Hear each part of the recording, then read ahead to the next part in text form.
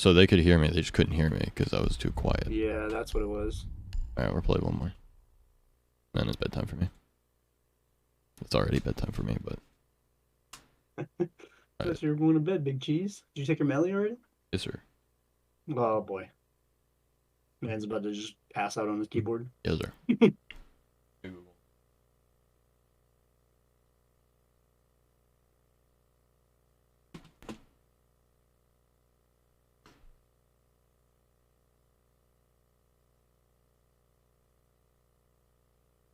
Sorry. It looks like Jeannie's Shut unavailable up. right now.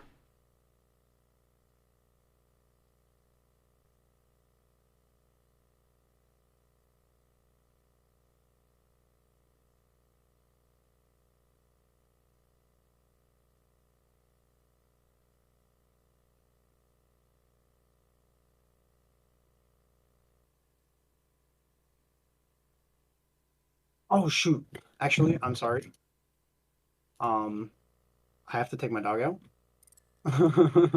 Okay. Autumn just texted me and she's like, you're supposed to take her out like an hour ago. I thought she was gonna do it. I'm so sorry. I feel like a horrible person. I feel like a horrible person. I was supposed to go to bed. I just wanted to play another one. Okay. I apologize. Tomorrow I have the day off, so Yeah, I might play somewhere tomorrow. See.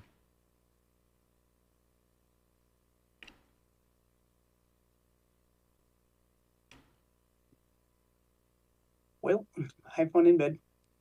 Have fun in bed. Okay. Have fun in bed, Big Cheese. Mm-hmm. Peace. Peace. Copper Day's way behind me. Already bronze. Is there? Yep.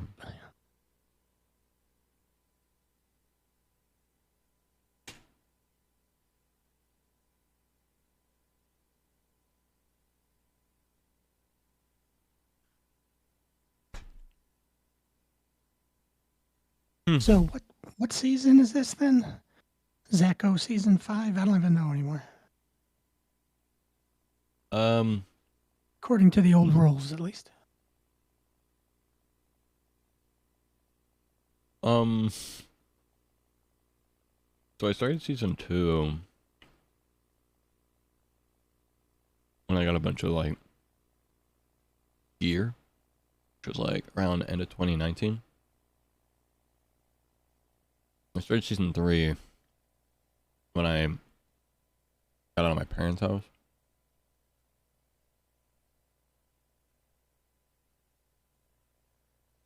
And then season 4 was like around the end of 2021, I think.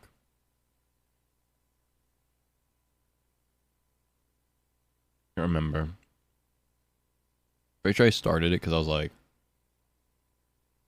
trying to feel better.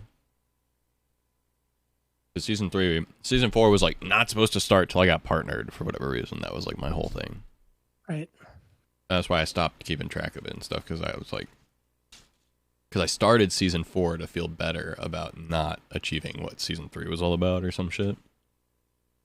Because I remember I started season 4 because I was like, I unlocked the ability to apply for partners, so that's close enough.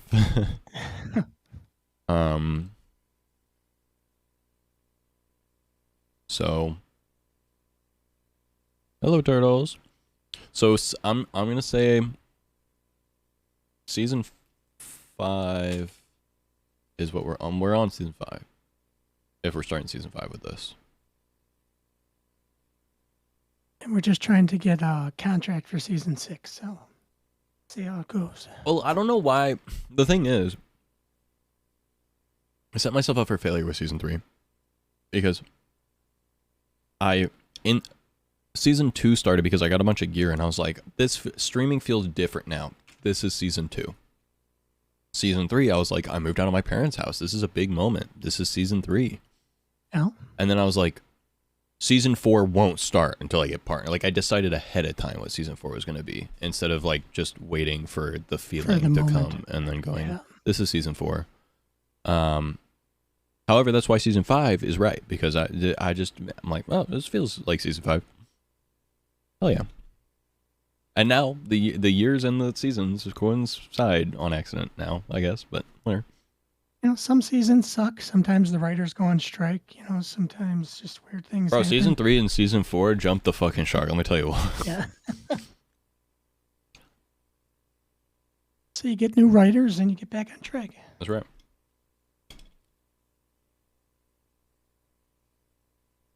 How you doing, turtles? How are you? Hurry, what do I gotta hurry for? It's the big Zach entrance by Turtles. Mm-hmm.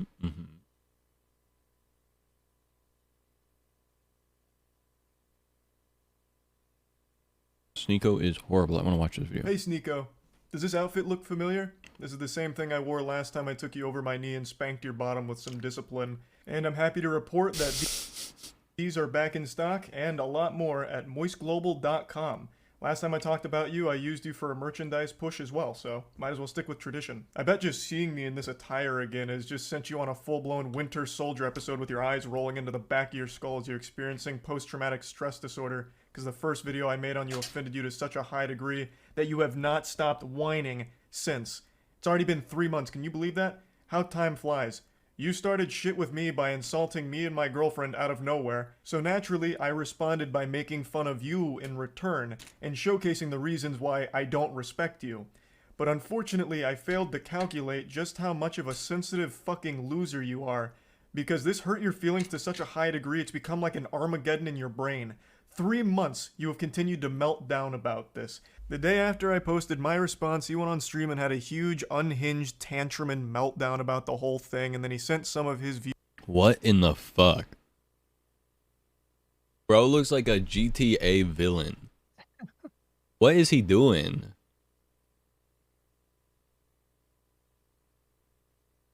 Dog has a hit list, a gun, and a cigar. Right on screen. Holy crap. What the fuck is that? Sneeko, that's not content. You're a video game character. Homie is not real. Viewers over, so I was. Fuck, dude, he's wearing all black, dude. Nah! That's it. We're going back to Groutfit era. I can't do the black outfit no more. Bloutfit is out. Groutfit is back. Was joking Psych, by the way. I look so good in black. with them saying like, oh, you guys must have just stopped the cuties watch party over there at Sneeko's stream, right? Welcome, cunks, that kind of shit. And it got really under his skin in a big way, so he started dancing around with the gun and threatening to come shoot me. So he kept saying, oh, you're in Tampa, right? I'll come see you, waving his gun around and dancing. You wanna watch my clips? Watch my clips. Watch my clips. You wanna watch?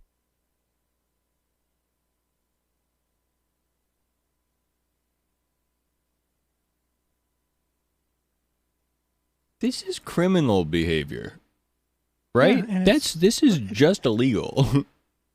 I believe in a lot of states, maybe all of them, but yeah. I'm pretty sure threatening someone on tape is illegal. I'm pretty sure insinuating that you're going to shoot someone and proving it basically is a not legal thing. Yeah. Oh, you want me to watch your clips? Watch my clips. I'm with you there. Yeah. These are the only clips I'm watching. You were? Now, the reason he keeps saying watch my clips while threatening me here is because during the stream, I couldn't watch him live because he just kept shouting slurs. So I said watch my clips to see what I was saying about you. I had to communicate via Twitch clips. And I'm sorry to be that guy, this is like the grammar police of guns, but he's a fucking imbecile, you absolute buffoon. What you have there is not clips. These are mags. They're mags, not clips. Holy fucking shit. Holy shit. I didn't know that Critical had a gun. Dummy. The same way that This this is Oh shit, bro. Jesus Christ. is also a mag. They're all mags. Stop saying clips, you look fucking stupid here. Anyway, sorry for the gun anatomy lesson. He was very upset, so he was threatening to come shoot me, beat me up, all of that, because Jesus Christ. I don't think I want to be famous anymore, guys.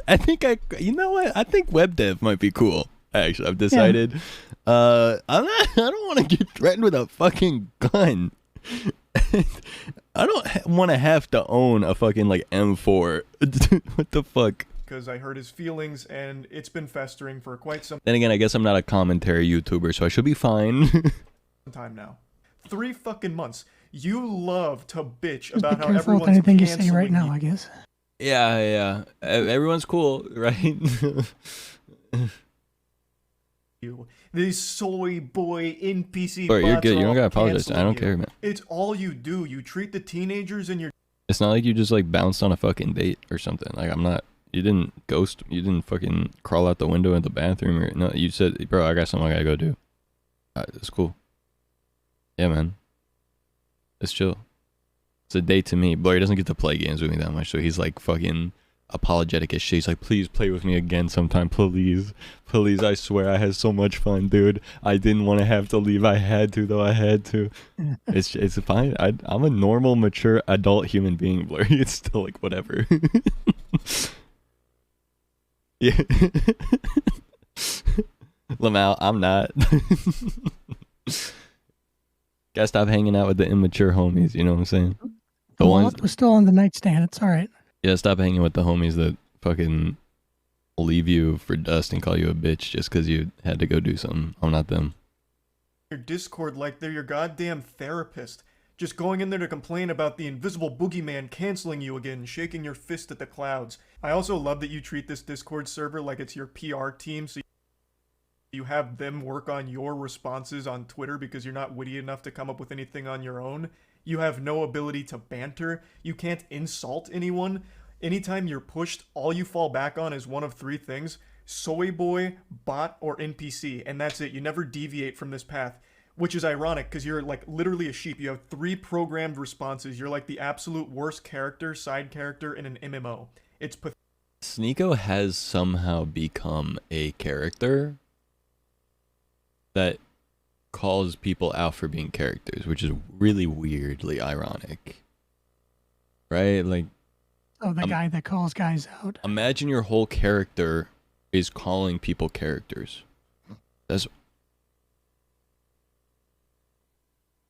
I get making a character for content creation. Like, that makes perfect sense. It's branding, etc. That makes perfect sense. But It is I'm getting ironic sidetracked. to be a character that calls people out. You love to be super public about Something deep inside me wants there to be, there's like this little inkling of hope that Sneeko's gonna come out in like a year and be like, it was a fake social experiment. But the problem is, like, once you grow your audience off that character because they believe that character is true, you can't do that. You can't come back and go, hi, I was just kidding, because then you don't have any audience at all. Everyone thinks you're stupid because they thought the character was real, and the people that did like you don't like you anymore. So he's just got to be that forever now. Yeah. how much you hate Unless he, like, slowly transitions into not being that, which... Plus, from what little I know, I just don't think that he's capable of doing what you just described. From what I know, I think he is. But yeah. He used to be a normal YouTuber. He worked for Mr. Beast for a little while, and he wanted to do his own thing. He really wanted to be successful with YouTube. He did man on the street content, and he was way more left-leaning. Back in the day, his politics were far left-leaning. But he became, like, right-leaning, like, basically over the course of, like, the last few years or whatever, and yeah, followed in the Andrew Tate model. And my opinion is basically that he did it because he saw that it had clout and attention, and then when he tried it, it worked, and so he kept going down that path. And, like, so part of me really wishes that he had the capability of doing the thing, but like I said, there's just no good ending at this point. When you asked about Grifter earlier, that would be Oh yeah, the Sneeko. description then. Yeah, exactly. Yeah. No, I 100% think that Sneeko would be doing the grift thing, but unfortunately, I think the unfortunate thing about being a grifter is you can't admit you're a grifter. No. Once you start you can't grifting. Really come back. Yeah. You can't once really you come back once from you it. go grift, you can Yeah. you can't come back. antidepressants and you shit on anyone Especially if Yeah, your you gotta grift is make your based on money. like your personal identity as a brand. If your grift is a character you play, then you're fucked. who takes antidepressants. But with the way you talk in your Discord server, I'm pretty convinced convinced that you're only 2 For the most part. I mean, there's one person whose grift was a character who was able to come back, and that was Filthy Frank.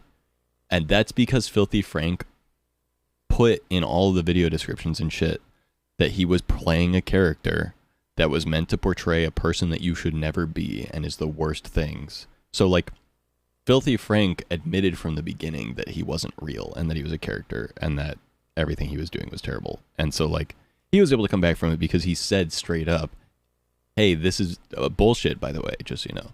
So if you really believe in what I'm saying, you're stupid. And if you don't believe in what I'm saying, you get it. 2 or 3 messages away from asking your community to source antidepressants for you under the table to help with all this mental anguish you're going through. And I think that'd honestly be a good idea. It might help you. But I'm putting the cart before the horse here.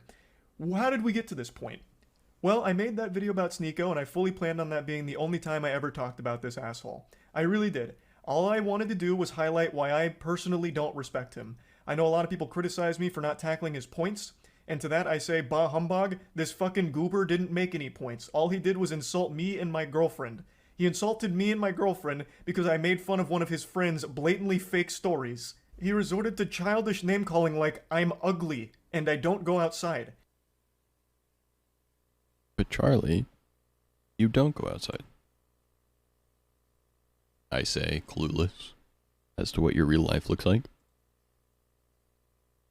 That's not making any points. Like, what am I supposed to debunk there? No, actually, my mom thinks I'm handsome, and so does my girlfriend, so you're wrong, factually wrong. There's nothing to debunk.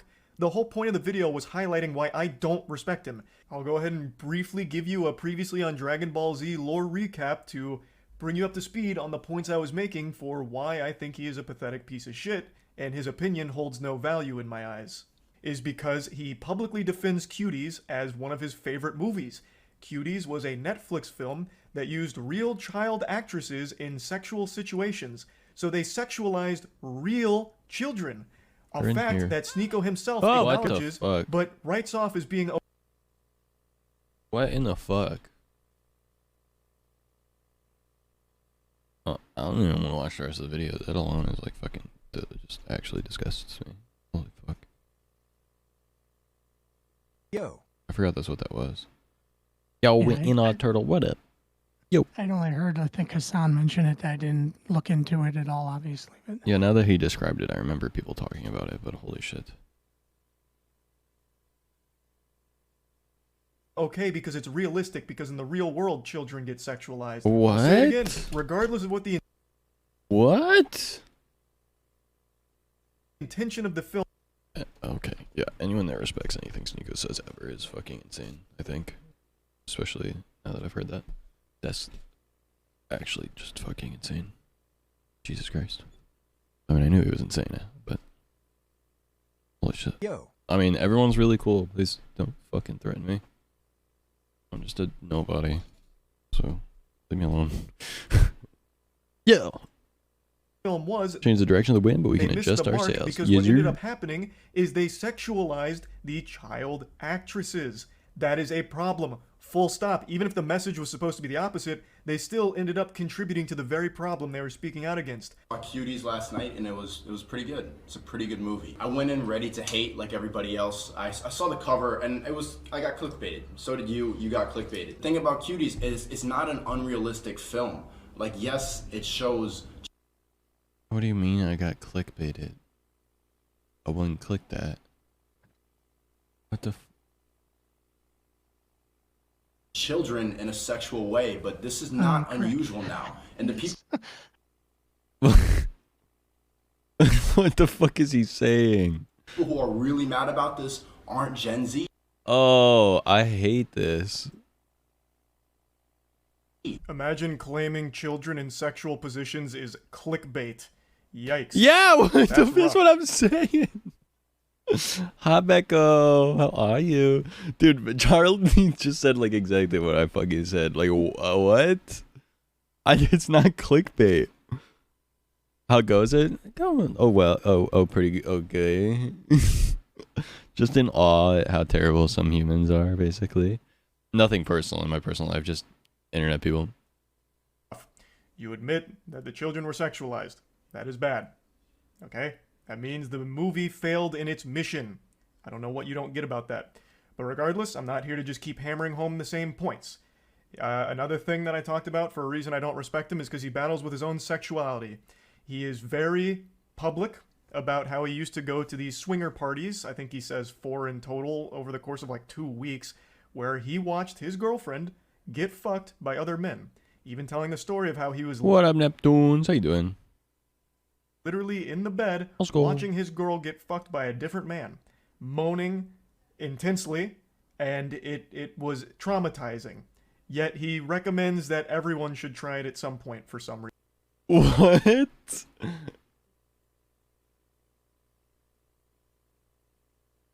What? I didn't know that's where that. I didn't know that's what the rabbit hole was. I didn't know that. I knew that there was Sneeko is a cuck meme. Yeah. But I didn't know it was like he did that on purpose and then was traumatized by it and then also recommends other people do it still for some reason. It doesn't make sense, does it? That's completely illogical. If it traumatized you, why would you recommend other people do it? Well, maybe sharing the pain makes it feel better. Like, that does I have no sound idea. traumatizing if it's something you're literally not into at all and you have Yeah. a certain viewpoint of what a relationship is. It sounds very traumatizing.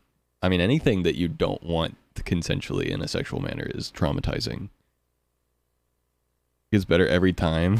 Unico's just going at every streamer that's reacting to this video. Unico watched it, then we're watching another streamer react to it, and then it's watching me react to it. This shit's crazy. Imagine seeing the girl you love like Get fucked. get fucked. You love her? I don't want to imagine that. I'm not going to. Yeah, I've decided. yeah. I love her. Yeah, I love her. I decided I don't want to do that. Bitch. I'm like, no, let me not say that. I love my Queen. wifey, my queen. And answer, you good answer. allowed the love of your life to queen get to get- fucked by another man. What happened to the other Is agreement? there, Why- is there, why is that there one- Sneeko, if you're into that, just that's fine. That's your thing. Yeah, I think you would know ahead of time. He's acting like it's a whoopsie. He's Like, well, I thought maybe, and then it wasn't he's like, so cool. you know? yeah. It sounds more like he feels like the people around him are judging him, so he's like, oh, it was crazy. It was crazy. No, it was like a oops. It was oops, I don't like it, actually. Bro, it sounds like you liked it, which, in my opinion, honestly, if that's your thing and you all are in a consensual agreement that that's your thing, I think it's weird, but you do you. You gotta fucking, don't say you did it and then be like, I'm crazy. The first time, as soon as I saw it, like 3 pumps in, I just got up and walked out. I'm just like, I can't do that. Like, feeling traumatic thoughts, like seeing her with. Bro, this is crazy as fuck. I don't even. This is like super triggering. Honestly, even just watching this, I don't know that I want to watch the whole thing. Lecturing everyone on their relationships. I might skip through shitting on this. people's- Let me trigger warning. This is Sneeko and sexually charged topics. I didn't realize how deep this rabbit hole was gonna go with the video. relationships when he himself is in I one that makes honestly, him- I just wanted to see Charlie dunk on Sneeko. That's the only reason I clicked this video. Sneeko was horrible. I was like, oh, let me Well, I see think Charlie. it's going to go in more directions still, I think. very upset and he can't come different to direction. terms with it. Now, if Fine. he's open about being a cuck and happy and proud to be a cuck, I keep saying all the same shit that Charlie is saying before he says it. Dude, being a perfectly rational human being is so hard, you know? that's fine. But he's It's fine, dude. not. It makes him mad every single time. So, why the fuck is this insecure guy the one that's the moral authority on healthy relationships all of a sudden? That was the point of me bringing up that clip. Now, that was basically the whole video. I summed it up real quick. All I pointed out is I don't respect his opinion because he defends a movie I consider to be child porn. I think any film or any production that has real children being sexualized should be classified as child porn. That's how I view it. Maybe your definition's different, but that's how I personally view that kind I of think that's a content. bad definition, So yeah. him defending that was beyond reprehensible to me. And him being very public with his cuckoldry and how scarring it has been, it should be a lesson and an example that he himself is not great when it comes to relationships and all these things. And I posted that, and it made him extremely upset, and he hasn't stopped fucking crying about it for 3 months. So, fast forward to 2 days ago. I was streaming a Moist Esports tournament. Sneeko, like, needs help. Is what I think. Anyone else feel? Just, okay. We're, as long as we're all on the same page. Anyone disagree? And I went up to go to No, the bathroom. no, I had on to the take a same- shit. okay, cool. It was a double flusher. So I was on the toilet for quite some time. And I saw a Sneeko post that he's posted quite a few. It's crazy that people can, like, do insane shit on the internet and never get mental attention for it, and it's fine. I feel like there should be some shit. Like, I don't know how much I want, like, the government involved in, like, your opinions and shit, but I feel like there should be a certain level where, like, you're clearly need mental attention, where if you're posting crazy shit on the internet, they say, like, hey, buddy, you gotta serve community service, and that community service is going to therapy. A few times Or now, at the and I very thought, least, you know what? we need you to take a test. Yeah, You something. just come on in and Something, yeah. Like, I don't... Look, I'm not one for, like, allowing the government to have control over everything, especially not, like, your personal life, but there's a certain extent where, like, you're putting information out and influencing an audience with your fucking insane behavior, that something has to happen. Fuck it. and if you don't I'm not believe doing it, and anything you're else still right now on putting the it out, porcelain that's a throne. problem too, I'll so. play in the Yeah. Kingpin. So I did. For 3 months now, Sneeko's had this adorable little collage that he made that looks like it's straight out of a 16-year-old girl's diary with pictures of boys from her class that she doesn't like. All about people that have hurt his feelings. This is his wall of shame for people that have insulted I just want him to say, by the way, this guy is very cool. I really like that person's content. online. What's even sadder about it is he Oh, yeah, purposely I've leaves out people watched, that he's Hassan watched some of his videos, but I don't think I've actually watched them. I can't remember what his name is, but I've watched a decent amount of his videos. afraid of. So Turkey Not Tom, recently, for though, example, but- made a whole video talking about Sneeko Same and how or something, pathetic he maybe? is. And Sneeko tried to talk a big game to him, even challenged him to a debate, which Turkey Tom accepted with jubilation. He was ecstatic. And then Sneeko kept ducking him, ghosting him. So he leaves Turkey Tom off of this list because he's afraid to actually talk to him. And he also leaves off quite a few other people, but the most notable other one that is comical for the absence is Brandon Buckingham. Brandon Buckingham is an internet content creator that Sneeko lied about for a long time, and they had a lot of beef, and Brandon Buckingham actually challenged him to a fight. And Sneeko is very fearful of him. We'll get into that more in depth in a moment, but I just need to set the stage a little bit here with this collage. So after seeing this for the 100th time in the last 3 months, I finally just said, holy shit, you pathetic, sensitive, soy little worm. Dude, I made this is fun of why I you was so for- excited for this video, because I saw this tweet, and I was like, God damn. Dude, Charlie doesn't go in on people often. So if Charlie says some shit like this, I'm like, Yeah. yo. Watching your girlfriend get fucked by numerous other men and also insulted you for defending child porn. That's not cancellation. That's just spitting on you for being a pitiful, sad cuck. And this puppy really blew up on Twitter in a big way. 25.5 Now, million I will impressions. say it is again. Crazy. What I did and what I am doing right now is not canceling you, Sneeko. I am insulting you. I am making fun of you. Something that you were supposed to be a huge proponent of, right? Wasn't like one of your big things like bullying needs to be brought back. So now that I'm making fun of you, what, all of a sudden now it's off limits, now it's canceling? You have become the SJWs that you criticize so much. I don't know how you don't realize that. We continue. He says, you know in your soul you would never say that to my face. To which I respond, you... Dude, that's so funny. I swear some of the people that, like... I swear the people that are the most, like, anti-cancel culture and the most, like... anti-soy, anti-blah, are the most the thing that they say. Oh yeah, the ones that accuse everyone of being snowflakes are the snowflakiest of them all. Yeah, exactly. It's like, I was just criticizing something, honestly. Like, it's the real world. Like, I was just saying I think it'd be better if we, like, you know, moved in a direction away from this thing, but I wasn't that crazy upset, and you're very upset about me apparently being upset. Because you disagree with me?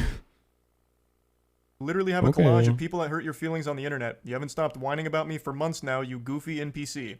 Even if you beat my ass in a fight, it doesn't change the truth. You're still a cuck who also defends child porn. I think this is important to talk about, and I just talked about it recently. When you are getting your feelings hurt and your immediate response isn't to fire back with insults, jokes, whatever, it's to challenge someone to a fight, you've taken a huge L. You've shown that the person has got under your skin, and the only thing you can resort to is a caveman brain of, I'll beat you in a fight. Sneeko, you beating me in a fight doesn't unfuck your girlfriend from the numerous men that had sex with her in front of you. It doesn't do anything. Everything I've said still stands. Nothing changes. It doesn't even salvage your ego. All it is a pathetic fucking attempt at attention. And I don't think you believe half the things you talk about. I really think Sneeko just panders as much as possible. He himself doesn't even stand by the Dude, even Critical just literally called him what I called him. It was just like, I think Sneeko's a fucking grifter, like, basically. things he talks about. I really don't think he has any beliefs of his own. He just echoes what he thinks is going to get him the biggest audience / the most. Yeah, it's still, dude, I should do Moist Critical's job. Holy fucking shit. I need to start a mogul mail or some shit because Jesus fucking Christ, I'm so good at saying logical, normal people things.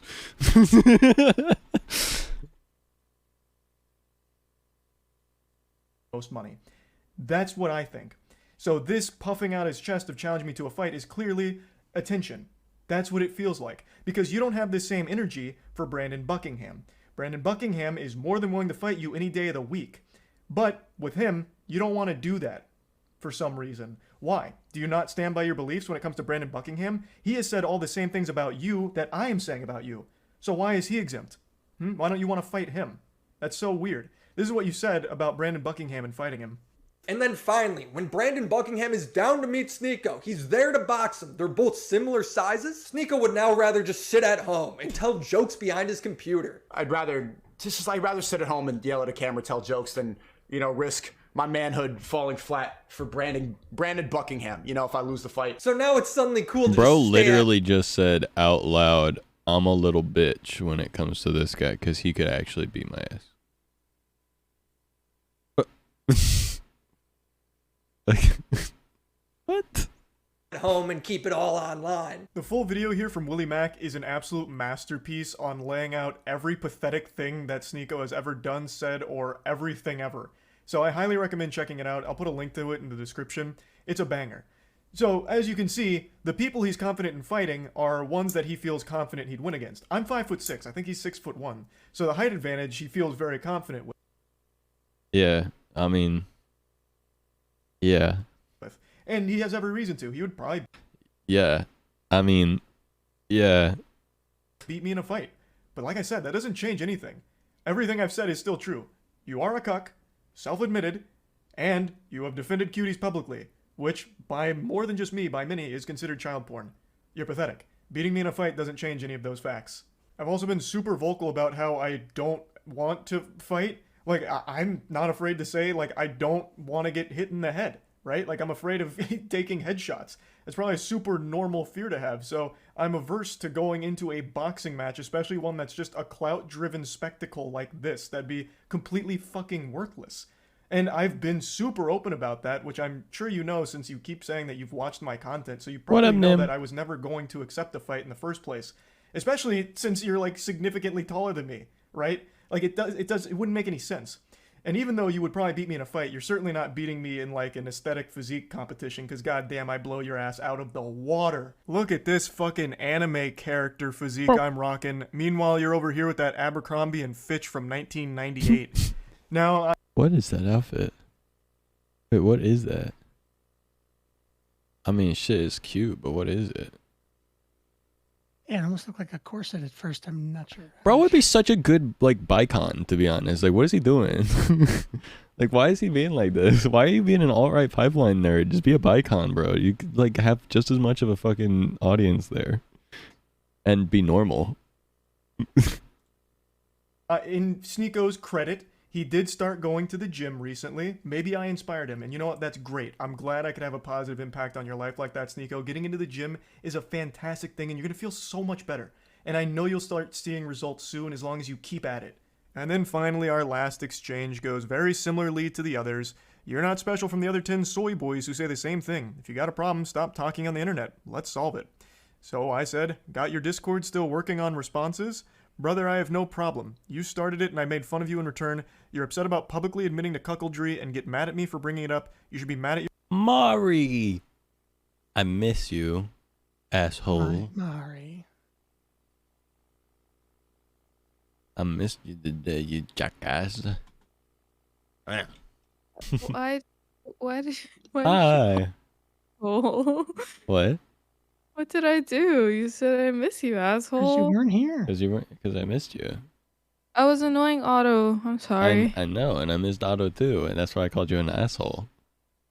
Yeah. What? Why? Because I was hogging Otto. Because you and Yeah, Otto were kinda. hogging each other from me. Yeah, that's right. Otto's I an told asshole Otto. too, jackass. I was like, Otto, Zach probably misses the shit out of you right now. I miss both of you guys. I'm like, man, what the fuck? Where are my friends at, bro? We Zach is the- became very eepy. I'm Engies. Zach's decided to become the new Moist Critical. He's going to be Oh my called, god. Yeah. damp, kind of important. That's what he's Wait. going to be. I'll be zesty zesticle. Juicy Zussy. Oh my god. That's me. The Zussi. No, because like everything he said, I said before he said it, and then I press play and he'd say the exact same thing as me, and I'm like, damn, I have real normal person takes.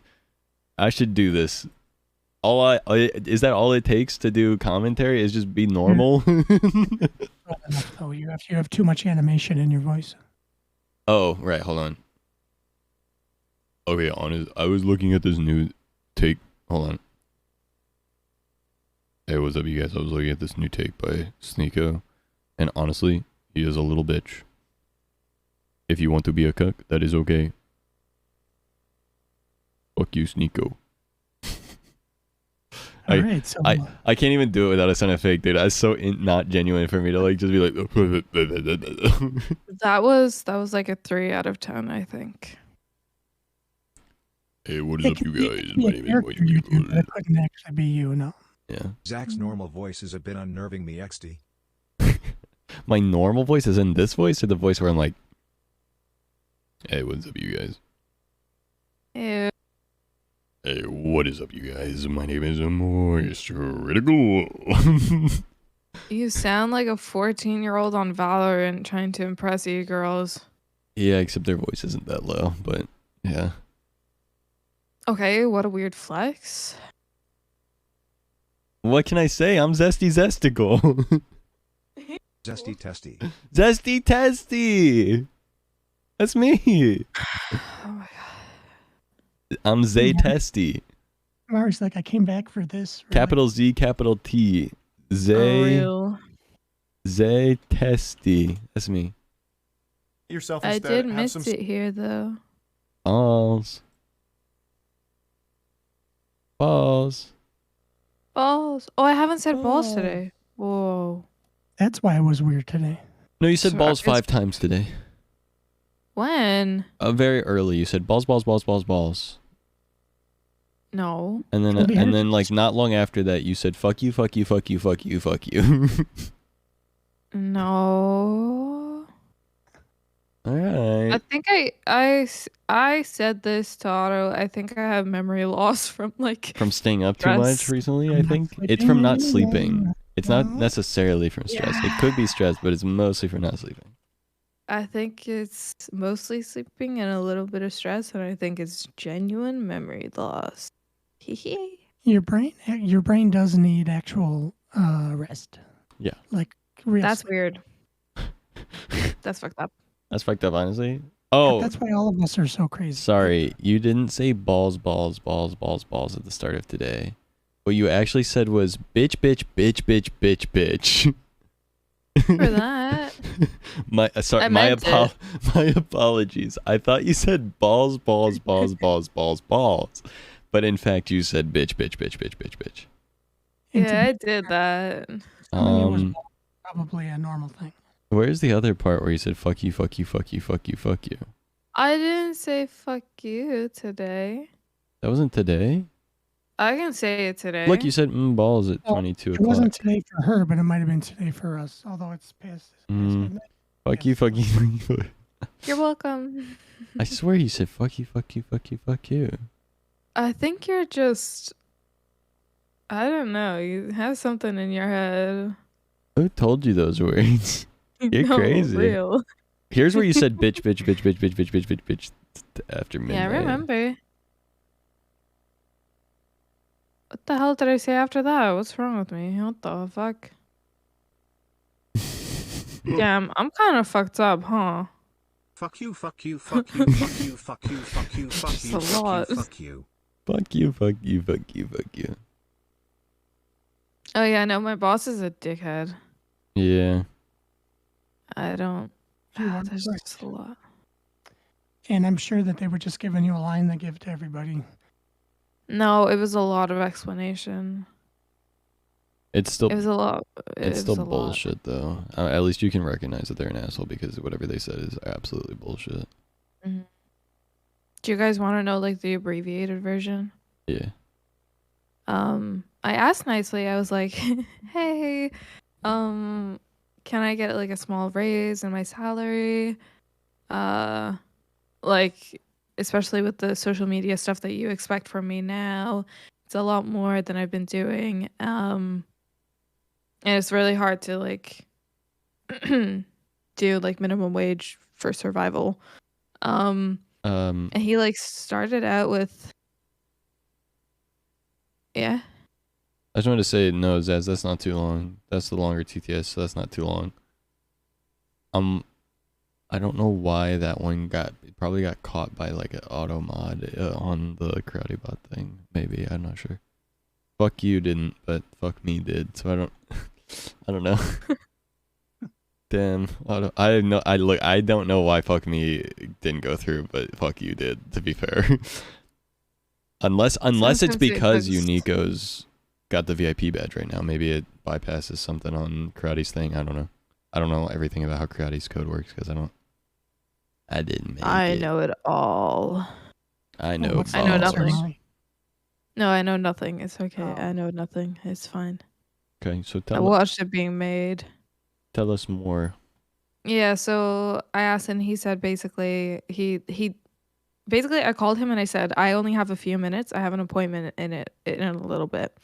But it was okay because I was waiting for my stepmom to finish up, so like I could have talked for longer.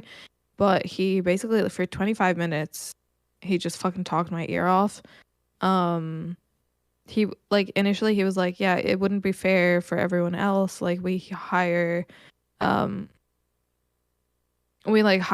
just to like it's all fair basically." And I was like, "Yeah, I understand. That's okay." Like it didn't hurt to ask. And he then he carried on. He was like, he said so much shit that even if I tried to explain this chronologically, it just wouldn't make sense because he didn't make sense for most of it. He was like, yeah, like we once had this guy come in and do social media. He was in a marketing course, like he did photos like in his free time. Like I helped like mentor him. Like I'm mentoring you. Like this is experience for you. This is good for your portfolio. And I told him like, no, marketing courses like is completely different to me. And he was like, yeah, you're from an advertising background. I'm like, no, I do graphic design. It's nothing to do with advertising unless I go into freelance and then I do a separate thing. And I was like, I'm not gonna do like spare time for free for fuck all, like for experience that I don't need. And he doesn't mentor me. He basically just tells me he needs social media done and I do it myself and I'm alone in that. But he's like, yeah, no, I'm getting you experience. He was like, if I was your age, like when I was your age, I fucking wish someone would have given me this opportunity and stuff. Yeah, so Mari, he had that opportunity because it's his family's business. Yeah, so he grew up with that. I hope that what he said to you today really set in what the rest of us were saying before you even asked, which is that he is just that it is a manipulation, like using you thing. Like he doesn't care, he just doesn't want to pay you more money, and he knows he can take advantage of you because you're young and theoretically need the opportunity. But like I really think, like honestly, the best thing that you could do is find some other job that pays you anything, because you can't make less than minimum wage and just say fuck it. Because if it's not like you said, if it's not a job that you're doing for any school credits or anything else, there's no other reason for you to need it. I'd say fuck it and just get a different job with the same hours and leave them out of a good employee, because like he thinks that you're not going to leave, and so he doesn't have to pay you more because oh yada yada yada, it's all whatever. But then if you leave, he's fucked. Yeah. Yeah, the reason that other guy isn't there anymore is because the job doesn't pay enough. Yeah. Yeah. I mean, so that guy left because he realized that too.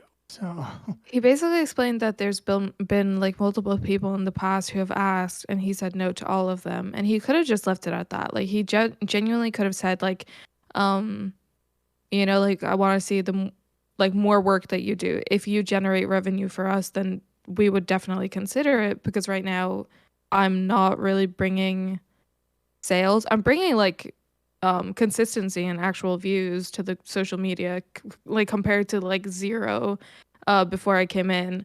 But it's the fact that he acts like he told me so much shit at the beginning that he definitely didn't. He told me like he expected all of this from the beginning, and that I wasn't hired to do any other job, that I was just hired for the social media.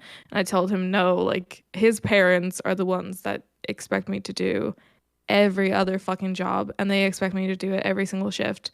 And he was like, oh yeah, but that's a time management thing. And I said, no, it's not. Like if you tell me you hired me for one thing and I'm not doing that one thing, then it's a you problem, because that's not what I'm being told.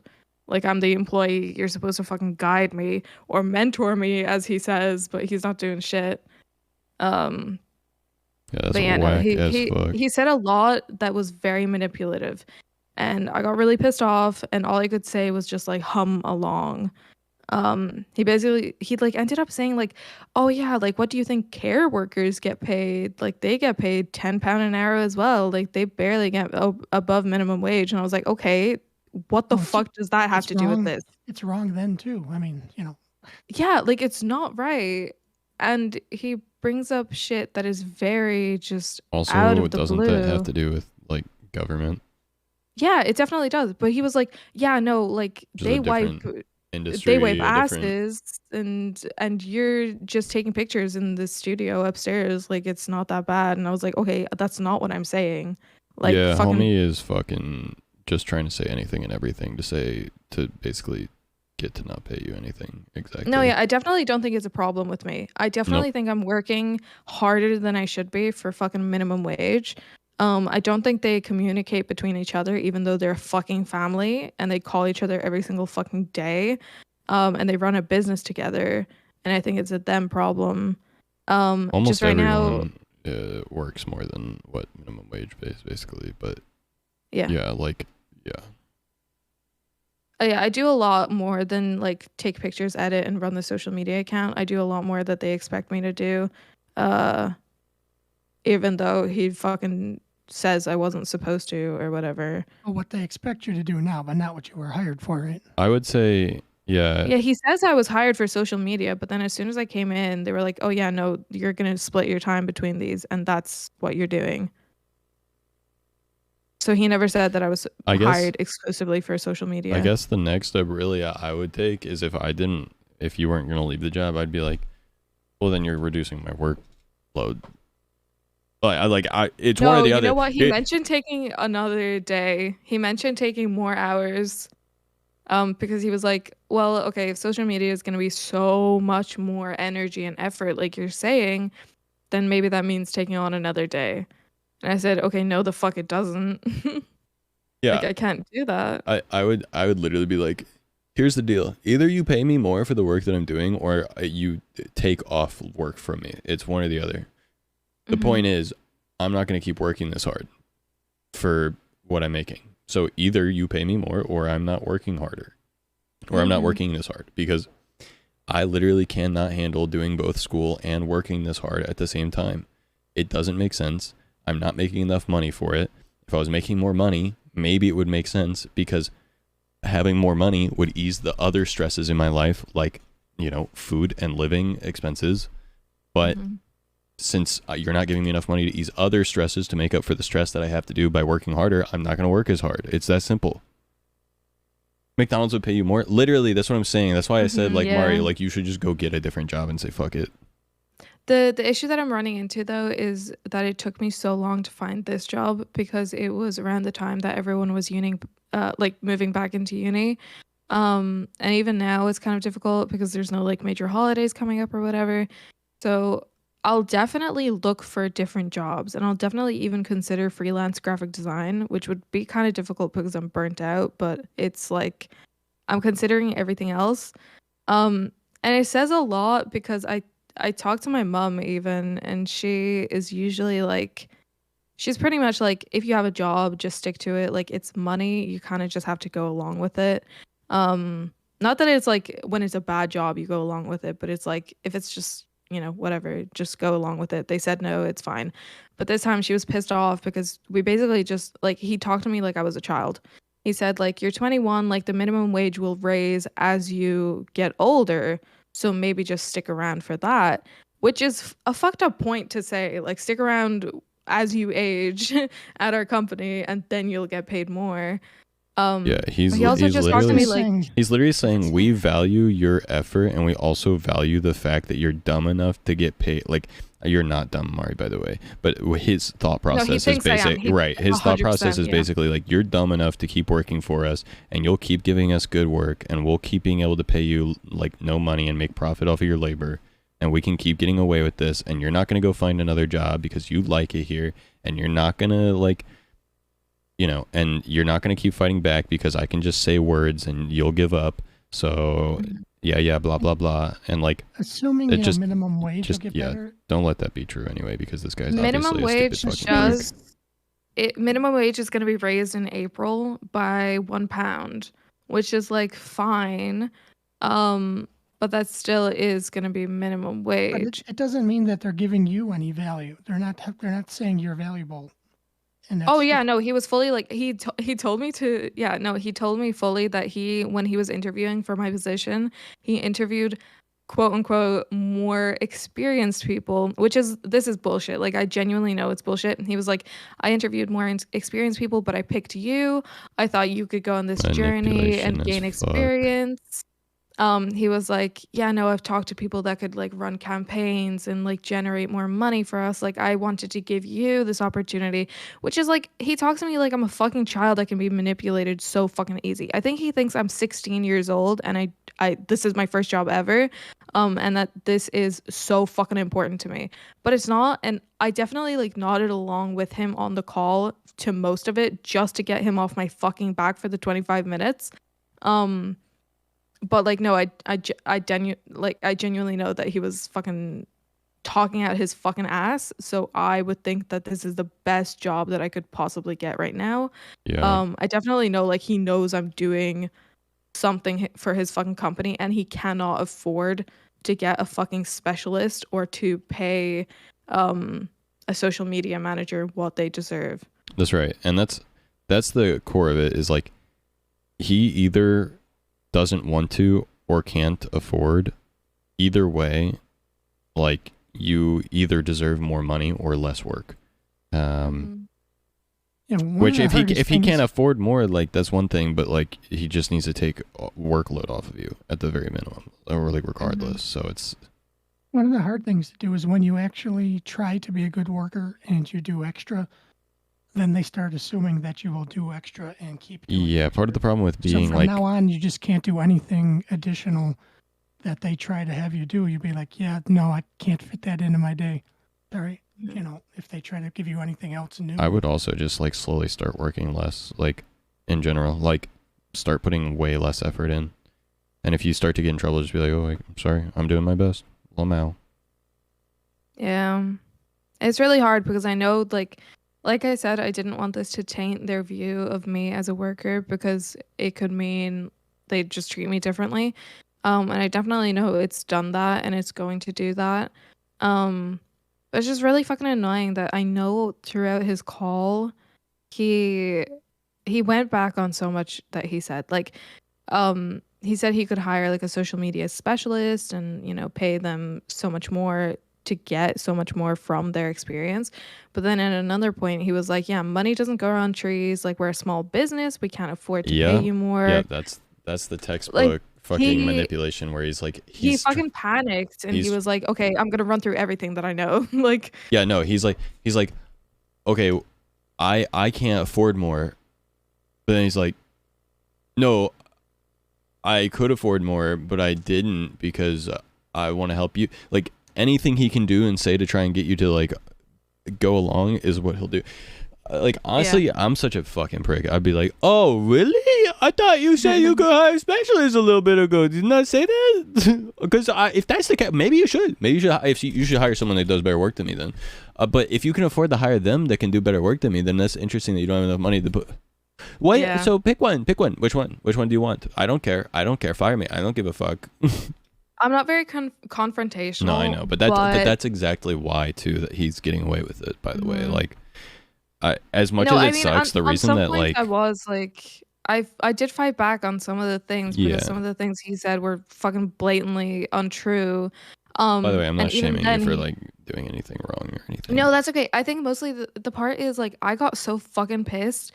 And at this point, in being like exhausted and fucking overworked and stressed, my emotions are like, dude, at any point I'm gonna snap and like cry angry tears. But at that point, I was just nodding along so he would shut up. Like, not to be rude or anything, but he went on and on through every single fucking thing that he knows. He's a prick. Yeah, I was just like, hey, listen, I have a fucking appointment. I told you 20 minutes ago I had an appointment. You've been talking my ear off. Thank God it's fine. But like what else am I supposed to do other than like just nod along so he shuts up? Like, once it was apparent that they were not willing to even talk. I wouldn't even nod along though. I would just be like, I have to get off the call. It's like I gotta go. Well, since this is clearly not going anywhere, I have more important things to do. Yeah, I would just be like, gotta go. Yeah. Sorry. Yeah. He says he might come in on Friday or Saturday during my shifts because he's back in the UK or something. And he's like, yeah, maybe we'll have a chat then. And honestly, I don't want to because there's nothing more that I can say. But on the other hand, there's so much more that I could say that would probably get me fired. Fuck it. I don't know if they got unemployment, like what the unemployment type thing is there. Like if you get fired, you get paid by the government for a while or what. But I don't know. I haven't looked into it because I've never gotten fired. You should totally look into that because one big thing that is awesome about the United States is if your employer's being a fucking dickbag and then they fire you, you get to file for unemployment while you look for another job for a period of time. Mm-hmm.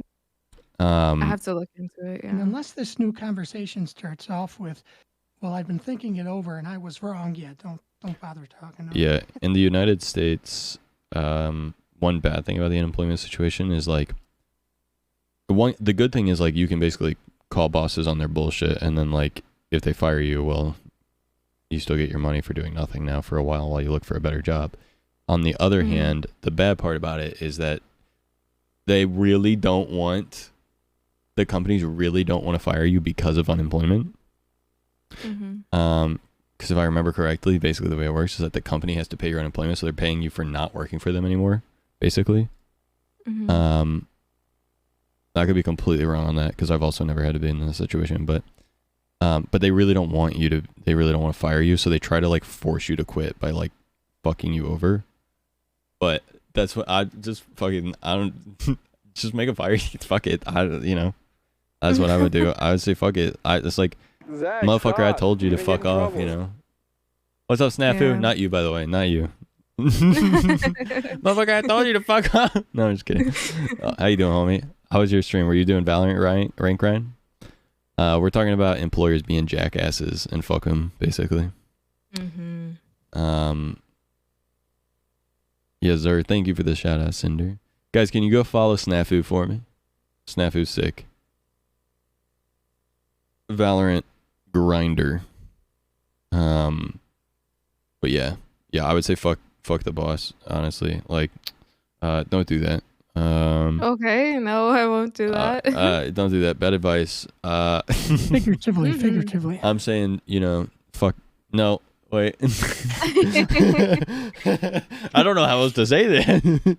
I have such a way with words. It's a bad one. It's like either way you spin it, it's just gonna mean the same thing.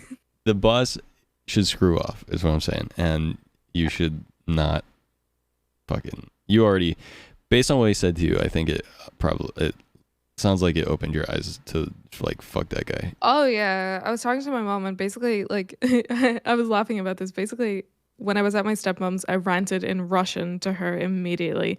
Then I ranted to my roommate in English, and then I ranted to my mom in Lithuanian. Basically, this whole fucking situation has been through the fucking ringer. This is an international incident now.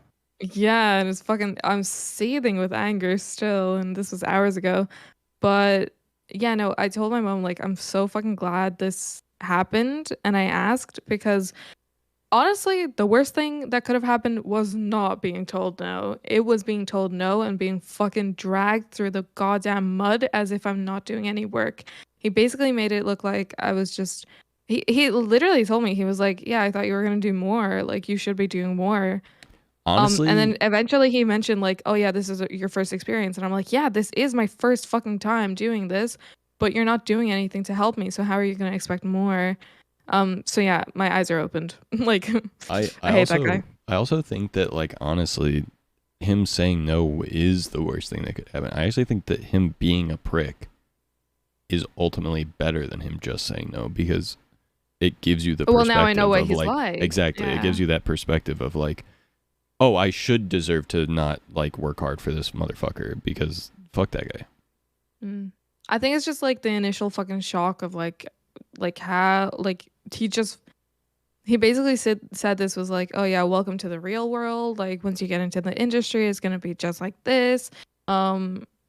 That's and my he just that's my basically told me that I'm favorite. not working hard. That's like my favorite classic line that anyone ever says. Once you, this is how it is. it's That's not my how favorite. it should be, though. That's how like so English teachers, especially in American high schools, are like, once you get to college, this is how hard it's gonna be, and it's gonna be harder than this. And then you go to college, and it's like it's not. It's not. Like it's not. like when I was in high school, they were like, oh, and you're gonna have homework through your breaks, and you're gonna have this, and it's gonna be hard, and you're gonna show up on time, and you're gonna have this and this, and if you don't show up this, and then I got to college, and it was like, yeah, don't come to class if you don't want to. It doesn't fucking matter.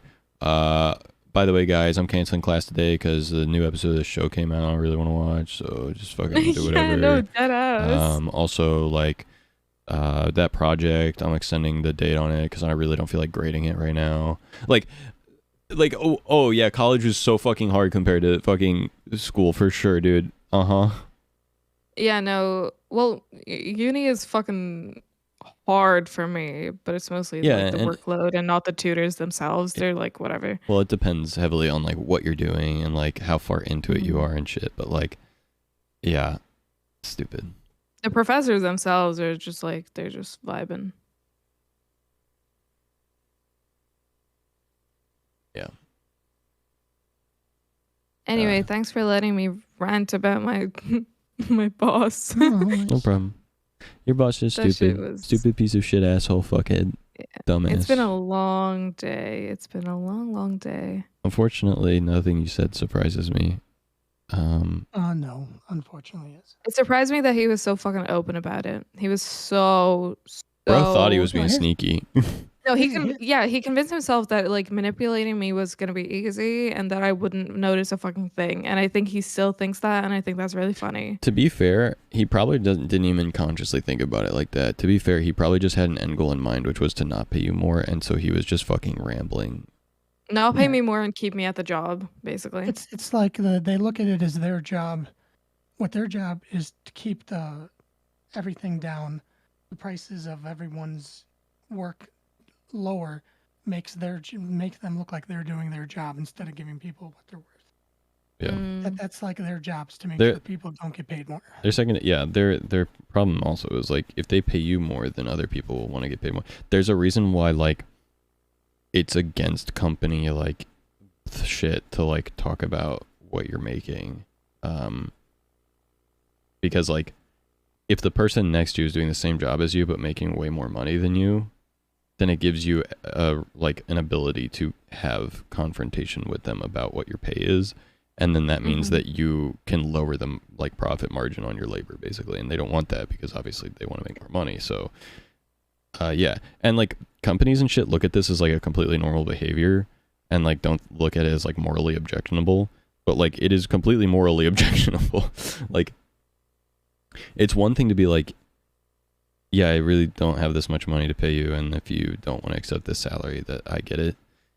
It's another thing to be like, I really don't want to pay them more money because I want to make more money. Fuck them. Yeah, I had a general manager when I was managing this department above me that did not like me because the people that worked under me, I would always be trying to get them a raise every year because that's what I think you should do if they're working hard, and they are.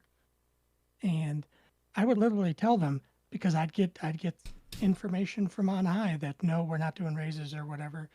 You could do their evaluation, or they're only getting 1% raise, and I would tell the people as I'm interviewing them, I'm like, this is what you should be getting, and this is all they're going to allow you to get. So if you want to get out of here, I totally understand.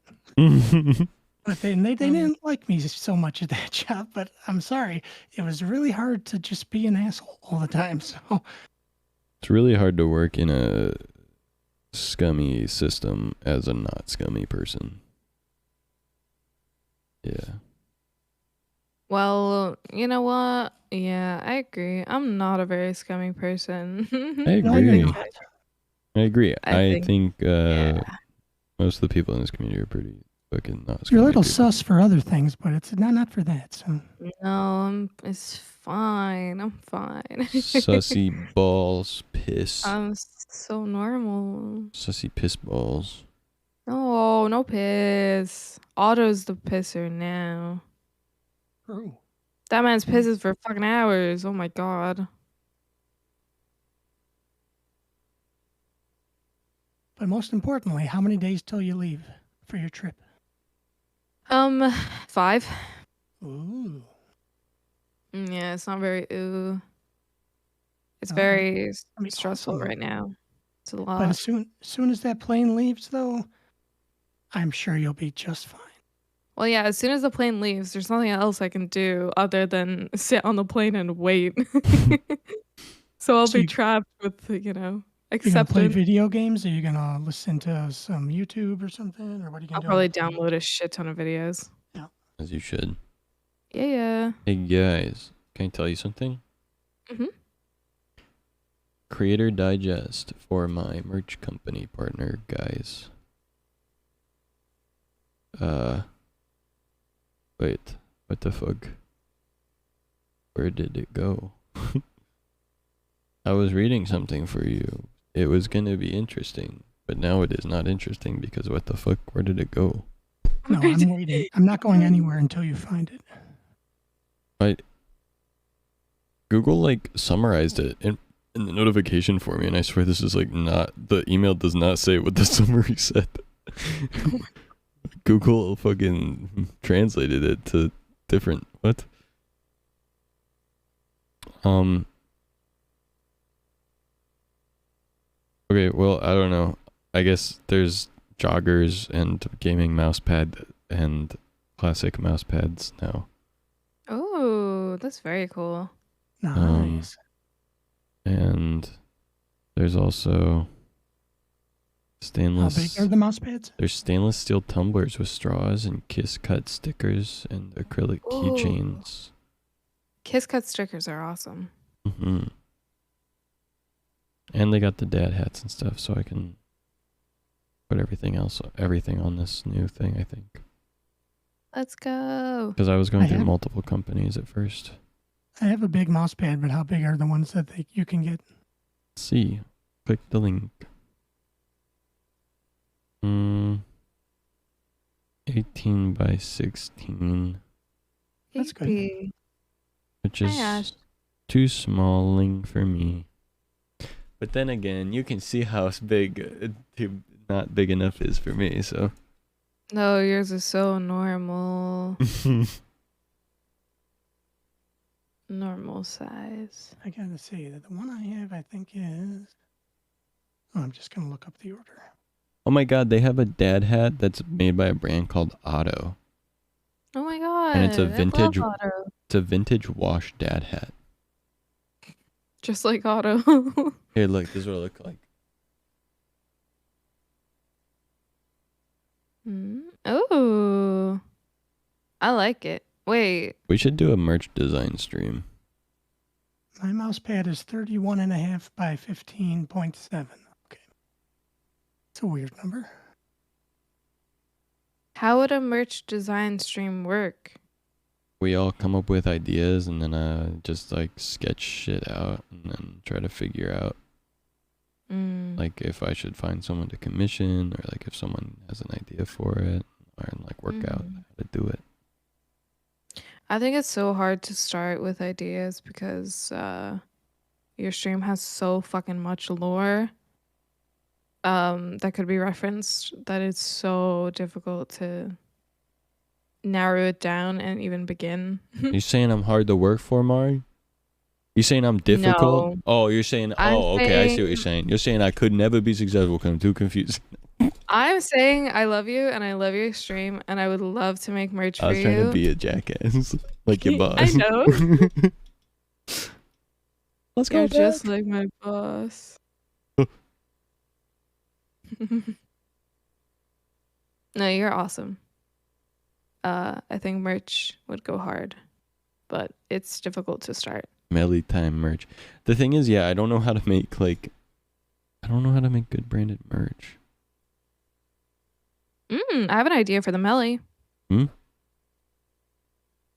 I have an idea of like making a little gummy bear dude. And doing some cool typography with melee time. That sounds cool. Melee That would be time. cool. It's like Yeah. a little gummy bear at the front and at the back. It would be printed. I think the way that the merch design thing would work is basically I'd show you guys all the different things that I could potentially get that are like on demand where there's like no minimum required amount or whatever.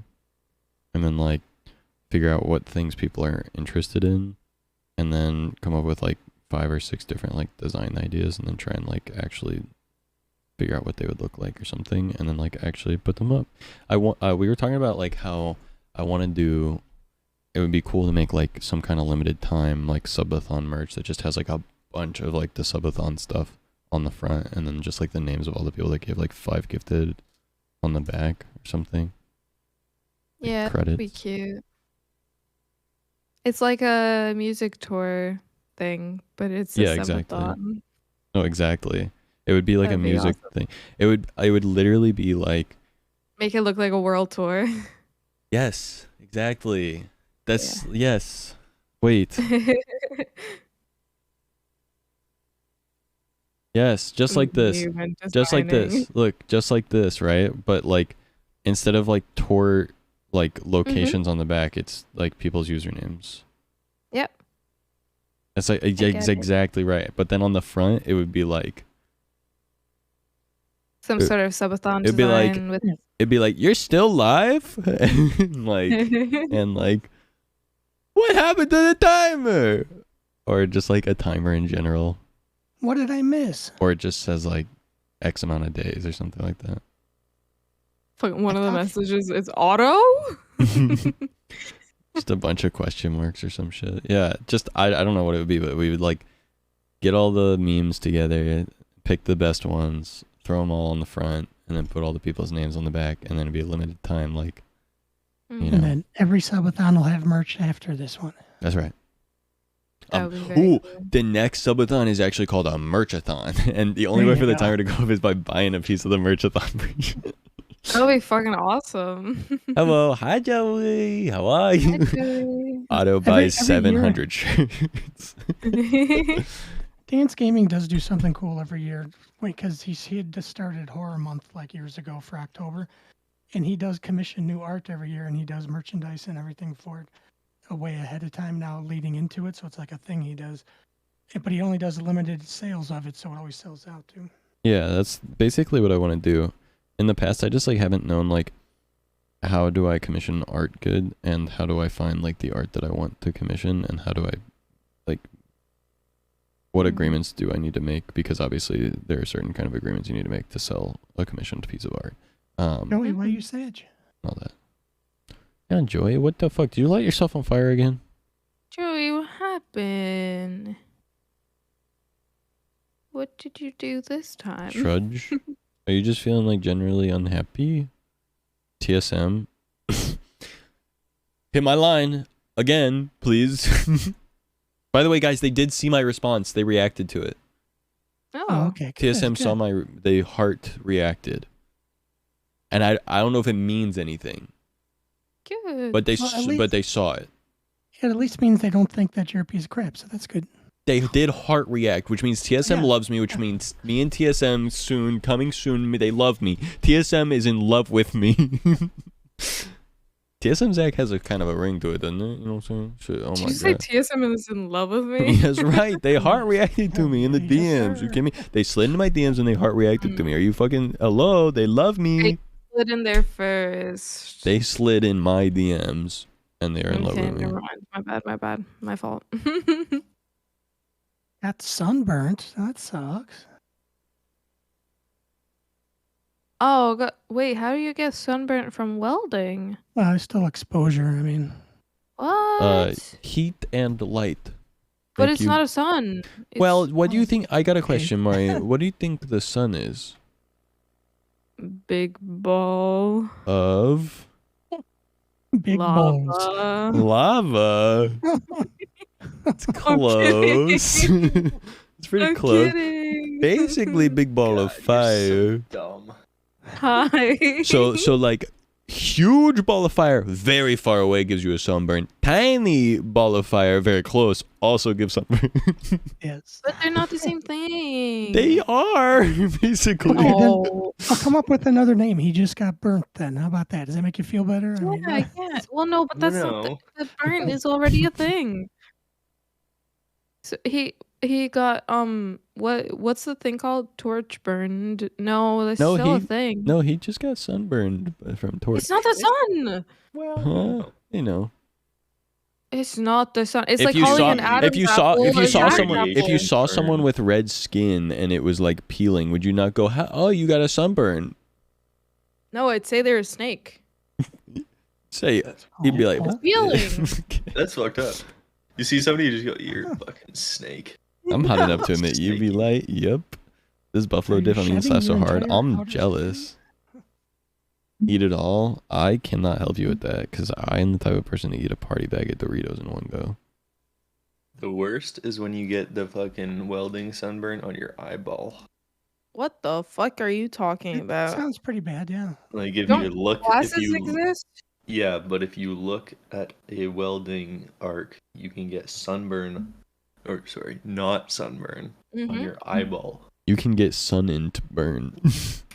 and then I'll do and then I'll do and then it. your eyes will be sunburnt, and then when you blink and when you close your eyes, it feels like your eyelids are made of sandpaper. Oh and my it's god, I very hate fun.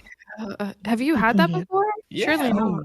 Oh my god. It's the worst because like you'll wake up in the morning after the day you got flashed, and then like you like can't open your eyes.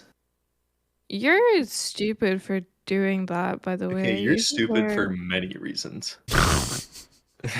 And I don't want to get into it. Joey was lashing out. But you both love puzzles, and that's what matters. Joey, fucking She hell. hates. Put the I think- guns She doesn't want away. to puzzle with me. I literally did two puzzles. Mari went like tonight. this. Joey, and Joey went, Mari. Mari was like, whoa. No. What are you doing with that gun, man? For real. I did two puzzles today, and we named Wow. them. And, And you you didn't didn't even invite Joey? invite me? Yeah, I mean, come on. Here, I'm this sorry. is this was Mari, and then this was Joey. Yes. By the way, can I show you guys a video? No. Okay. No. This was the funniest shit that happened to me ever in Call of Duty Warzone. Watch this. I was singing "Can't Put My Balls in Your Jaw" at the beginning. Balls in your jaw. They're in here. Oh, careful, Tim. Don't, Tim. No, don't fucking. Don't worry about me, bro. I got you.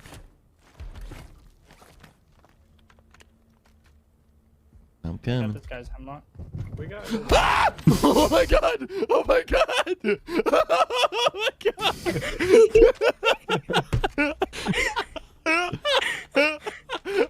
The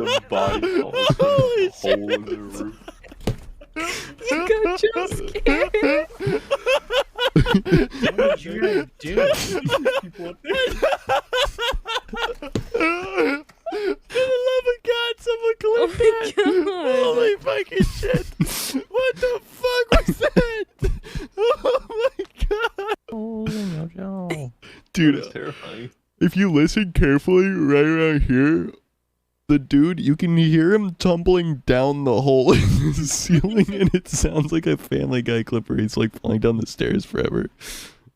I'm We got coming. this guy's hemlock. We got it.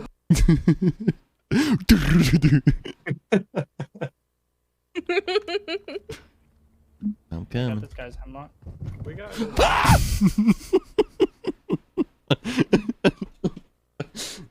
Dude, I panicked so hard I lifted my hands off my keyboard and put them on my face right here. Oh my god! and then a little bit later I clutched my pearls. Watch.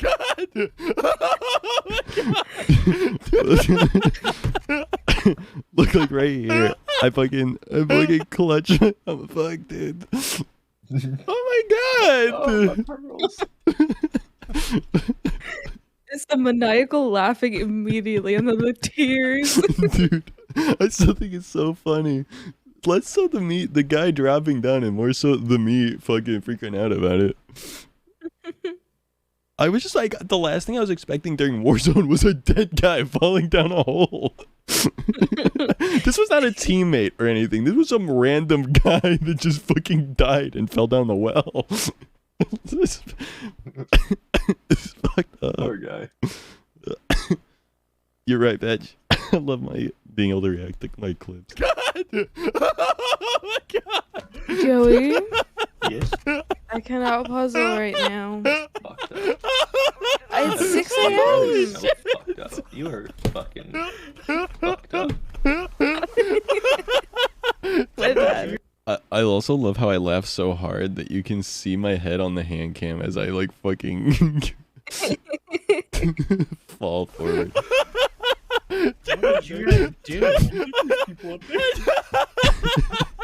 For the love of God! I like couldn't fucking breathe, dude. What did you guys do? People up there. That's a very, very good clip. I love that I'm so like instinctual with streaming at this point that like I'm laughing so hard, but if you look at my hand cam, you can see that like as I'm leaning forward, I grab my mic arm and I just move it with my head as I'm laughing. Like I'm just like fucking moving this shit. I do that a lot. Like I'm just fucking breathing. For the love of God, someone clip that! Holy fucking shit! I love this clip so much. I hate it. Yeah, me too. I don't know why I showed you. Sorry. Oh my god. Oh my god! Okay. So I only have like 1 minute left on this video. So I'll react to this real quick. Self-reflection. Which it's true. Holy I don't have a shit. problem. You literally started it, Sneeko, and you even asked your audience to let me know everything you said and send me your clips. You actually asked for a response, and then got super upset when my response was a little too mean to your feelings. How is that not the ultimate cuckoldry? Like, even more so than your girl getting clapped by 1,000 men. How? Like, how can you, with a straight face, still call other people soy boys? Not me. I'm not kidding. I really didn't want to keep talking about you, but you won't stop talking and crying about me. It's sad. I understand you have a humiliation fetish, so hopefully this whole thing has helped you orgasm one more time from all of it. I don't think it's fun dunking on you, Sneeko. I don't. And I'm certainly not canceling you. But you keep doing this. So you forced my hand. Holy shit. Dude, this part feels less like Moist Critical dunking and more like Moist Critical being a bigger brother and being like, buddy, hey, fucking chin up. Fucking move forward, okay? Hey, you need to grow up. Fuck. To make fun of you again. Rug. But anyway, that's about it. I wish Charlie would dunk on me. He can't. You're too tall, Ash. Surely Ash is not that tall. Ash is like 6 foot. Oh my That's god, I not that hate tall. it here. That's tall. It's pretty short. Oh. Can I put my balls in your Oh my jaw? god. Zach, I was fucking saying that in my head. Sorry. I don't know how the fuck you lined up perfectly with that shit in my head, but oh my. Sorry. Oh no, it's a cool thing. It's 8 awesome. foot mountain. Yeah. 8 feet of absolute ministry. I could fight Ash and win. No, Yeah, I could. sorry. You what? Oh, whoa! Look at the background. Fight and win. You see this right here? No. That's yeah. That's a thing. It's got glass because it's a case. Watch this. You can see my fucking screen reflecting on it. Wow. Oh yeah, The no. streamer learns how reflections work. Oh my. Oh god, I gotta go back through all my clips. Oh god. See, Ash is right. Ash knows what would happen. Fighting sleep. It's bedtime, guys. I would fight Mari. I would It is bedtime. also fight Mari. Why? Yeah. I think it would be fun. It would be respectful. That's what I was saying to Otto. I was like, Otto, literally just fucking fighting would be so fun. And he's like, no. He doesn't. I don't think so. Fighting is fun. And I'm like, Otto, you fucking hate me. Fight me. You won't fight me. Why do you hate me? Have you guys ever been in a fight? No. Me? Yeah. I broke a guy's ribs. Yeah. I didn't want to though. I did. It just made me really mad. You would like me when I'm really bad. Yeah. He was making fun of me, and I said, "Hey, buddy, I would like if you didn't do that." And he kept doing it, so then I started So then I started verbally fighting back, and he just kept calling me a little nerd, loser, bitch boy. So I said, fuck you, dumbass." He made some good points. Yeah. And I was you like, know what triggered it though was when he asked him if he turned it on and off. That was it. I was like, I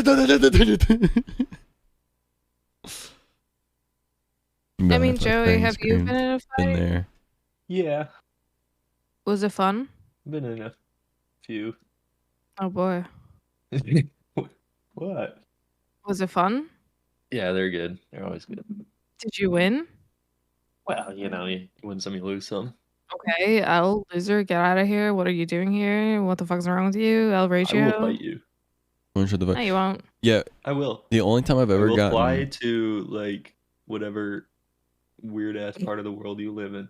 This man supposed to know where I live. The only time I got in a fight is literally basically when the other person just wouldn't shut the fuck up when I kept saying to shut the fuck up. Hey buddy, stop. Them not stopping. Hey buddy, I really need you to stop. Them not shutting the fuck. Hey buddy, shut the fuck up. Them not shutting the fuck up. Okay, guess I will make you then. Maybe I should have fought my boss. I think so. I'm just kidding. I would fight your boss. Do that. Do not do Oh, that. would you really at the same fight my time? boss? Oh. We only had one fight, but it wasn't much of a fight though. Cinder, you're more of a lover than a fighter. Oh, for sure. Absolutely. Guys, I feel left out. Why? I've never been in a fight. Well, we can change that. Yeah. Staring at my shoelaces all day, like he was literally walking very close. Yeah, I feel like most people that are pretty respectful, normal, like humans, like have only ever gotten in a fight because someone else has repeatedly disrespected them over and over and over. I feel like normal anyone gets pushed over the edge when someone is continuously and purposefully disrespecting them. Oh, yeah. At that point, it's like, okay, you asked for it, buddy. Oh, I Just winding up that arm in a circle.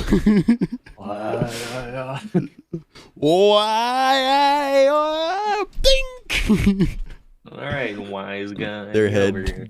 turns into 360 and flies up into the air, and they go, "Wow!" Birds start flying around. Yeah. Zach usually does 19. Their eyes pop out of their head, and they go, "Woo!" They're like, "I'm so sorry about that. I won't ever do it again." And you'll stay off my shoelaces, motherfucker. This is a hard puzzle. What the fuck? Ash? 2 hits. I hit you. You hit the floor. That's crazy. 2 things are gonna happen. I hit you. You hit the floor. The ambulance hit 60. 3 things are gonna happen. I hit you. You hit the floor. You bounce back up. 3 things are gonna happen. I hit you. You hit the floor. I come on your driver's side door handle. What? What? Wait. What? What? No one's What? coming anyway. If you know, you Why know. is cum involved? If It you doesn't. know, you know. That's. You don't have to do that. If you know, you know. No one knows, and I don't think anyone wants to know. It's a reference to a TV What show. you mean by Why that? I oughta, you darn kids, get off my shoelaces. Think. Wow. And what does he mean by that? Could you please elaborate? No. Could you please collaborate with me? You want to do a collab? No, Me neither. really. You I stole want my, an EP. You stole my joke where I was gonna steal your joke, which is to ask for something and then deny it. Oh, can I get you to shut up, please? I don't really feel like... Actually, that's exactly what I feel like doing. I'm trying to make a playlist so I can go to bed and shut the fuck up for the next 8+ hours. Oh, okay. Yeah, I'm gonna go to bed too. You're the underdog in the story, Ash? Ari, don't you have to be somewhere in a couple hours? I thought I was the underdog. No, I have a free day. Oh, I thought you said you had to be Free somewhere at day. 10. Okay, that's good. Well, I did make an appointment, but I'll cancel it because fuck that. Oh, okay, so you didn't have a free day. I got you. Well, no, I made the appointment very last minute. And then I got caught up, hanging out with friend, and then With the You boy. got Yeah, caught up friend. With Otto pissing, yeah. Friend and not What? friends. Excuse me? I can't believe it. You heard me. listen to me. Mario okay? hung out with a Listen- singular person instead of many multilingual Listen people. to me. I have reasons, okay? You can have Can you- reasons. It's okay. I just want to give you shit Number for it. one, when you play Siege or whatever other game, I don't want to interrupt. Oh, no, I get it. Too. Gasp. Wasp. Wasp. Wasp. Hey, you listen here, motherfucker. Why? My other reason is You're cringe. It's true. Well, no, I was just explaining my boss thing to Otto, and then we just, whatever. No, I get it. Otto's awesome. No, really, missed it I here. get we it. missed it here. We missed it here. I promise. We missed you. No, we it's missed fine. you so much. We should all go into the lounge I next feel time. like I wasn't made. We'll be back tomorrow because you're here forever. So we'll hang Remember out that. Don't you then. forget that. From the pit. You're here forever, so we'll hang out then. Yeah. Yeah, it'll be forever. Okay. But sometime when later. yeah, I was like, but when in forever is that? When specifically in forever? Yeah, Thursday. Tomorrow. Thursday, I'm probably gonna be gone for quite a bit of it. No.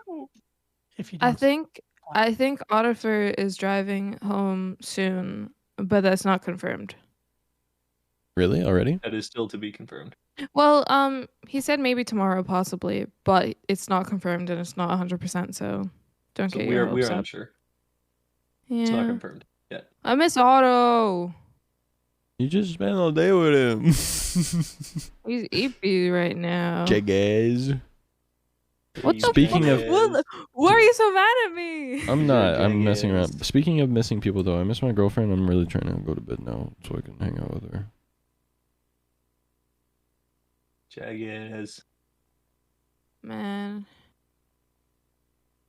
Guy's got a girlfriend. Talk about bringing the mood down. My God. Yeah, what the fuck? Why are you bragging? Yeah, man. What the fuck? What's wrong with you? Excuse me? There you go. What's wrong with you? Perfect. So much. Yeah, same. Anyway, good night. Good night, everybody. Oh, Good night. bye. She left as quick as Joe usually does.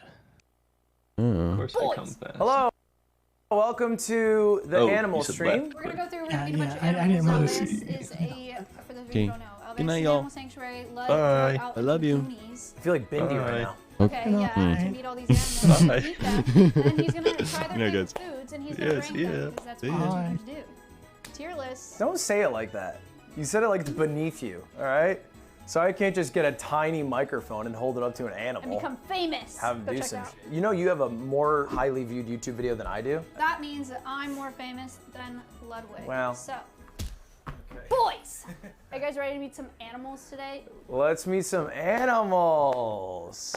Whoa! Look who it is. What a fat guy. Okay, that's really mean. Okay, he's a big guy though. This is Georgie.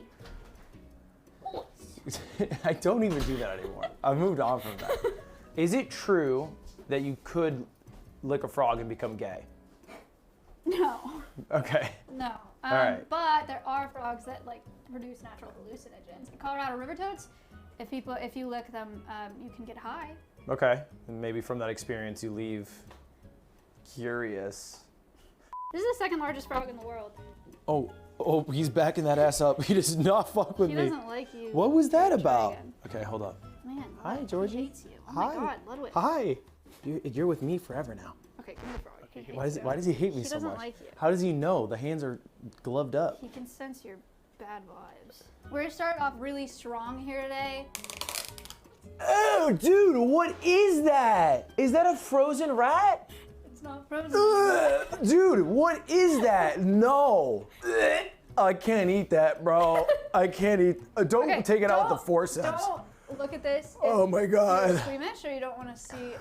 I'm not 'Cause squeamish. It is a mouse. Oh, fuck. So we skin it so that he doesn't ingest too much fur so that you wouldn't get constipated. I want to see him eat it before, because I think you're fucking with me. I feed him? Yeah, hold it. Turn this. Oh my God. Oh my God. Oh, Jesus. Pull away from it. I wasn't trying to. What do we get? I'm literally keeping it here. This is on, at some point it's on him, right? What? Bro, what am I doing You're wrong? bad at it. Okay, hold up. Oh, nice. What? Oh, son of a bitch! It's under him. I know- He's confused. Well, I don't know Help him. Here. I'll distract him with the forceps No, and you here, grab it. Hold it. Okay, let me do it sideways like this, Okay, maybe? Sure, yeah. Okay. Yeah, nicely done. Okay, can you just cut me off the tail? Just give me like a little tail, like it's like calamari. I want to eat the tail. I have to eat the tail. No. If Georgie can do it, why can't I do it? Oh shit! Wait, Lud, give him that. Oh my God! What are you? He needs another one. Give him the other one. He wants both? Yeah, give him this one. Does he like head first or tail first? It doesn't matter. Oh, he hates you. Oh. There you go. Look at that. Yeah, we're gonna give you Georgie's food that he normally eats. So he eats mice like once or twice a week. Oh, so that was a treat. Yeah. Oh wow. What is that? Ew. It's larva. I just don't know what kind. Oh, gross. Have you had this before? Hell no. Why don't you eat the animal that you want your Oh my George! What was that about? He wants the larva. Bro, you ate 2 mice today. Like Lud, eat it so that he doesn't get jealous. Oh, is there like a soda pop around here? You got like a Red Bull? Give it that Red Bull. Okay, all right, cheers to Georgie. It's huge. Oh, he's chewing it. Oh, you don't have to. Ah. Ew. That was disgusting. That wasn't bad at all. That one's not even on the list. You don't even have to do that. I don't have a picture to put it up on the floor. You're a bad human. Straight up. All right, Man, next up. this is a bad stream idea. You can't touch this one. This is a bird. They don't like men. What? This is a siren. Hello, Siren.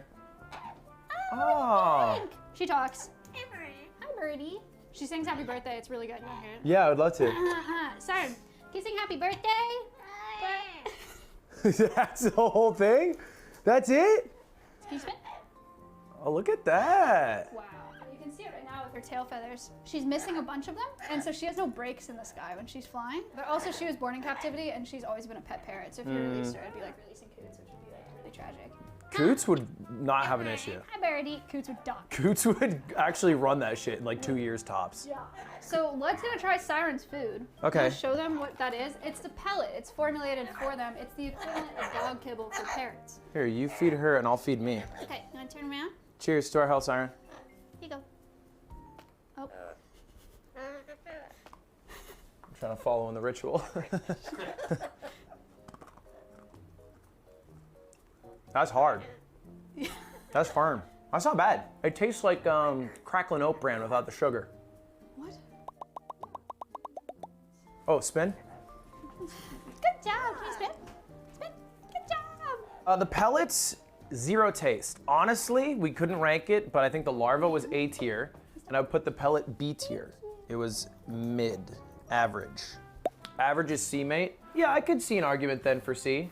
Sure. You just let them sway you. C's get degrees. Well, I didn't notice the D either. You wanna guess what it is? What the next animal is? Yeah. I'm gonna guess a snake or a lizard, which is in the same family. I was right, and I don't like them. This is Noodle. She's a coastal carpet python. We got her, she was overstocked from a zoo in California. They couldn't use her in educational programs because she would strike at the glass when people walked by. So they couldn't use her for programs, but now she lives here. This is a program. Is there glass that I could have? Here, you can hold this end of her. This end can't bite, huh?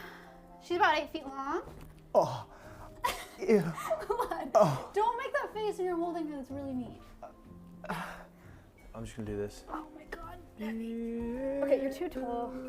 Oh, all right, there you go. Oh, she said hi. So cute. Dude, I heard A her lot of sniff. people ask about her if she's venomous. If she bites you, like, is it really, really bad? No, she's not venomous. You can tell because she doesn't have a rattle, and only rattlesnakes are venomous. Wrong. Only about 20% of snake species are venomous, and there are over 3,000 snake species. She is not one of them. Is Noodle a boy or a girl? Female. Does she have a vagina? No, they all have cloacas as well. What is a cloaca? One hole for everything. What? They be pissing shit in and fucking? Yep. That's tight. And laying eggs. From the same hole? Well, one What if hole they're for laying an egg but they got a shit really bad? That sucks. This one's food you also will not be eating because it's a rat or a guinea pig. Whoa! Dude, it's a shiny. It has a blue tongue. This is toaster strudel. He's a blue-tongued skink. It's an Australian lizard. It's a blue-tongued skank. No, a skink. Don't call him a skank. It sounds like you're saying skank. Blue-tongued skink. S-K-I-N-K. Okay. Okay, this is one of Toast's favorite food. We just don't have a picture of it. Ugh. This is a grasshopper. Huh. Oh, the crunching. That's not bad. There's no picture. You don't have a picture? No, I told you. I'm gonna do this in post. I throw that at a B. Ew. You wanna draw one? Yeah, I got it. That's grass. What the hell is that? It's It's- a Jamba Juice logo. It's like this is a spring and this is grass. Grasshopper. That's so stupid. Sorry, I added some flair. I'm suing you. Let me draw one. Okay. They wouldn't say that. It's just miseducation at that point. I speak for them. I know what they say. Guess what it is? If it can fit in the size of your 412 ass hand, it's got to be like 412? a straight up ladybug. Close. Oh, what is you? It's a zebra isopod. It's like, look how cute. This is Marty. That's Marty? Yeah, they are really important because they're detritivores, which means that they break down organic material and eat things so that we can have soil that will grow plants for us. Can you just put shit in soil and that does the same job? They break down shit. Oh, okay. That's good. He'll eat poop. Are you ready? Really? No, no, you're memeing, right? Is that actually what he No, eats? I'm joking. You just serve up a hefty shit? What do you think they eat? They don't eat dirt. They don't eat poop. They're little tiny bugs. Their mouths can't fit much in them. So maybe they could eat tinier bugs, but how tiny can a bug really get? That's what we have to ask ourselves. Not very tiny. Maybe they like eating four-leaf clovers and grass. Fruit! Sweet potato. Oh, I thought that was like dried orange. They eat lots of produce. They eat sweet potatoes, they eat apples, they eat carrots, they eat zucchini. What's wrong? Just not well seasoned. Here you go. You couldn't have found a more flattering photo of a sweet potato, dude? Why is this? What is this vein, bro? That's looking suspicious. Sorry. I didn't make them. Anything on here that I would eat in my normal day-to-day diet, I would have to throw out an S tier, right? Okay, fair. What do you think it is? It's probably held like this, and you're very worried about your hand like this, and you have to cover it so it can't move. Maybe it can fly, maybe it can jump high. I'm gonna go with, what's the one that goes boink? His name's Puppy. Ah, dog. Mm-mm. Okay. Oh, a spider. Close. It's an arachnid. It's a scorpion. It's a scorpion. This is Puppy. He's an emperor scorpion. He's just a little baby. He's gone through 1 molt. He'll go through 4 molts total. He's gonna get really big. Ew, and you're gonna keep it till then? Yeah, I hope so. These guys are really important as well. They're carnivorous bugs, and so they are nature's biological free pest control as well. They eat lots of insects. Okay, favorite food for Puppy. Puppy loves munching ladybugs. Ladybugs I know are a good source of food. Close to ladybug would be crickets. Crickets are chill. Cricket, bottoms up.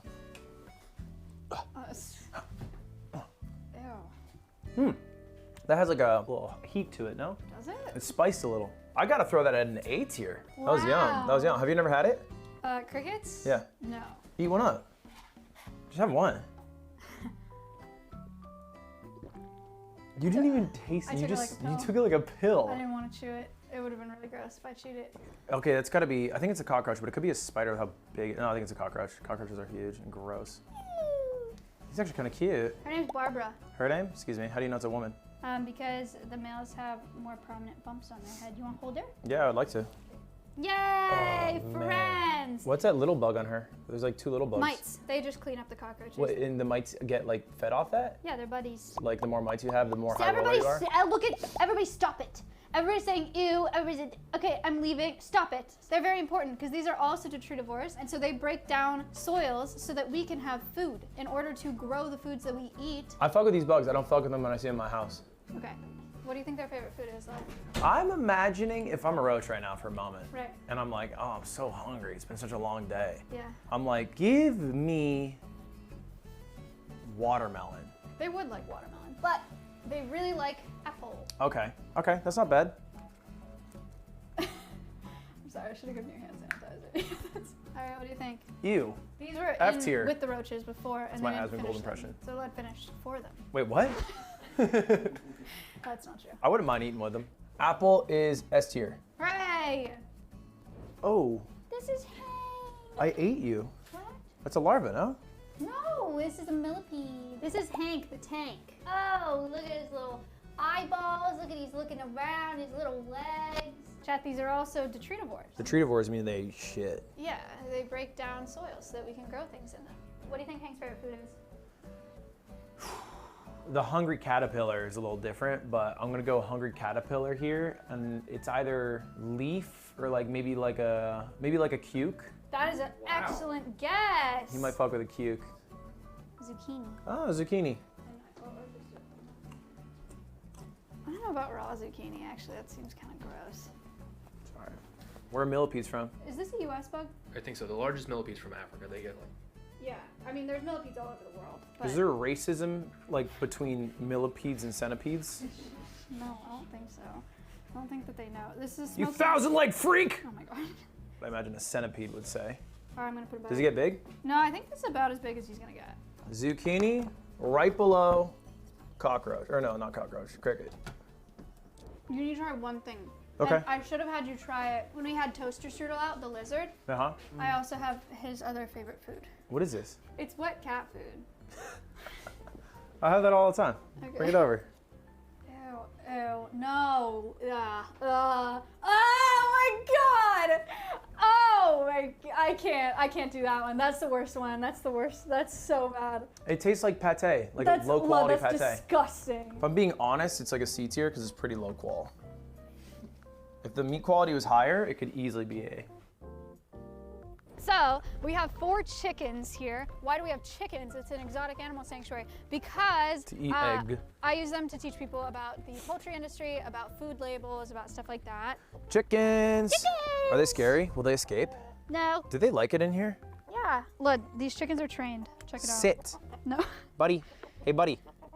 Watch your fucking mouth first off. Sorry, that's rude. Okay, that's really rude. Ooh, you got a stick. Well, Oh. Oh, oh. Did you expect that? No. That was lit. Hello, sir. Ow, ow, fuck. Ow. You didn't tell me they're gonna be fuckers about it. Hi. This is Stompy. Stompy's an emu. Stompy's 2 years old. Stompy's an ambassador here to teach people about the exotic meat trade. Emu meat used to be really popular. You want to pet him? All right, hello, hi, hello. Hi, I'm gonna pet you, and it's gonna be okay. Stompy likes shiny things. Hi. This ring, the smiley one, Uh-huh. Stompy ate it. We had to shit it out? As a baby. And it got endoscopic. Ew, why do you tell me this? They went in there with the camera and they pulled it out. Oh, wow. Stompy likes hugs. Oh, so nice. He's so nice. That's so nice. He's a nice chicken. Wow. I've had Stompy since he was 15 days old. He was like a little watermelon, like this big. He was incubated at a zoo in California because the mom wouldn't sit on the eggs. Why? Because she just didn't want it? Yeah. Is that like the bird version of abortion? Yeah. Okay, that's progressive. You want to hug him? Yeah, sure. Hello. Hi, mister. Hi. Oh, look at us. Oh, look at all we've been through. Hi. Why are you getting low? Hi. Hello. Hi, Stompy. Hi. Oh, that's really nice. Thank you. Thank you. I'm going to hug you. Okay. Okay, great. Thank you. This is Carhartt. Jesus. What, hug the bird? What are you doing? That's so Dude, he's biting like my Literally nipple. just come in here and hug the bird. You Dude. see? Just a nice Wow, little Stompy, over the shoulder. close your eyes. All right, we're gonna do the same thing now. Yay, that's nice. I'm so gentle. This is so nice. This is so nice for both of us. We both like this equally. That was lovely. This is Winnie. Hi, Winnie. Winnie is a beautiful cow. Isn't she cute? She's beautiful. Winnie, I got off of a cattle operation in Oklahoma, and she's a year old on March 22nd, so she's almost at the point where she would be processed, but now she lives here. Hello. Winnie! Oh my God, jeez, you're strong. Yeah, they're strong. All right, you want to feed the donkey? Take this carrot. He's very shy, so you need to go very slow.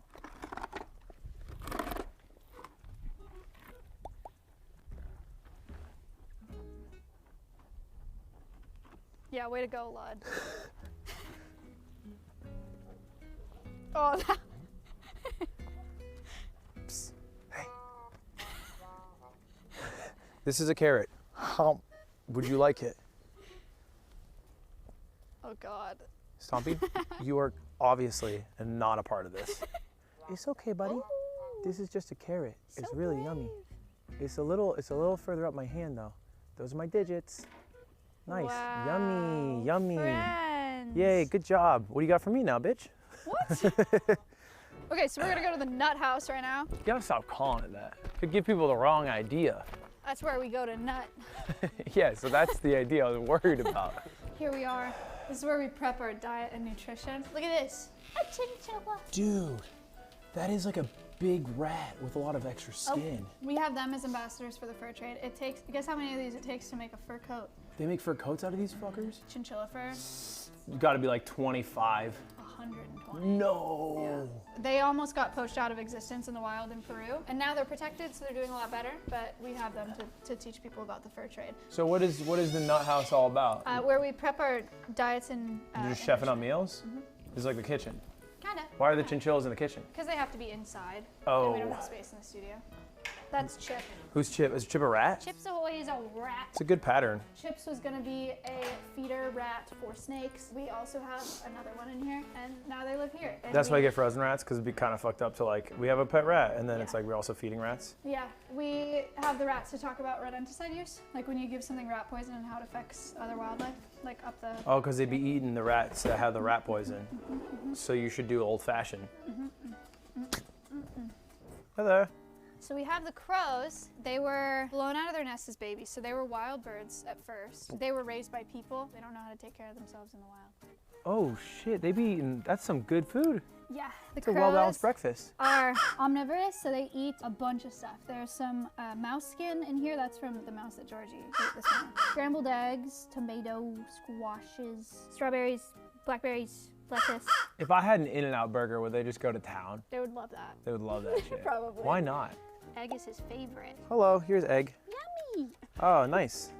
Okay, being a little bit selfish here. Didn't give you that egg for you to eat over there. Eat at the table with the rest of us. Look at Finn! This is the one that, this is Cuties. Yep. This is Cuties Fox. Yep, two of them. Oh, look at these guys. There he is. I did a project on the 3rd grade about foxes. I made a brochure. I bet it sucked. Finn is a confiscation from the illegal pet trade. Confiscate, who's confiscating? California Department of Fish and Wildlife. They can do that? Oh yeah. I've never seen a fox with such a short face. Good boy. He's got like a wolf's he looks face. super different. They're both European red foxes. Oh. But he doesn't Bonjour. look. Ça va? He doesn't look so much like a red fox because they breed them lots of different colors and stuff for the pet trade and the fur trade. So they're from the fur trade too? Well, he was a pet trade confiscation. Right. And then Reed, who's behind you here, was a wild fox as a baby. It was orphaned as a baby and was raised by people. So kind of similar to the crows. He doesn't know how to take care of himself in the wild either. How old are Crazy. these guys? Finn is 2 and Reed is 3. How long these guys go? 12 to 15? Yeah, about 15 probably. About 15. Man, these guys are all so young. Bro, you gotta really like animals. Yeah. These guys can be here for a minute. Yeah, we're here for a while. How much does it all cost? Like right now, our yearly operation is like $250,000. Oh. Oh, yeah, whatever. That's nothing. Bro, get a YouTube deal. That's actually that sounds way worse. My gosh. All right, you want to go try their food? Yeah, let's eat up. I'm hungry. That's chicken scratch. That's bland. Yeah. Ooh, it's got like an oaky afterbirth. I don't like that very much. Chicken scratch is D. Okay. It's not very good. It's just a little low quality. You guys might want to up the chicken scratch, okay? Okay. If I'm Stompy, I'm munching on grain.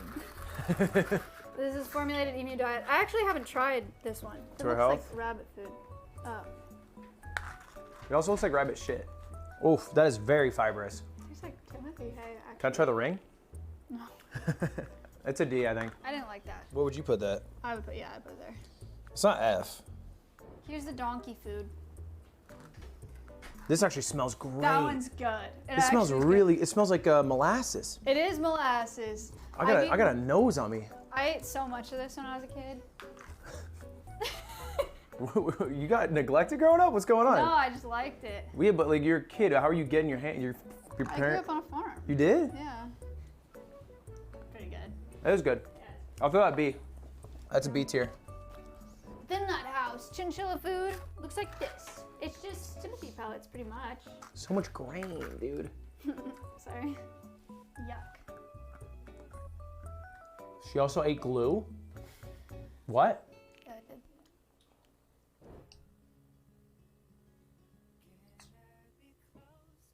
Yeah. This is not bad. It's a C. Yeah. Easy peasy. Then you met the rats. Then I met the rats. Whoa. What? There's something wrong with this. Ew. There's something wrong with this. You're fucking with me. No, I swear that's rat food. I know, but it smells bad. It smells like there's something in this. It does smell bad. Oh, that was a big bite. The taste is like grain, but it's definitely D tier because of the size. It is Wait, it's actually shocking that there's nothing in here. That's sick. F tier. What would be F tier is, I mean, if you have the pictures of it, it'd be the mouse and the rat. Because it's so bad, you said I couldn't even eat it. There's 2 things to eat for the crows. There's microwaved scrambled egg, and there's cat kibble. Scrambled egg is just egg, right? Yeah, it's really cold, and like it's been sitting here since you got here. Yeah, coagulated egg's a bit gross for sure. Ew, ew. I hate that. It was like probably the worst egg I've ever had, but it's an egg. You know, actually, that's the second worst egg I've ever had. What's the worst? I cooked an egg with a flashlight once, Why? and it was fucking gross because I wanted to see how many flashlights it took to cook an egg. I'm a YouTuber, Maya. My job doesn't make sense. Crows eat cat kibble. Cat food's really salty. Super well seasoned though. Blood eats a lot of dog treats. I do, yeah, I do. Can you for a moment consider that maybe you don't know what fashion really is? I was so annoying. Idiot. Carnivore kibble is the worst. Grain's not so bad because it just tastes like like grass. Get in there, go on. No. We're running out of space here. This was the best grain. Don't you dare. I'm so tempted to just go because it's open. I'll throw it like right here, right? I want to throw it in between B and A. That's crazy. So I'll throw it right there. This is the last one. Oh, this is what we were just feeding. This is not like cat or dog kibble. It's formulated for foxes. Smells a lot like dog food. Yeah. Wow, it's a delightful crunch. It's really crunchy. I'm not even fucking with you. If you put a bowl of those, oof. Oh. Ew. Ew. Oh. It just tastes like meat. Ugh. Where are you putting this? This is terrible. Oh no! That is bad. The aftertaste makes me gag. You know what? Let's get freaky today. That's crazy. It actually is. It should be like this. Like, I'm being honest. Yeah, It's an okay. egg. All right, there we go. Official tier list. There you go, guys. Man, you guys need more money. Anyway, if you want to donate to Alveus, Get these guys some In-N-Out or some or a shit. nonprofit. Guys, Alveus is a sanctuary, and they save lives. They also have a lot of need for money, because they don't make a lot. But they do cost a lot, and so if you ever thought, man, I like donating, this one could feel a little better because you have a direct impact and you can see visually what happens. You can watch all the animals on the live cams all day if you want to see what they're doing. We are not done rescuing animals. We have a lot more to rescue. We're still expanding. I have a lot more acreage to put enclosures on here, and a lot more animals to save, a lot more education to do. So, yeah, I appreciate you guys. Connor's been practicing the Lottie. What? Really You've been practicing the Luddy? He just really wants to show you. All right. It's not gonna be very good. I didn't ask. Get ready, get in position. See what's about to happen. Big smile, look at the camera, look at the camera. And go. 1, 2, 1, 2. Yeah, 2. Keep it going. Keep it going. Give him 5 seconds. Give 5 seconds more. Maybe 10 more. Hey, thank you for watching, everybody. We'll see you next time with more animals, maybe. Goodbye.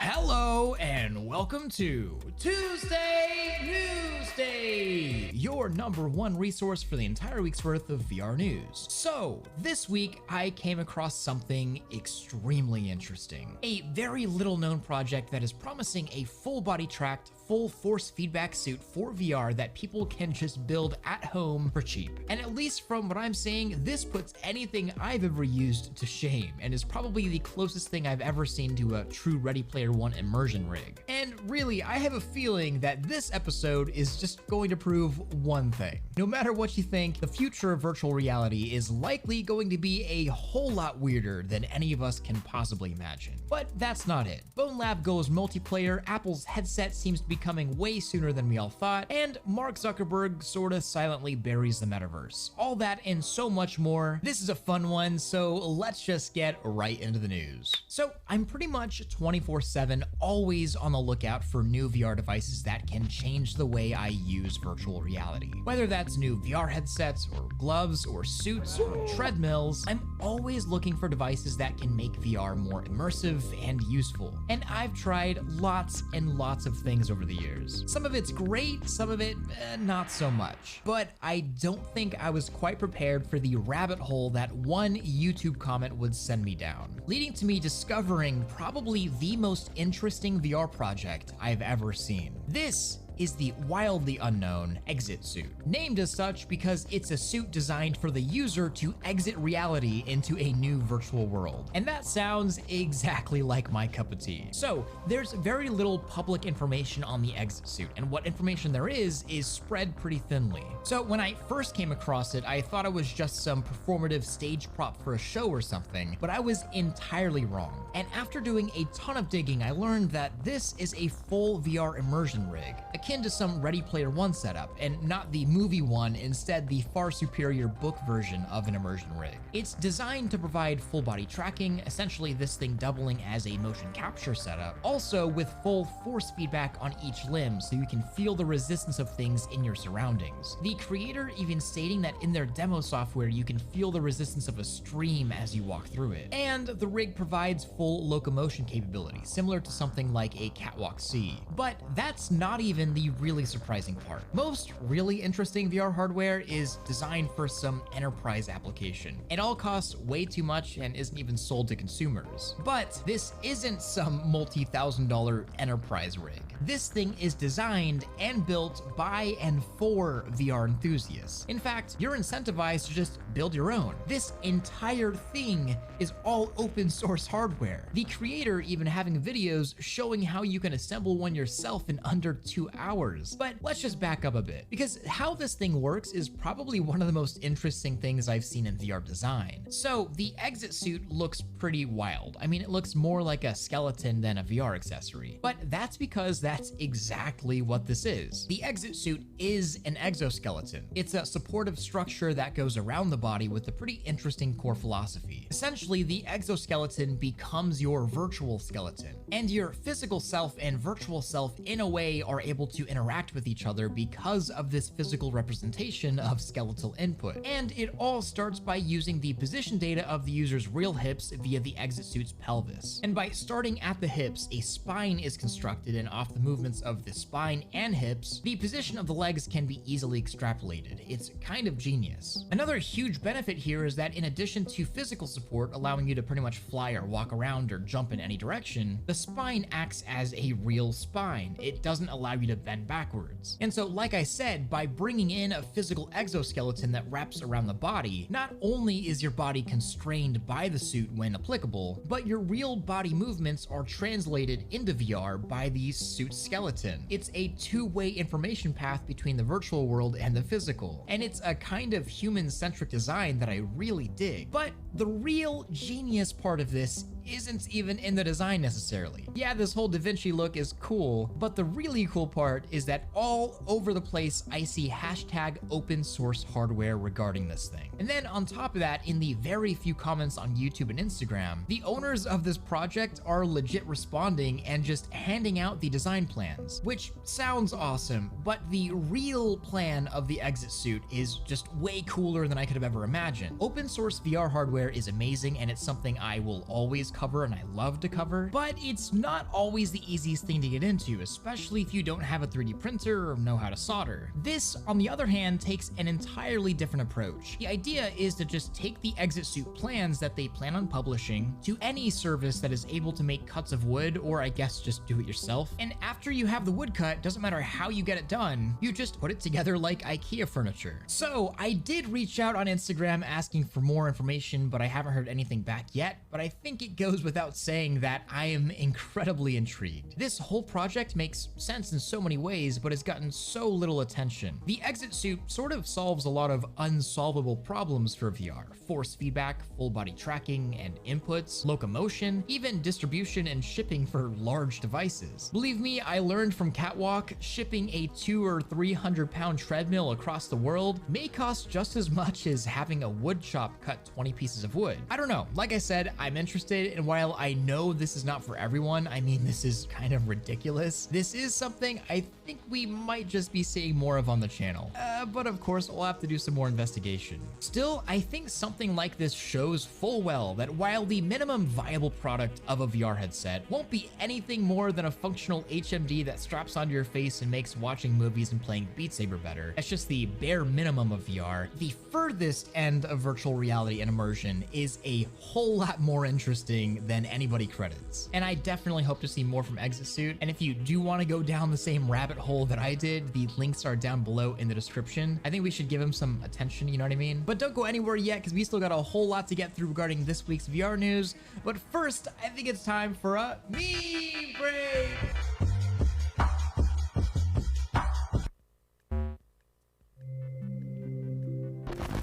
Hi, pardon this interruption, but are you tired of stale, dry meme breaks? Well, you can help. Generally, the health of an industry is judged by the quality of its memes. And you can help save the entire VR industry by joining the Thrillseeker subreddit or Thrillseeker Discord to submit memes. So do your part. Save VR by making jokes. And now, back to the news. Okay, so while researching this video, I came across another very interesting project. And it's so weird that after I saw it, I just couldn't not include it here. This is Polymorph, a traveling VR experience of sorts that recently held a booth at South by Southwest. Using a very non-traditional full-body haptic system with all sorts of weird puffy air and liquid bits, Polymorph is designed to help remove a group of people from their bodies and have them explore a post-human Earth together in VR. And it's as multi-sensory as it gets, with taste, touch, smell, body tracking, but interestingly enough, also very restricted movement. It's something that looks straight out of a 90s VR movie like Existence, but it's a real exhibit and it's something I'd love to try out. It's just something I had to mention whenever I saw it. But moving on,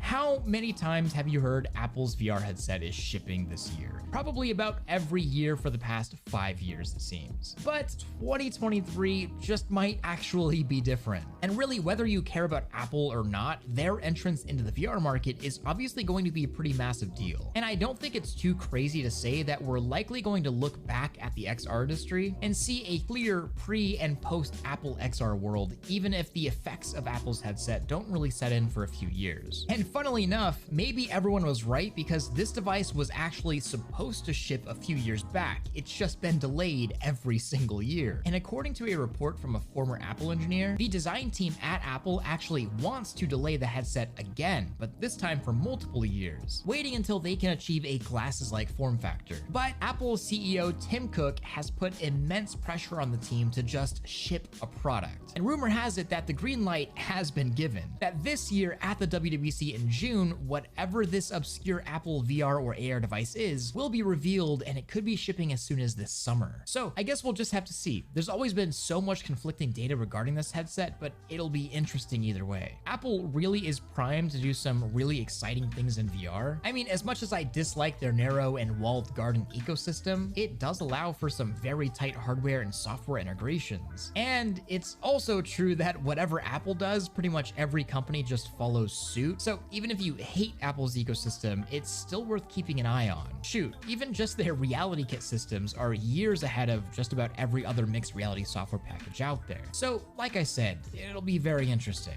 Bone Lab is getting probably, well, actually, definitely its biggest mod yet. Launching today, Bone Lab Fusion has finally dropped. Fusion being a mod that's been in the works since the game's launch, bringing full multiplayer to Bone Lab, allowing you to run custom game types, sandboxes. It even looks like you're able to play the campaign with people. And I was able to watch some people playing the preview, and it actually looks pretty impressive, especially considering it's only a mod. And just looking at people interact with each other, it gives such hardcore Gmod vibes, it's not even funny. So Fusion is launching today on Thunderstore, but only for PC VR. The team said they're working on a Quest version, but that's obviously a much more complicated task, so it's stuck on PC for now. Either way, a huge step for Bone Lab's future, and you should definitely check it out. So the past few Tuesday News days, I've talked a lot about how Meta has completely shifted their VR plans this year, canceling multiple headsets, swapping around SKUs, and changing priorities. And honestly, most of the changes look pretty good. They're things that I'm excited for personally. But one thing is very noticeable, a distinct lack of metaverse. And this may be for pretty good reason. Quite a few publications have noticed that Meta seems to be kind of burying the metaverse, putting it behind them silently as they focus on other ventures. One being a more realistic XR industry that isn't as metaverse focused, at least for now. Two is possibly a completely new social platform, but by far the biggest thing is Meta's new focus on AI. And I say new, not really meaning new, like Meta has been working on AI for a long time now. But with Mark Zuckerberg recently announcing an internal reorganization of the company to build a world-class AI team, it's pretty obvious that Mark's focus has shifted from metaverse to generative AI, which, as long as Meta keeps their foot on the XR industry gas pedal, is a great thing. Meta's obsession with making the metaverse their property was something that the entire world pretty much collectively hated. So if it's true that Mark and Meta are silently burying their metaverse out of embarrassment to work on AI, then well, let them bury it as long as they keep funding VR hardware and software. Obviously, VR headset form factors are getting smaller and smaller, and as you may know, a familiar company, Big Screen, announced the Beyond, the smallest VR headset ever made. And while I've already made a video on my experience trying the headset and a few demos, my actual time with it has been pretty limited. However, good news, a pre-production unit has just arrived, and I'll be spending the next few weeks with it, putting in as many hours as I can. But now that I have it, I wanted to ask everyone here, this is my question of the week to you guys, if there's anything in particular you'd like for me to test on the Beyond, just let me know down below. And I will be streaming with it today, actually, on Twitch, so you'll be able to hear just a bit more about it if you hop outfit. Other than that, leave a question of the week down below and I may just answer yours next, and I'll see you all in the Twitch stream or in the next video. Of course, I wanted to say thank you to all of my Patreon supporters, especially my Omegas. I couldn't do any of this without you, so don't forget to like this video if you loved it, subscribe if you want more of this, and hit that freaking bell if you just can't live without it. Much love,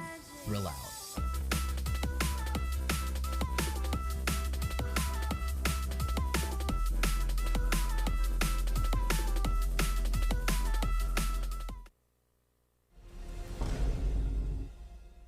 Nope. This changes now. Music videos, good. Take 4 years to make 30 seconds of content, bad. Sit down video, boring. Take 20 minutes to make 20 minutes of content, good. So how... My shaver ran out of battery. Does the mustache stay or go? Comments decide. So how do I make the Nintendo 64 having depression or whatever I normally talk about unboring? Well, there's always something that remains the core of my successful videos. The baldness. And also, almost as importantly, the music. And I make funny music jokes and they are good, so what if funny music joke go in other video? Problem solved. Let me show you right now immediately. Imagine far into the future. The year is 2023 and it's like next week. I decide to make one of my normal videos, but along with the normal video comes funny original music. I miss my childhood of being happy. I have depression, by the way. And my Nintendo 64 used to be this exact color. I'd be alone at home playing Super Mario 64. Or maybe some Pokemon Snap. Or why not play the Game Boy Color and play some Pokemon Blue back when I wasn't depressed. Funny music works with anything. Finland, wow, what a country. Forests, introverts. Vodka, saunas. Vodka in saunas. And that's about it. Finland. Woodworking is a great interest of mine.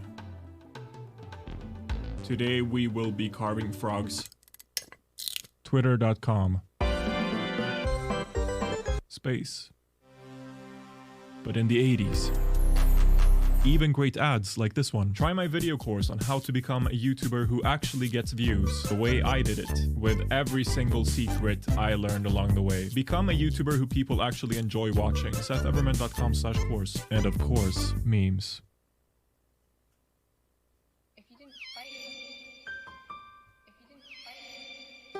And suddenly, I'm able to express myself fully, like my short music videos, but without having to make covers and parodies. So my problem of being limited to covering popular songs, and my other problem of feeling terrible about making boring sit-down videos, get combined into one huge problem, which somehow becomes a solution. And some of you might tell me, hey, you already barely upload any videos.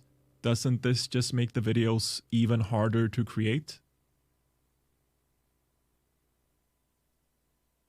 Today I'm playing Pokemon Gold, but every time we beat a gym leader, we become them and get to use their team for the next stretch of the game. You beat Whitney? Congrats! You now have a Miltank. Finished off Fighter Chuck? So sorry, but you've lost your Gengar. This challenge poses some really interesting questions, like could claimed Dragon Master Claire even beat the first Elite Four member Will? And of course, could Karen beat Champion Lance in a fight? All that and more to come. But our journey begins as we beat the first gym leader, Faulkner. So, first gym, here we go, and the rules of this fight are as usual. No items, standard gym level caps, and major fights are played in set mode. So not only does Faulkner fork over a gym badge, he also gives away his Pokemon, meaning the challenge has officially begun. We've got a level 7 Pidgey and a level 9 Pidgeotto, both of whom, fortunately for us, no Mudslap. Now from here we head off to Route 32 and get some much needed experience, and everything goes actually pretty well. There's nothing on this route that is super effective against us, but the biggest trouble is just trying to get Pidgey some experience. Fortunately, anytime it gets in trouble, our big brother illegal Pidgeotto is able to come in and finish the job. I finished the route by assaulting a fellow bird keeper, and he explains to me that he knows his weakness. Yeah, you know what that is? It's not having a contraband Pidgeotto imported all the way from Game Freak Studios. Now from here we're on to Union Cave, and I really hadn't expected anything before the gym to feel anything less than grinding. That was before I saw an item next to this here hiker, and as he was standing kind of still, I thought, I can outsmart this guy. Turns out I couldn't, and, well, he has a level 11 Onyx. Now, I of course knew I had a shot going into this fight. I wouldn't have attempted it if I didn't know that. And while I was really worried about how much damage Mudslap would do, it turned out to be not negligible. And so a combination of accuracy drops and decent damage is enough for Pidgey alone to take him out. Also, if you were ever wondering who would win in a fight, Brock or Faulkner, it turns out it's actually the flying leader, as he knows his type advantages and thought to play around them. Now from here, the Bird Squad puts the beat down on Team Rocket and we head towards the second gym. Now, it's probably not going to take someone like, say, the best Nuzlocker in the world to tell you how this fight is gonna go. We have flying Pokemon and Bugsy has bugs, but I'm gonna let the Bird Squad do its thing, and I just want to take a moment to acknowledge what this guy says in his opening dialogue. He says his research is gonna make him authority on bug Pokemon. And at first I was thinking, like, excuse me? You have a level 14 Metapod and Kakuna. Have you even ever heard of evolution? And guys, genuinely, this dawned on me and it kind of blew my mind because I think it makes sense. So the reason Bugsy didn't evolve his Kakuna and Metapod is because he was doing research. I've been memeing on this guy for years, but I think canonically it makes sense that he wanted to know if the Cocoons learn any new moves at all. Everyone evolves them at 10. He was experimenting. Now, I don't know if that's what a gym leader should be doing, but my mind has been blown and so is Bugsy's team. Gym badge number 2 secured, and we now have a Scyther, which is a mixed bag. On one hand, Scyther is a really good Pokemon, but unfortunately, it's 4 times weak to Whitney's Miltank that knows Rollout. So next fight up is the hardest rival fight in the game, and going into this, I don't have any move that can damage his Ghastly for regular effectiveness. Now we're asleep. Oh, wait, no, now we're paralyzed, and yup, that was a crit. So off to a terrible start. I do manage to land 4 Fury Cutters in a row to stack decent damage and take out the Ghastly no problem. For the math people out there, there's like a 6% chance of that happening. Up next is Zubat, and I decide to really push my odds and actually land the hit to lay devastating damage down despite the 4 times resistance to bug. From here we go, and I kid you not, 6 times in a row, until finally missing hit 7. But being super effective on Bayleaf, we are able to piece together enough hits to take down our rival. From here we pick up Cut and Headbutt in Ilex Forest, and it's really time for, hate to say it, a bit of grinding. So it only takes 1 level, but it's a long level to get Butterfree and Beedrill. I try fighting everyone in this area, I grind them up to a decent level, but it is sheer agony. So I just opt to get Scyther to our now level 20 cap and decide to go for it with the dumbest all or nothing strategy you have ever seen. So just to really lay it out for you, I want to explain the terrible situation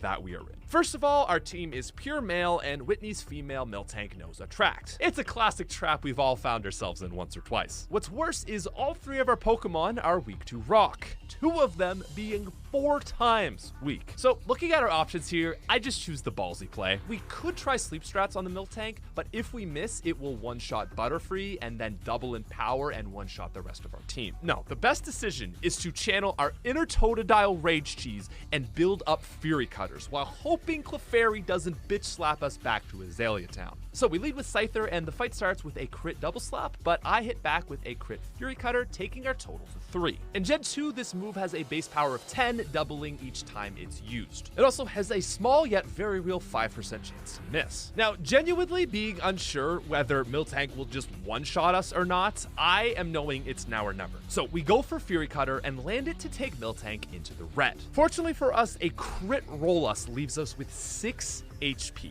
Now, Miltank is really bulky, so at this point I'm fearing a Headbutt might not kill it, and I opt for risking the 1 in 20 roll of Fury Cutter. I think it's the right play because we land it, take out the Miltank, and secure our 3rd batch. Which means we say goodbye to Scyther and we now claim Clefairy and Miltank as our next Pokemon. That's right, ladies and gentlemen, for the first time in history, we get to harness the power of Whitney. Now, the only major fight between here and the next gym is against our rival, and despite having very poor type advantage, I gotta say, I'm feeling good. Like, it's Whitney. I know how good she is, right? But it just felt so insane to sit there and watch Miltank milk drink, roll out the whole team. Now, after this, we clean up the Kimono Girls with similar strategies, and it is time for Morty. I lead Miltank and decide to start with the most Whitney play of all time by hitting an attract. It lays a curse, so we swap to Clefairy. This is where we're in a very funny spot because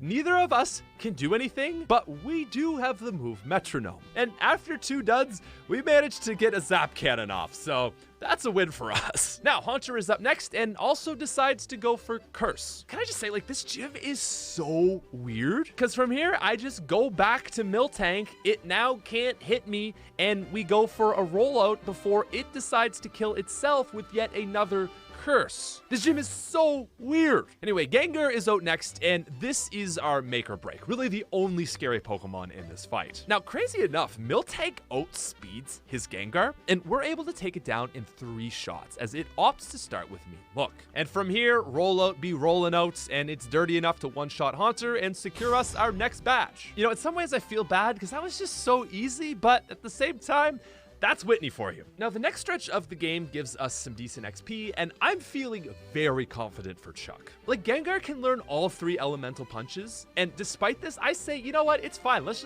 just do it, okay? Let's just run it. So in this fight, I lead Gengar, we set up a Hypnosis, and then we just have super effective Dream Eater to one-shot his Primate. Right, you see where I was coming in with some confidence here. Up next is Poliwrath. I land a Hypnosis, but he has full heal, and then I missed the next shot. But Poliwrath is able to actually take us out with Surf, and now we're not looking all that good. Turns out Morty's team goes both ways, and Gengar is his only weapon. And so, despite our best efforts, we just wiped to Chuck for probably the first time in my entire life. Anyway, second time around, Primate goes down just the same. But from here, I know to be smart. I swap to Ghastly to get a free swap in on my Curse Haunter to set up Curse against his Poliwrath. From here, we swap back to Gengar, and it misses its first Hypnosis while he lays down a Mind Reader. Now, since the fighting type Dynamic Punch will not connect with Gengar, I know a Hypnosis is inbound, and I swap to Haunter 2, which it does connect with. Haunter is able to take a Surf, however, and wear him down just a little more. From here, it's back to Gengar to take his life down to minuscule numbers and then finish him off with a Shadow Ball. I just gotta say, Morty, you're kinda trash, and that's how it's done. So now we get Chuck's team,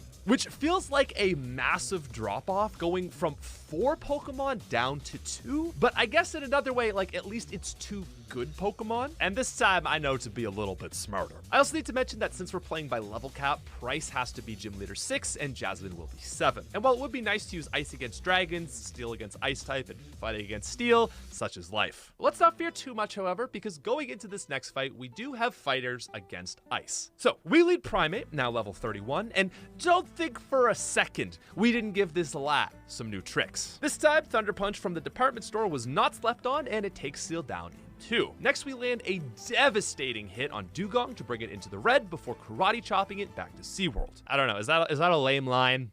Back to SeaWorld? Karate chopping it, we hit it like a truck. From here, not even the power of a blizzard is able to stop this mad lad as Primate gets the first sweep of the run, not counting Totodile, but the first sweep of the run. So that's badge number 6 secured. We get Price's team, and now we are faced with the task of figuring out how to beat a Steel gym with a team of Ice types. So here's how we're gonna do it. While the ground type Piloswine cannot learn Dig, yeah, you heard that right, Squirtle can learn Dig, Charmander can learn Dig, Piloswine cannot learn Dig. However, by the graciousness of the gods, Piloswine can learn Mudslap, and due to Stab 4 times effectiveness, we are able to take her Magnemite out in almost one shot. But from here, it's Steelix, and this is the truly tricky part of this fight. At this point, we're obviously expecting an Iron Tail, which will definitely one-shot, so we swap into the Pure Water type Seal to absorb that hit, and she does just under half damage. Surf is kind of busted, and Seal lands over half damage. Unfortunately for us, I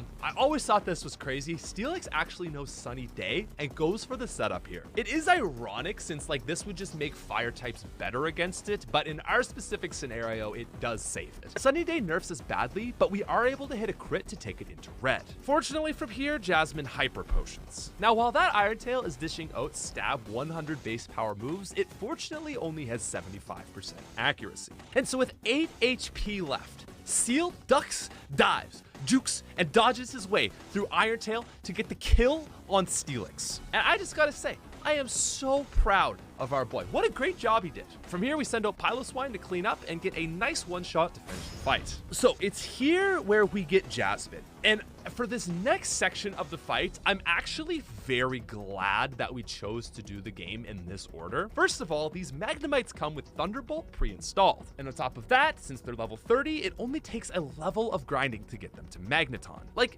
these are better than any electric Pokemon you could have up to this point in the game. And that's not even starting to look at how insane Steelix is. At this point in the game, we're just running through rockets, and I am blown away. Anytime this thing would take a physical attack, it would rarely do more than 15 damage. But because Steel has so many resistances, we were usually taking 5 damage a shot. Plus, its coverage is amazing. Iron Tail misses a lot, but it packs a punch. Rock Throw and the Learn Dig give me coverage, and Sandstorm is, well, strictly there for the memes. So despite having 2 of the same Pokemon, we take out Team Rockets with ease and set our sights on Claire. Now, I'm not exactly sure why, but I want to say it probably had something to do with the fact that I just wiped Team Rocket.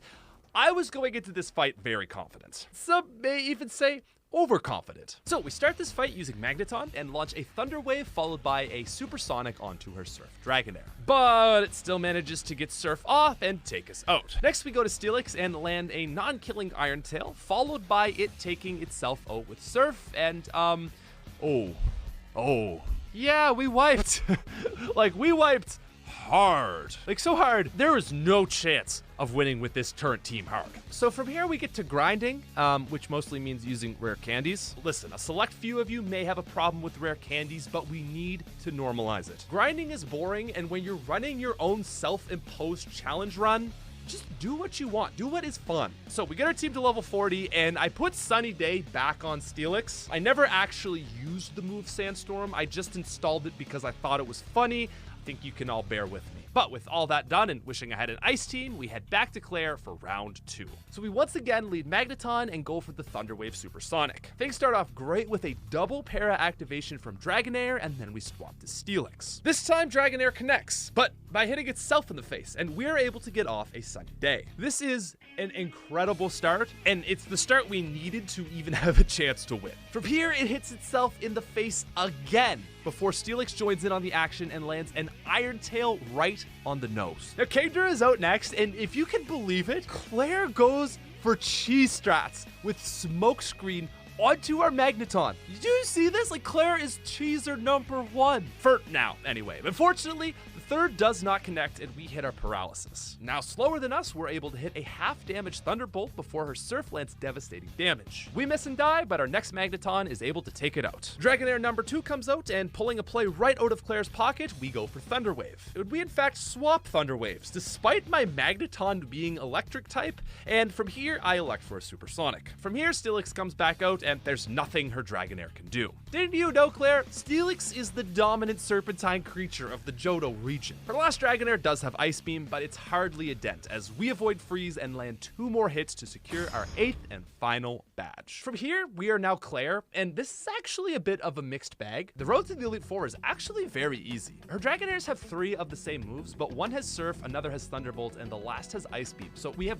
great coverage through this section, and this section has trainers with a lot of variety. You can see that especially in our rival fight that I think is a great showcase of the potential of our Dragonair squad. Unfortunately for us though, the first member of the Elite Four is Will. Will is really interesting because while his Pokemon aren't very good, they all have Stab Psychic. And so because of that, going into this fight, I actually thought about it long and hard. His first Xatu really likes to confuse Ray, and I'm actually very wary of it. So if you can believe it, I actually decide to lead our tanky Kingdra in, and I fire off a Hyper Beam to start things off. It's a 2-shot, and we're still alive in decent range. Next up is Jinx, where we go for a Dragon Breath to get it down a bit, but man, I think we both know what we have to do here. Yeah, that's right. I elect to go for another Hyper Beam. It feels like the noobiest strategies ever, but it's the only option I have. Upon recharging, Exeggutor sets Leech Seed, and I then pull a cheeky Dragon Breath crit. Now, knowing I'm gonna need Kingdra for that last Xatu, I decided to swap Dragonair Water.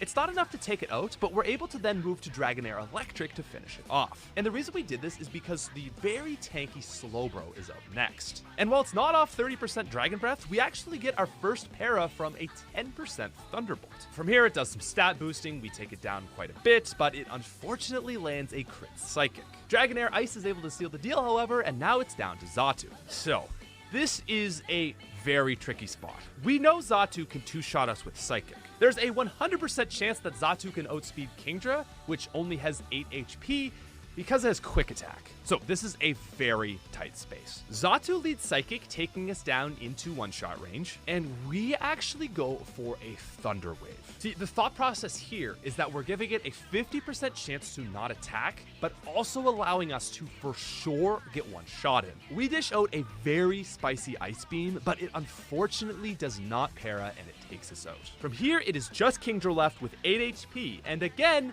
this Xatu knows Quick Attack. So I think we really played this the best we absolutely could have. And in the end, luck does balance itself out. Xatu is paralyzed. We land the Hyper Beam to win this fight. Oh my gosh. Okay, that was the closest fight of this whole run. That was terrible. That should not have been that close. Now, sure, that was a bad fight, but hopefully the next isn't gonna be that hard, right? Oh, okay, nice. That's actually just gonna be Koga beat right there. He's a poison guy, and we had psychics, so yeah, I think we all knew this was gonna be an easy fight. So, you know, Koga tried to cheese us, but now that we have his team, I'm gonna show you how you really cheese someone. So up against the fighter Bruno, we start with Ariados, just like Koga normally would, and like him, we go for a double team. We go for multiple double teams, actually 6 double teams, in fact. And unlike Koga, we are smart. So you see this button right here? It's called Baton Pass. Ariados sucks, so we actually press it. And see, it's actually this Venomoth that we're gonna swap into. Wing Attack Crobat would be a good choice, but it wouldn't be able to deal with the Onyx, so Venomoth Psychic it is. Venomoth is able to take out Hitmontop, Hitmonchan, and Psychic is able to pass through Onyx's pitiful defense in 2 shots after it opts for a, are you ready for it? Sandstorm. Up next is Machamp, who knows Foresight, which would actually just reset our evasiveness back to normal. Unfortunately, this Machamp sees a kill with Rock Slide, which is already not a 100% accurate move, and if you can believe it, misses. Venomoth is able to take it out, and it's now down to Hitmonlee, who does actually opt to land a Foresight, which also, I gotta say, Bruno, that was like a smart move, just way too late. He's able to land some shots as I try for the troll win with a supersonic, but I'm unable to land it and we just go with Gust instead. The AI isn't really smart enough to consider things like Foresight, so anyway, Koga, that is how you play Koga. So upon beating Elite 4 Member 3, we get a fighting team. I'm actually very excited to use Bruno's team because we're going up against the Dark user, Karen. And while seemingly convenient, Karen actually only has 2 Dark Pokemon, so I'm going into this thinking it won't be a piece of cake. So Karen is up next, and she leads Umbreon while I go Hitmontop. I didn't realize how garbage this move selection was, so from here I just decide to swap into Machamp. It goes Sand Attacks, but I've learned from Bruno's mistakes. I hit a Foresight, and then go for Cross Jump to take Umbreon out in 1 shot for the first time in history. Vileplume is up next, so we swap Hitmonchan, and oh, right, this is why Bruno's sucks. My man put special moves on a Hitmonchan. Anyway, he's able to eventually take out Vileplume, and Gengar is up next. Now, this was the Pokemon I was, like, genuinely scared about. I was thinking Hypnosis, Dream Eater, Shadow Ball, and it has none of that. Its only damaging move is Lick, which for this fight is great, but is very bad for the next fight. Anyway, Hitmonchan takes down Gengar, Murkrow takes down Hitmonchan, and seeing the writing on the wall, I opt for a Sandstorm. Anyway, last member is Houndoom, and it actually hits the 10% burn on our Machamp, so that takes us down. Now, the Sandstorm subsides, but we swap back into Onix, who survives with 2 HP to send off an Earthquake. And this, to me, is kind of just incredible. Like, if this was any other Pokemon in existence that had Ground, Stab, Earthquake, this would have killed here. And probably a lot of you know this. Onix has less attack than Caterpie, so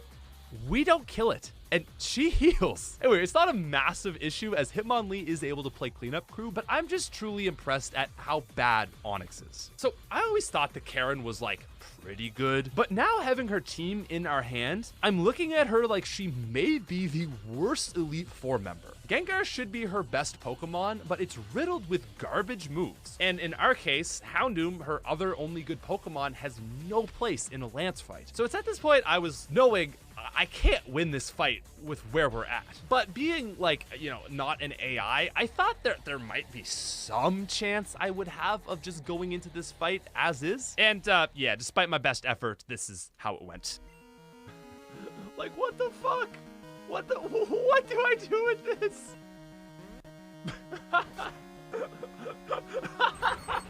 Okay. Right, so that was very clearly a stupid decision, but I wanted to give it a shot. No, see, I am someone who learns from their mistakes, and I knew that if I was gonna have a Gengar, I should probably take a trip to Goldenrod Department Store and buy some TMs. Ice Punch, taught. Thunder Punch, taught. Fire Punch, I would, but it's not really necessary. Shadow Ball, taught. Dude, we're stacking up Karen's team. We got that cracked Gengar. We're putting Iron Tail on Umbreon for Aerodactyl coverage. We may as well give Murkrow Icy Wind for backup ice. No, you see that right there, Karen? That is a team. And this is a beautiful team in more ways of one, because it feels like we've channeled the power of all those who have come before us. We have the Ice move of Price, the Steel power of Jasmine, Shadow Ball from Morty, and the punches from Whitney's hometown. We're taking the combined power and knowledge of Johto and giving it all to the second best trainer in the league. Karen, let's do this. It's time to prove that once and for all, you are the true champion of Johto. So as the battle begins, we lead with the speedy Gengar to outpace Gyarados and hit for a devastating 4-time super effective shot to take it down. Next is Dragonite Ice, but we're far too fast and our fist is far too cold as we take it and Dragonite Thunder down in a single shot. Aerodactyl, the fastest hand in the West, is out next, but we swap to Umbreon to eat its legal rocks and then land a Confuse Ray. Wing Attack connects as we land Sand Attack. It then hits itself twice in confusion as we land a massive Iron Tail on it. But unfortunately, as always, Lance pulls out his Hyper Beam trump card and takes us down in a shot. From here, though, we're back into Gengar, who is able to come in and finish the job. Critical hit Thunder Punch takes Charizard out from here, and there's one Pokemon left. Now, fearing for the life of my trusted companion Gengar, the man who's taught me more than anything of this whole fight, I opt to swap out into Vileplume, and it goes down to a Fire Blast. Even the mighty Houndoom is only able to land minuscule damage before succumbing to Hyper Beam next. From here, I know I only have one option. There's some players out there that would put the fate of an entire run in the hands of a ghost.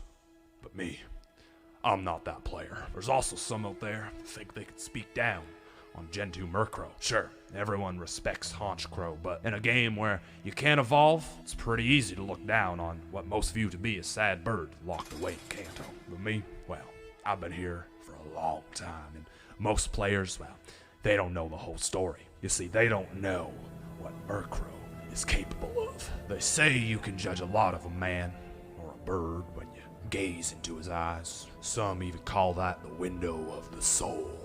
And when I looked into those eyes the day we met, my blood ran cold and I knew that thing for what it truly is. A monster. Not just a monster, but the fiercest, fastest, and coldest Pokemon out there. When I truly stare into the depths of its soul, I know its real name. Some of you may call him Murkrow, but me, I choose to call him by his true name.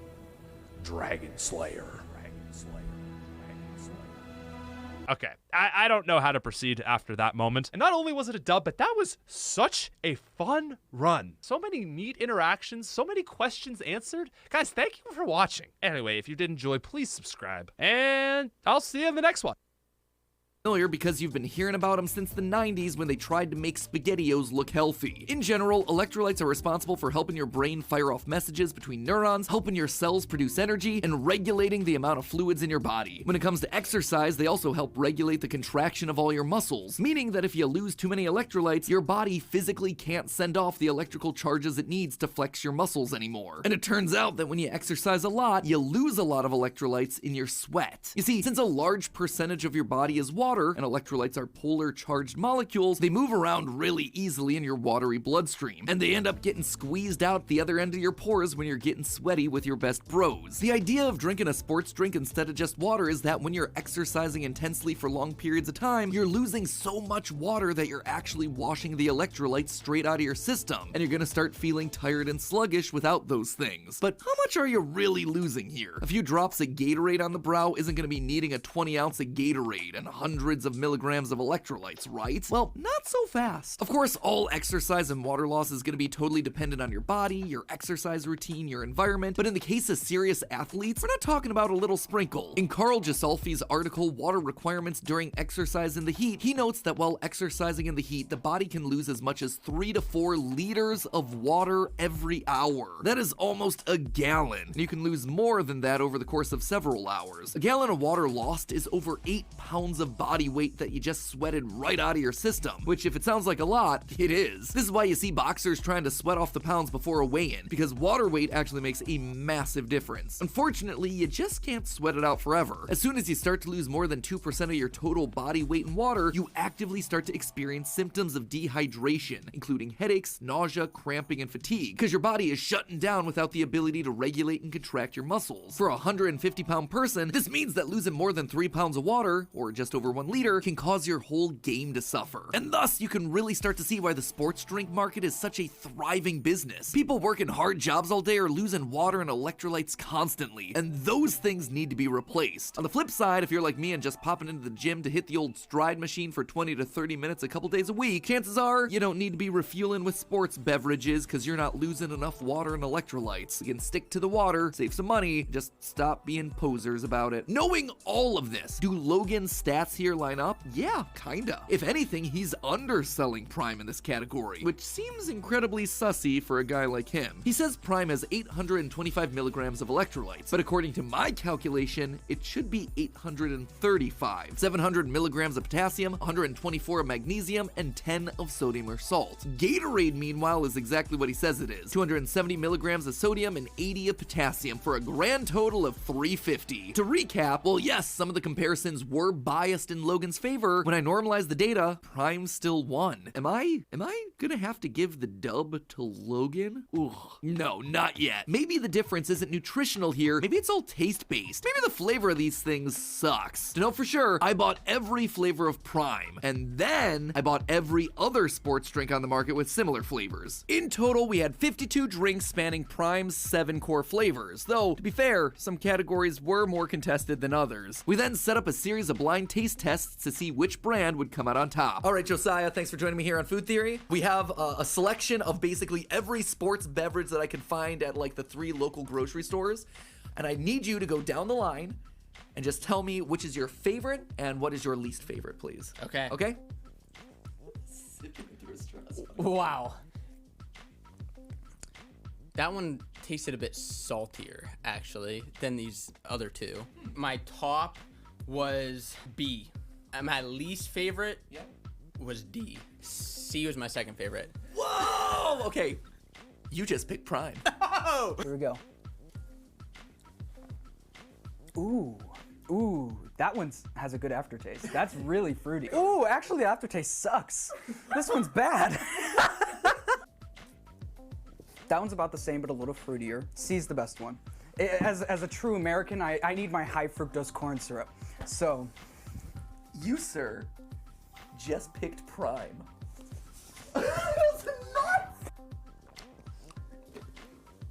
That's weird. What's that reaction? That's like that feels like salty, immediately salty. Again, oh, that's wildly different. That is, I wouldn't have said that was orange if I didn't know that was orange. I can tell you my worst two, D and F. D and F, okay, your worst two. Yeah, absolutely. Best, A and C, I think will be my top 2. Okay. The one that you said is wildly different from the others, but really flavorful. Yeah, E. That is Prime. Okay, because it's like, it wasn't bad. Like I say, I think F and D were worse from a flavor perspective, but it was just really odd. So I want to get on the action as an extra test subject, so I'm not involved with any of these from here on out. Ooh, much stronger. Okay, this is what I would typically assume is like a lemon lime sports beverage. A little bit salty. It kind of like sticks in the back of your teeth a little bit. Like, That's Prime.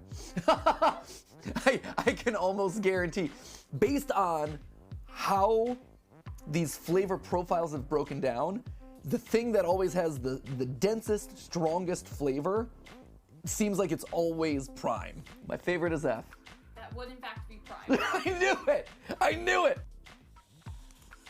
Oh, I like this one. Oh, yuck. Oh, yuck. Okay, so this is like if you just took a really sweet, flat drink and then you added oregano to it.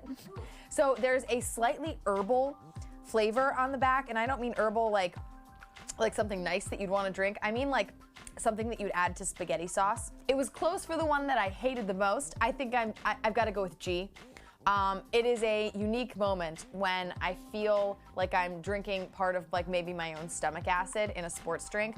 So we're gonna peg that one as the worst, followed closely by I, to be honest. Interestingly, no sugar flavors tended to rank higher than any fully sugared brands, with Powerade Zero being the overall winner with the consistently highest rankings across the board. That said, no one brand dominated every flavor category. And while Prime didn't win everything, it certainly did win a few, with an especially strong performance in Tropical Punch. In general, it was consistently well received. The only problem was that it was just much sweeter than any other sports drink brand. The other drinks tended to have flavors that felt thinner, a bit closer to water. Prime, meanwhile, was a lot like Kool-Aid or Pedialyte, a stronger, denser, more syrupy flavor, which in turn made it feel, at least to me, heavier. Because of how dummy thick the flavor was, it wasn't really something that I or the rest of the team would actively reach for to recover from a workout. But just as a flavored water to drink around the house, yeah, that'd be great for that. Even after the taste tests, there was something that I couldn't quite kick. All the other sports beverages did taste fundamentally different from Prime. They all had a slightly muted flavor, even sometimes a salty flavor. And yet here was Prime tasted like a melted lollipop. How? How was the one drink with the least sugar content the one that tasted so much more sugary than the rest? And why did it have a fundamentally different flavor than all the other sports drinks? Again, something felt off about this. Something keeps feeling off about this stuff. What is it? So I went back to the nutrition label again, and that's when it hit me. Look again at the comparison of the electrolytes. Sure, Gatorade has 300 milligrams and Prime has over 800, but the way they get to those numbers is vastly different. Prime has 10 milligrams of sodium, 124 of magnesium, and a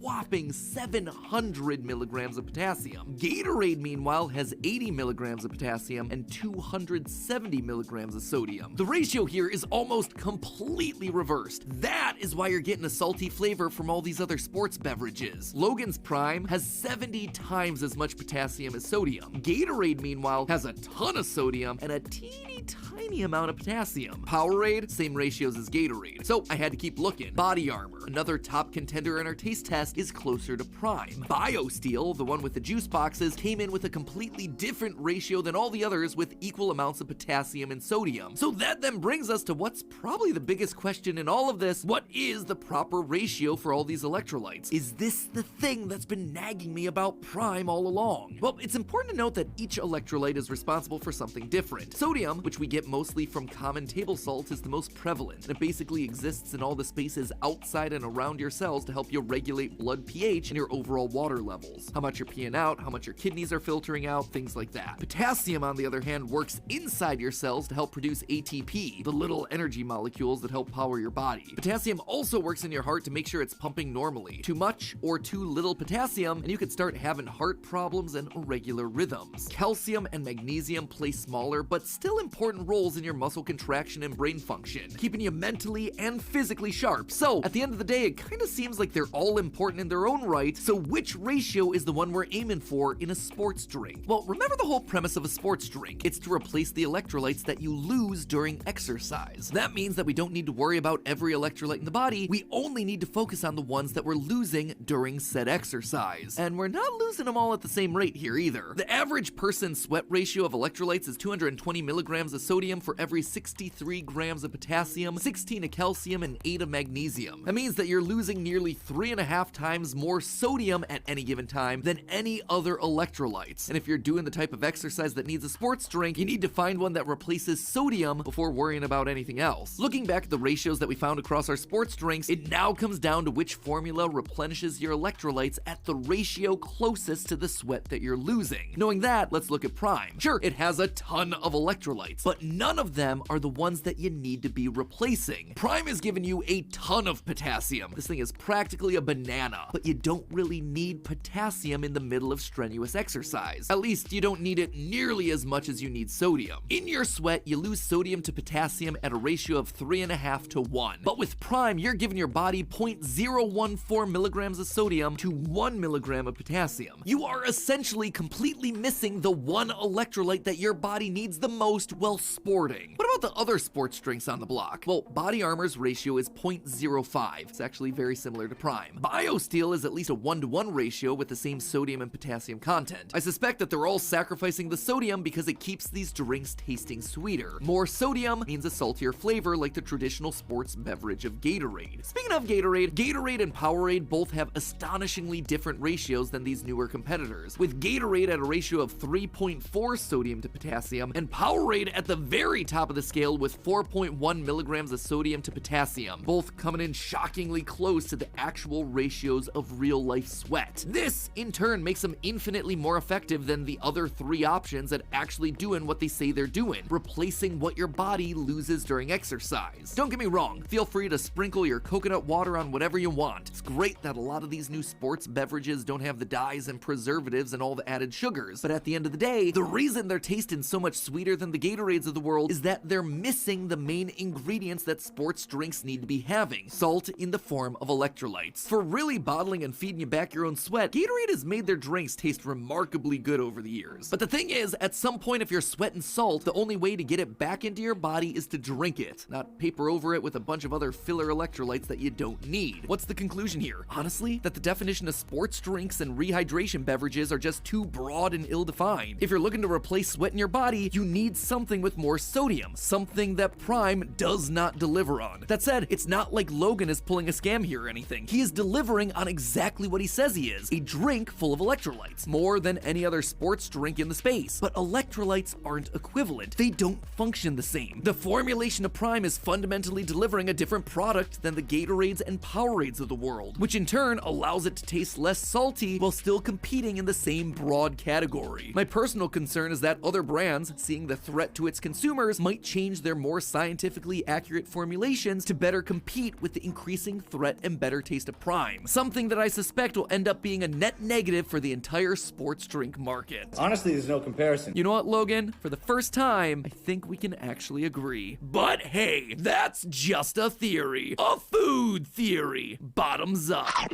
And hey, if you're thirsty for more content, crack open the video on the left where we show you how you can tell the temperature of water just by listening to it. Or if you're looking for more sporty content, chug our style theory on the right where I talk about these crazy oversized sports hats and how they're the next big thing in fashion.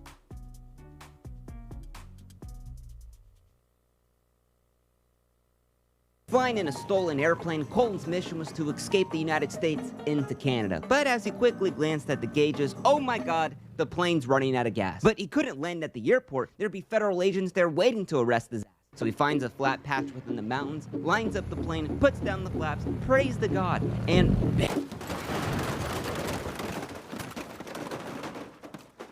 Now, thank God he'd actually made it out alive, because Colton didn't have his pilot's license. He'd actually never even flown an airplane, because Colton was 16 years old, stealing over 6 airplanes while committing 67 felonies in 3 different countries on the run from the FBI for 3 years. Colton Harris Moore is the most badass kid outlaw I've ever read about. Hold that seat tight, because it's gonna be a wild ride.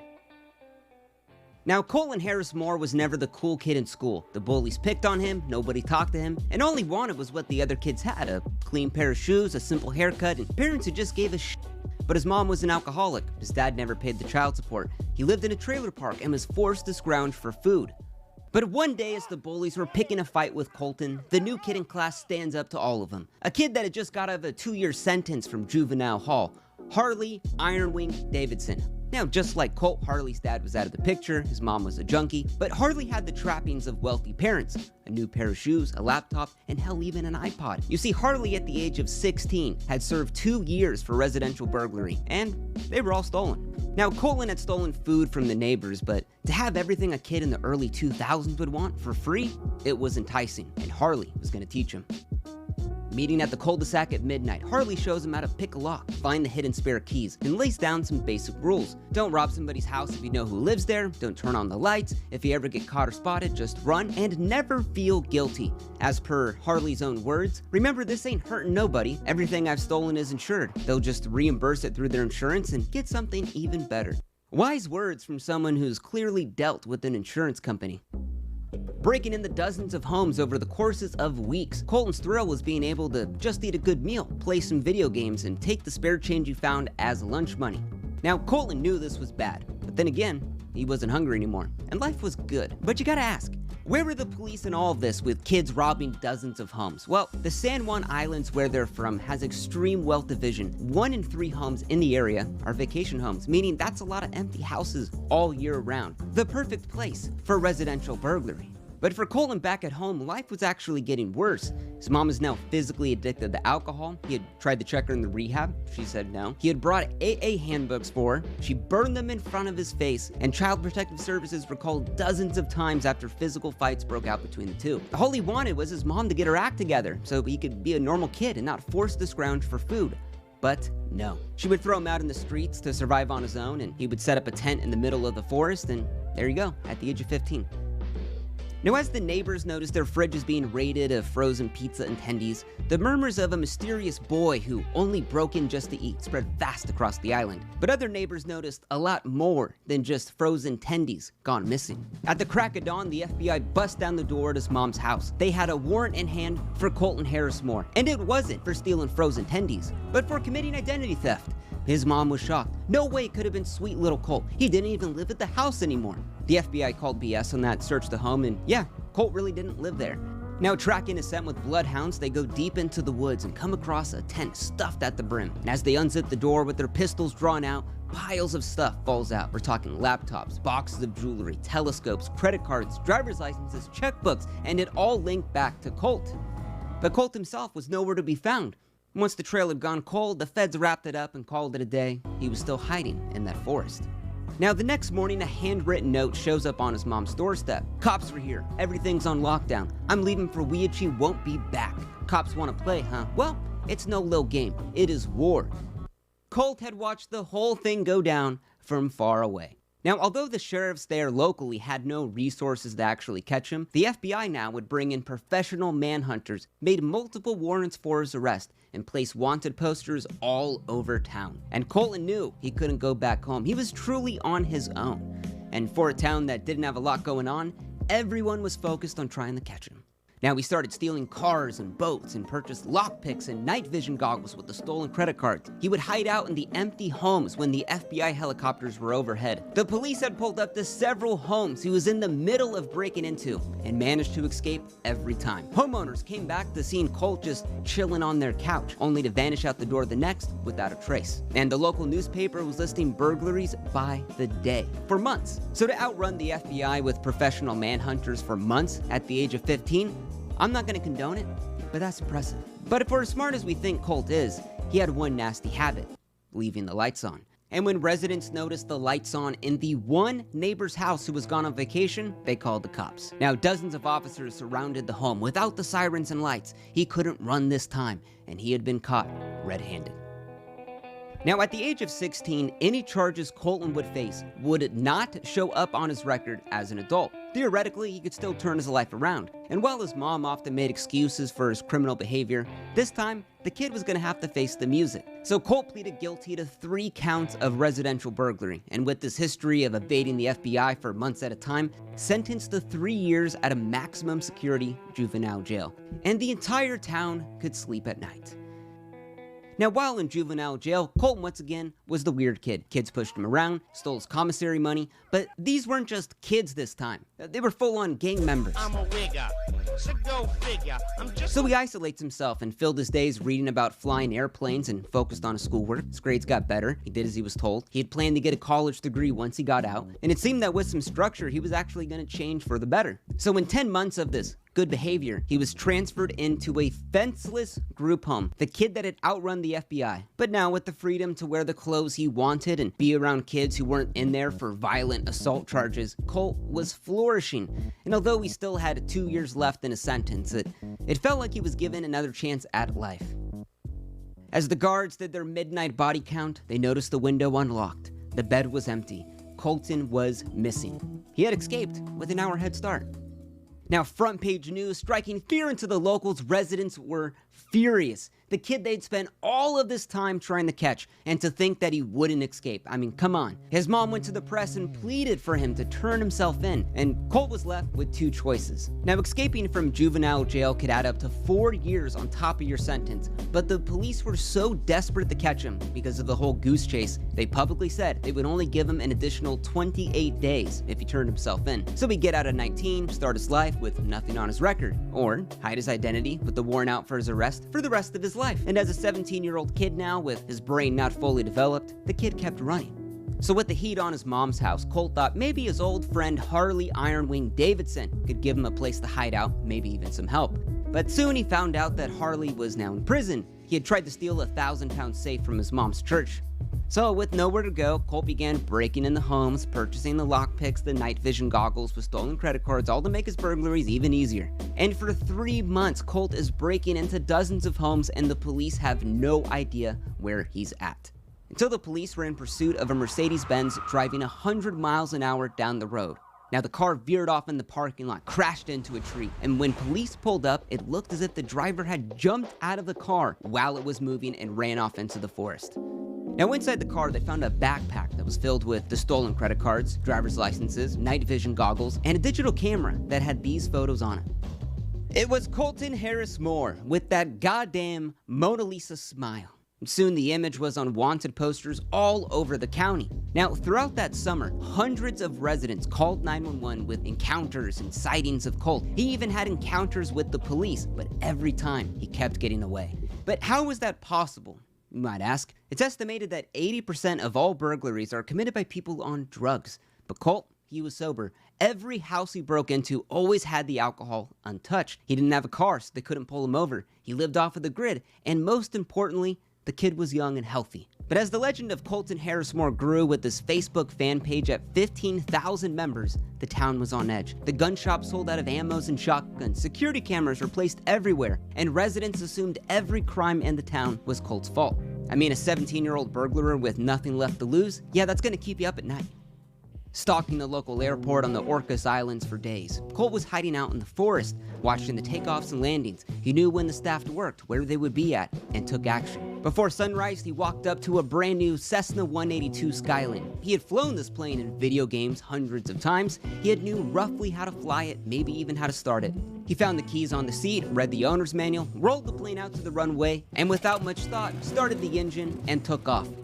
Now, flying into the mountains, Colton couldn't believe it. That adrenaline burst of actually flying a plane without a license. Now, you may wonder, how was this possible? Wouldn't air traffic control see a random plane that never reported itself and maybe think it's a little suspicious? Well, in America, if you don't cross any restricted flying areas and stay under 18,000 feet, you're free to fly wherever the f you want. But you see, in flying, landing is the hardest part. And once Colt looked at the gas gauge and realized he was almost out because he never checked it before he left, he needed to land now. So he finds a flat patch within the mountains, lines up the plane, prays to God, and the landing gear was destroyed. The propeller was twisted up. And once Colt woke up from being knocked out, he threw up all over the plane. After 6 months of no reported break-ins or burglaries within the area, locals thought Colt maybe was done. Maybe even dead, but his war against the police was still very on. So arriving in the town 6 months later, he gets into a police car, he steals the officer's cell phone, ticket book, breathalyzer, laptop, and his MP-15 assault rifle with the box of rounds. So far, Colt hadn't harmed anyone physically, but Now he was armed. Who knew what he was capable of? If he gets backed into a corner because of everything that he's done, you know, if he has a weapon, I wouldn't put it past him to use it. Now, while some saw the act as daring, others loved that a kid was sticking it to the cops, living life on his terms. A Robin Hood that didn't give back to the poor, but instead had a fan club selling merch with his face on it. And Colton made sure to give his fans a great show.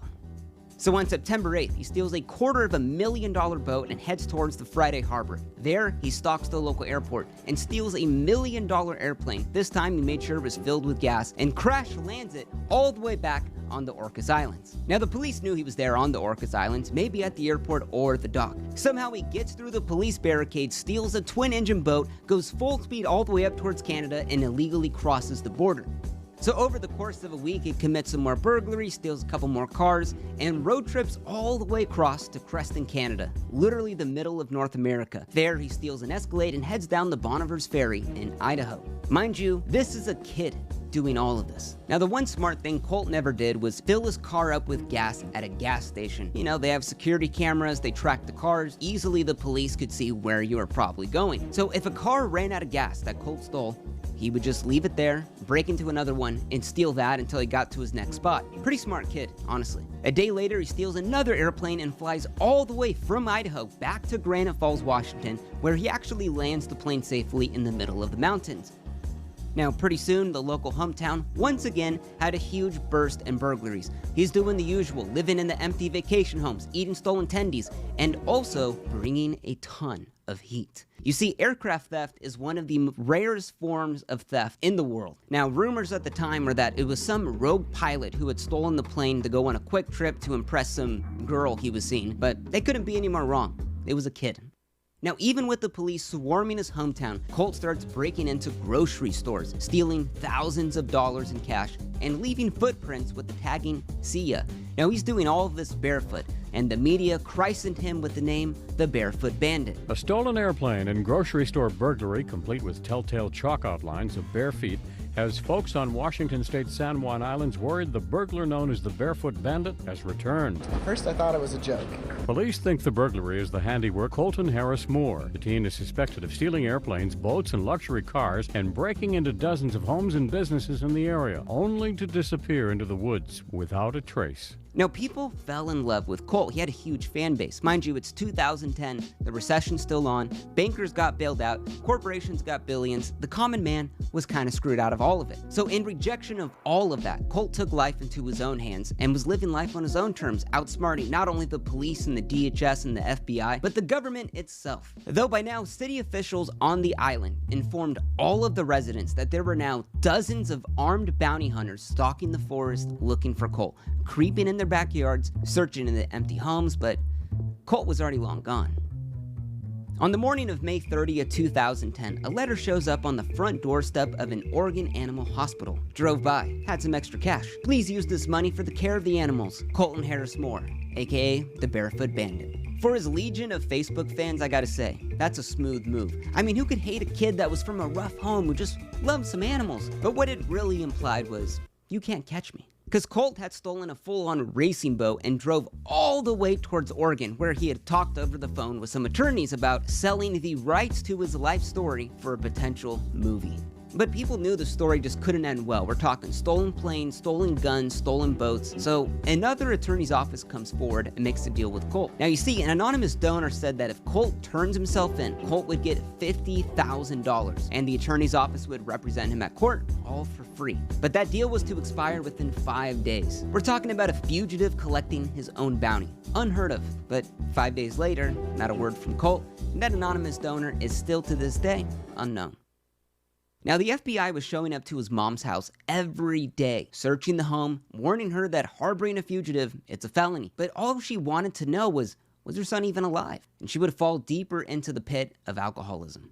Now, over the course of a week, he starts stealing several more cars and starts road tripping all the way to Yankton, South Dakota. Now, arriving at midnight, he needed a place to kind of hang out. So he cased out several homes in the area until he found the one with no cars in the driveway. He thought if they weren't home by midnight, they were probably gone on vacation. Hungry and filthy, he puts his clothes in the washer at the house. He heats up the oven and makes some frozen tendies for himself. He goes upstairs, gives himself a haircut with the trimmer he found, and he finally hopped in the shower to relax after a long week of road tripping. At 3 a.m., the Clark family had come back from a long vacation. With their eyes half asleep, they headed inside the house with their bags ready to just pass out. But something was off. The TV was still on. Jell-O containers were stacked on the floor. Frozen tendies were heated up. Now, as the dad walks into all of the rooms, he notices at the end of the hallway, the bathroom door is slightly open. And as he reaches out to open the door, it slams shut. The dad, a 340-pound dude, muscles the door open until a naked man covered in lotion sprints towards out the basement. Now the dad's chasing, get out of the house, get out of the house. And by the time he got to the basement with his adrenaline pumping, a red laser pops up on his chest. Colt let it be known that he was armed. Now the dad locks the basement, runs to the car with his family inside, breaking the garage door as he's backing out, and heads over to his neighbor's house to call 911. Now, Colt's freaking out. He doesn't know what to do. His clothes were still in the washer. I mean, he's literally trapped in the basement. Minutes later, as the officers swarmed the house on the lookout for a naked man covered in lotion with a gun, there was no way on God's green earth Colt was going to get out of this one. But once the SWAT team bashed in the door and the K-9s were let loose, and after an hour of searching every nook and cranny of that house, no one was inside. So with the forest close by, bloodhounds and helicopters with thermal cameras are searching all over the area. But Colt had escaped. And this time it was close. Holy.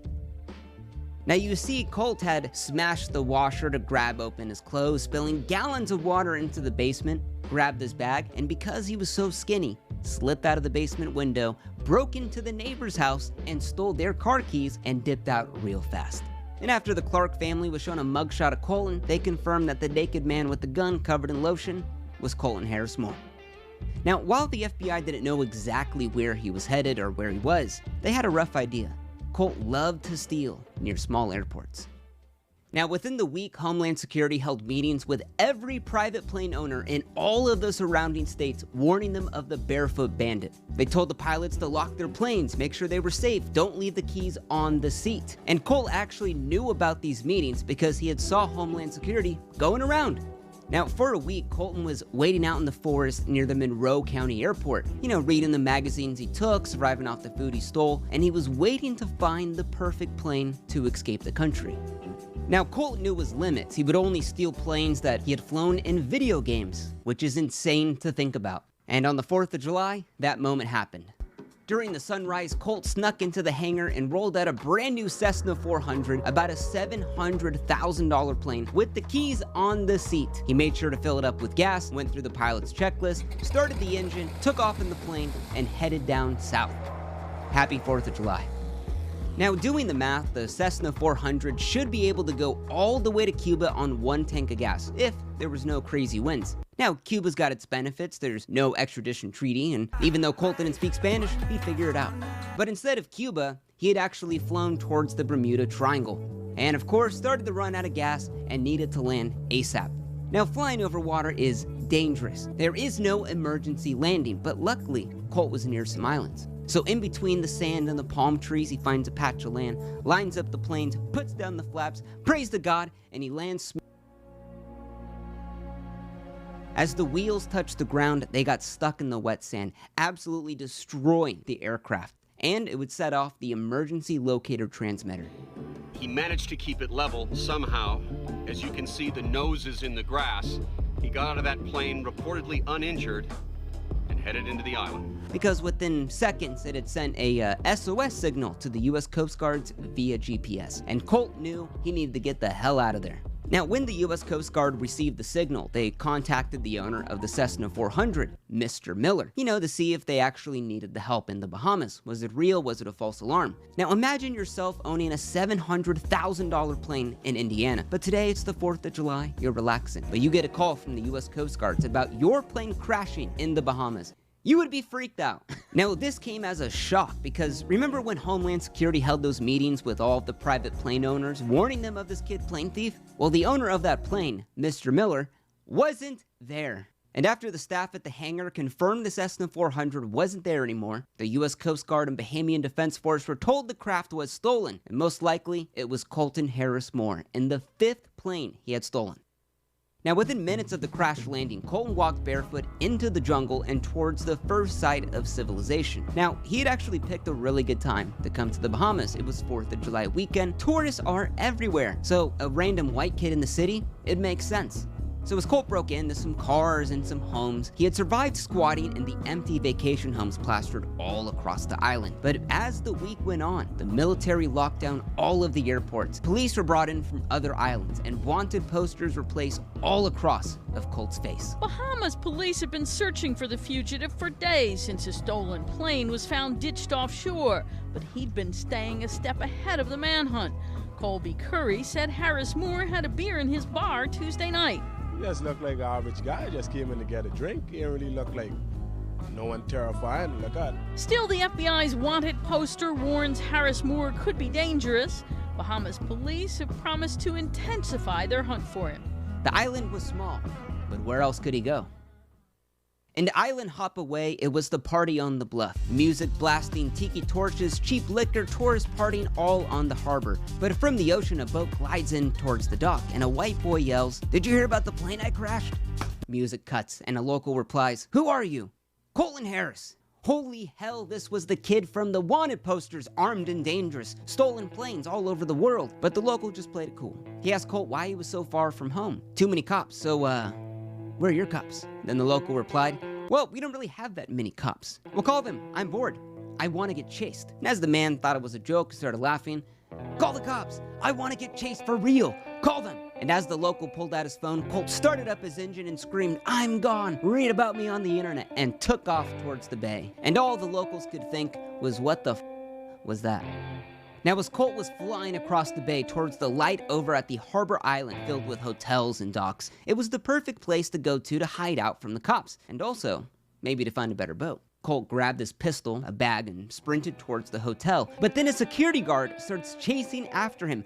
But once the guard saw that pistol, he backed off, realizing he didn't get paid that much. But the guard would call the cops, and he would go back to Colt's boat and made sure to take the keys so Colt couldn't get away. So that call went out to everyone on the island. The police, security guards, armed citizens were searching. Even the military was looking for Colt now.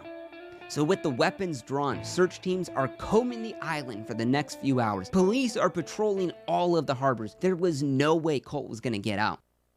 At 3:30 a.m., one of the officers walked off of the dock to go to the bathroom. And as he's doing his business, he heard a man run outside, jump in a boat, and take off. God damn it, it was Colt hiding in the bushes, waiting for that perfect moment the entire time. Officers with machine guns and police boats started chasing him out of the bay, but there was no way to actually catch him because the boat that Colt had stolen was fully capable of outrunning the cops, and even better, had a full tank of gas. See, while the ocean was quiet, the roar of the engines could be heard all across the island. And as Colt looked back, watching the police lights fade into the horizon, he couldn't help but smirk. But just as the boat starts losing speed, he'd realized he had just hit a sandbar and had beached the boat. He gives it more gas, but it only dug him in even deeper. You see, when Colt was looking at the cops, he had missed the boat's GPS warning of the upcoming sandbar, and now he was stuck. His 2-year-long run comes down to this. And honestly, he froze and held his gun to his head. Now, for minutes with the officers, he refused to put his hands up until Colt fired one shot at the officers and gassed up the boat, hoping to make some last escape. But the police would pepper the side of his boat with 20 rounds all throughout the boat's hull. As the smoke cleared, Colt rose his hands and he was placed in the handcuffs. He was done. Now, what's insane is that the Bahamian police actually captured Colt without anyone getting killed. That wouldn't happen in the US, let's be honest. Now, Colt was wanted by the FBI, the US Marshals, dozens of police departments, Homeland Security, Canadian Mounties, and the Bahamian government, and they all wanted him to pay for his crimes. But the Bahamian government had their first pick, and man, were they proud of it. Parading Colt around in that perp walk, and with 5 burglaries, 3 boat thefts, possession of a loaded firearm, firing at an officer, that's probably gonna get you a decade at the infamous Bahamian Fox Hill prison, considered one of the worst prisons in the world. But they only had one charge for Colt, and that was not presenting his passport when he entered the country. Colton Harris Moore was captured Sunday in the Bahamas after a high-speed boat chase with authorities. He was fined $300, which the U.S. Embassy paid and sent back to the U.S. Police officials, they were all smiling, chuckling, so he got a slap on the wrist, basically, so I don't think he's too worried about it. I think he's got some more problems waiting for him in the States, though. Now, American prosecutors had to wrangle 67 felonies in 3 different countries and wrap it up all into one court case. And honestly, he was looking about 20 to 30 years in prison. Now, Colton had hired one of the most infamous attorneys in the game, the guy that you call when the evidence is stacked against you. John Henry Brown. Never heard of it? Ted Bundy's attorney. Now, they had calculated the restitution for the planes, the cars, the homes, the search operations at a staggering $1.4 million that Colt was gonna pay.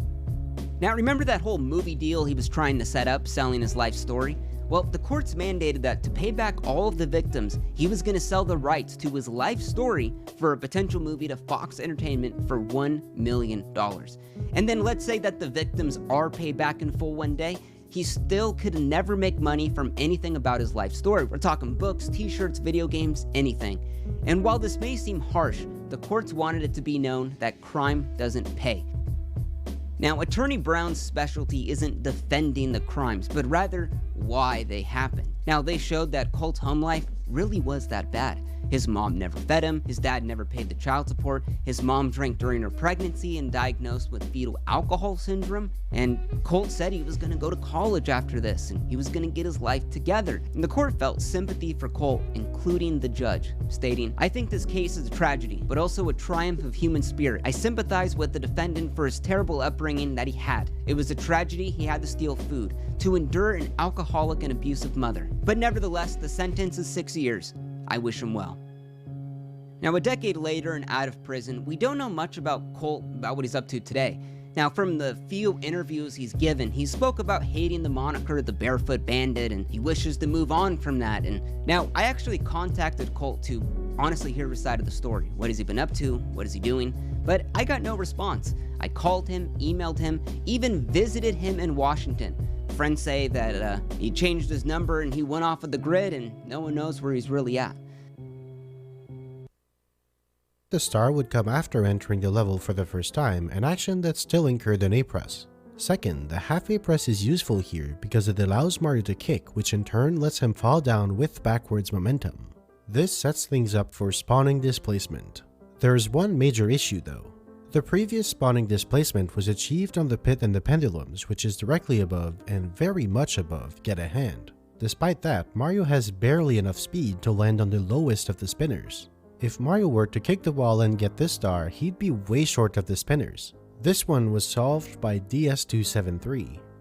The problem with kick recoil momentum is that the speed Mario inherits is a fixed -48. But the ABC crew figured out that while it's true that Mario's speed can't be changed, speed isn't the only way to move Mario. He can also get pushed by walls. If Mario finds himself inside of a wall hitbox, because the hitbox is 50 units wide on each side, he can theoretically get pushed by double that, or 100 units perpendicularly to that wall. Now, because the ABC experts were trying to push Mario in the same direction as his movement, that proved to be a bit tricky because Mario would need to enter the wall from behind for this to work. But thanks to pendulum manipulation, it was possible to have the wall itself move into Mario instead. Unfortunately, even that wall push ended up being too weak to move Mario enough to reach the spinners, by a factor of 10. That idea was not gonna work. It was tough enough to get Mario to get pushed by a wall in the right direction once, let alone 10 times, until DS273 had a new idea. The pendulum is made up of many tiny triangles to give the illusion of a round shape. As it turns out, in this specific spot, many different triangles converge into a single point. Theoretically, if Mario ended up exactly on that point, he could technically be inside of all of these triangles' wall hitboxes at once. Like we've seen before, when Mario is in multiple wall hitboxes at the same time, he receives a combined push from all of them. So, if Mario ended up inside of all of these walls, he could get a wall push from each of these triangles. And how many triangles is that? 10 triangles. The path forward was clear. The goal was to get Mario in this point in the star fall action with kick recoil momentum. Then he would get a massive push from 10 walls at once and move just barely far enough to star dance clip onto the spinner. Now the question was, how do you get Mario in there? Well, the answer was not easy. Unlike floors, wall collisions do use floating point numbers, so the point where these 10 triangles converge is one single floating point number, or 0.000025 units wide. Also, for all 10 triangles to be walls at the same time, the pendulum needs to be at a very specific angle, so extensive manipulation was also required. The point itself was also a little bit too high. Mario somehow needed to kick the wall from slightly higher than this platform. That wasn't enough to discourage DS273. Here's the route that he came up with and that Pan and Koic successfully tasked afterwards. First, there needs to be a carefully preset hope. Tal Mountain can be used to do just that. Next, Pan uses instant release to send 2 bob-bombs at the hope laterally, but at slightly different heights. This is so they can be reactivated later in very specific positions.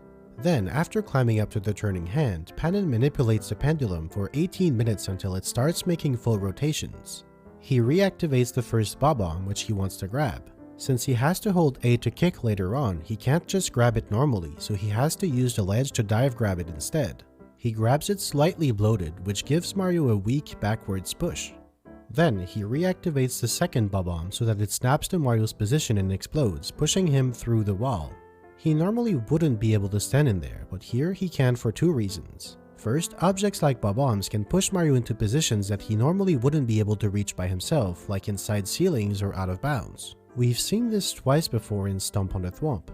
Second, this area is not out of bounds because there's a floor directly below. It's inside of a ceiling which traps Mario in midair but doesn't immediately kill him like out of bounds would. The swinging pendulum passes by and Mario can walk on it, which ever so slightly moves him upwards to the correct vertical position for the float precise wall push. Then he keeps moving inside of the ceiling thanks to the bob-bomb pushing him around until he gets to a fraction of a unit behind the wall, the perfect spot for the final part. The inputs in RNG to get to this point required brute forcing to reach the exact values needed. Now, all Pan can do is wait.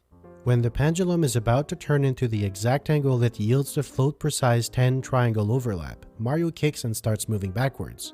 He enters the wall hitbox and gets clipped back in bounds. His kick collides with the wall on the same frame that he touches the star. Then he inherits -48 speed and the pendulum turns into him. He enters the float precise point where 10 wall hitboxes coincide. In a single frame, he gets pushed 1,000 units backwards, which happens to be just barely enough to start dance clip at the very bottom of the spinner. Finally, one small bit of RNG manipulation before this whole ordeal ensured that at this precise moment, the spinner would start spinning clockwise and provide spawning displacement to save the re-entry A-press. All 120 stars were now obtainable in 19 A-presses. The ABC crew had done it. The whole game was under 20. The A-Button Challenge had completed its 22-year transition from a fun little distraction in the corner of an RC chat to the most convoluted and well-researched video game puzzle of all time. As complex and difficult the new A-Press saves had become, it was worth the effort. With the community as large as ever, filled with talented experts working together tirelessly, the sky was the limit.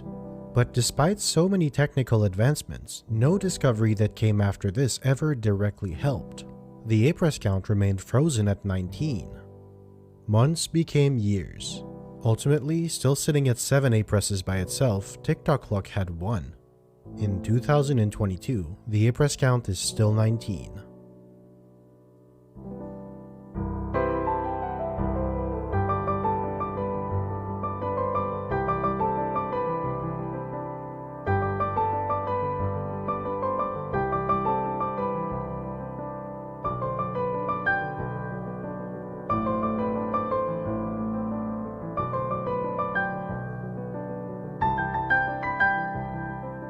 The date is July 6, 2022.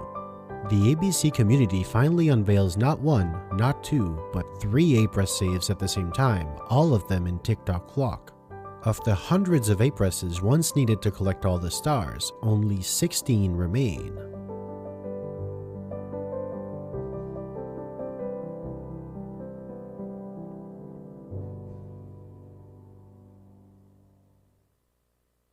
Though it seemed that the ABC had been dormant for a while, the new developments in TikTok Clock actually had been in the making for years. In fact, ever since 2016, there was one leading idea to lower Stomp on the Thwomp to only 1 A-Press. At its inception, it could save up to 8 A-presses on 3 different stars. It was a very simple idea, with just one small problem. How small? About the scale of the universe. The idea involved the old pedal spot strategy. That method was stunted by having to enter the level while the clock is still, which made reaching the pedal spot so much more inconvenient than what a moving clock could provide. So what if instead the pedal spot could be used while the clock was on the random setting? Theoretically, through the magic of RNG manipulation, the cog could stay in place for long enough that Mario could build up all the speed he needed to jump straight up to the thwomp at the top of the clock. But here's the small problem. To stay still for so long, assuming purely random conditions, the cog needed to roll a 1 in 7 chance 1200 times. Simply finding a solution that worked would take longer than the heat death of the universe. There were a few redeeming elements that made the actual odds slightly better.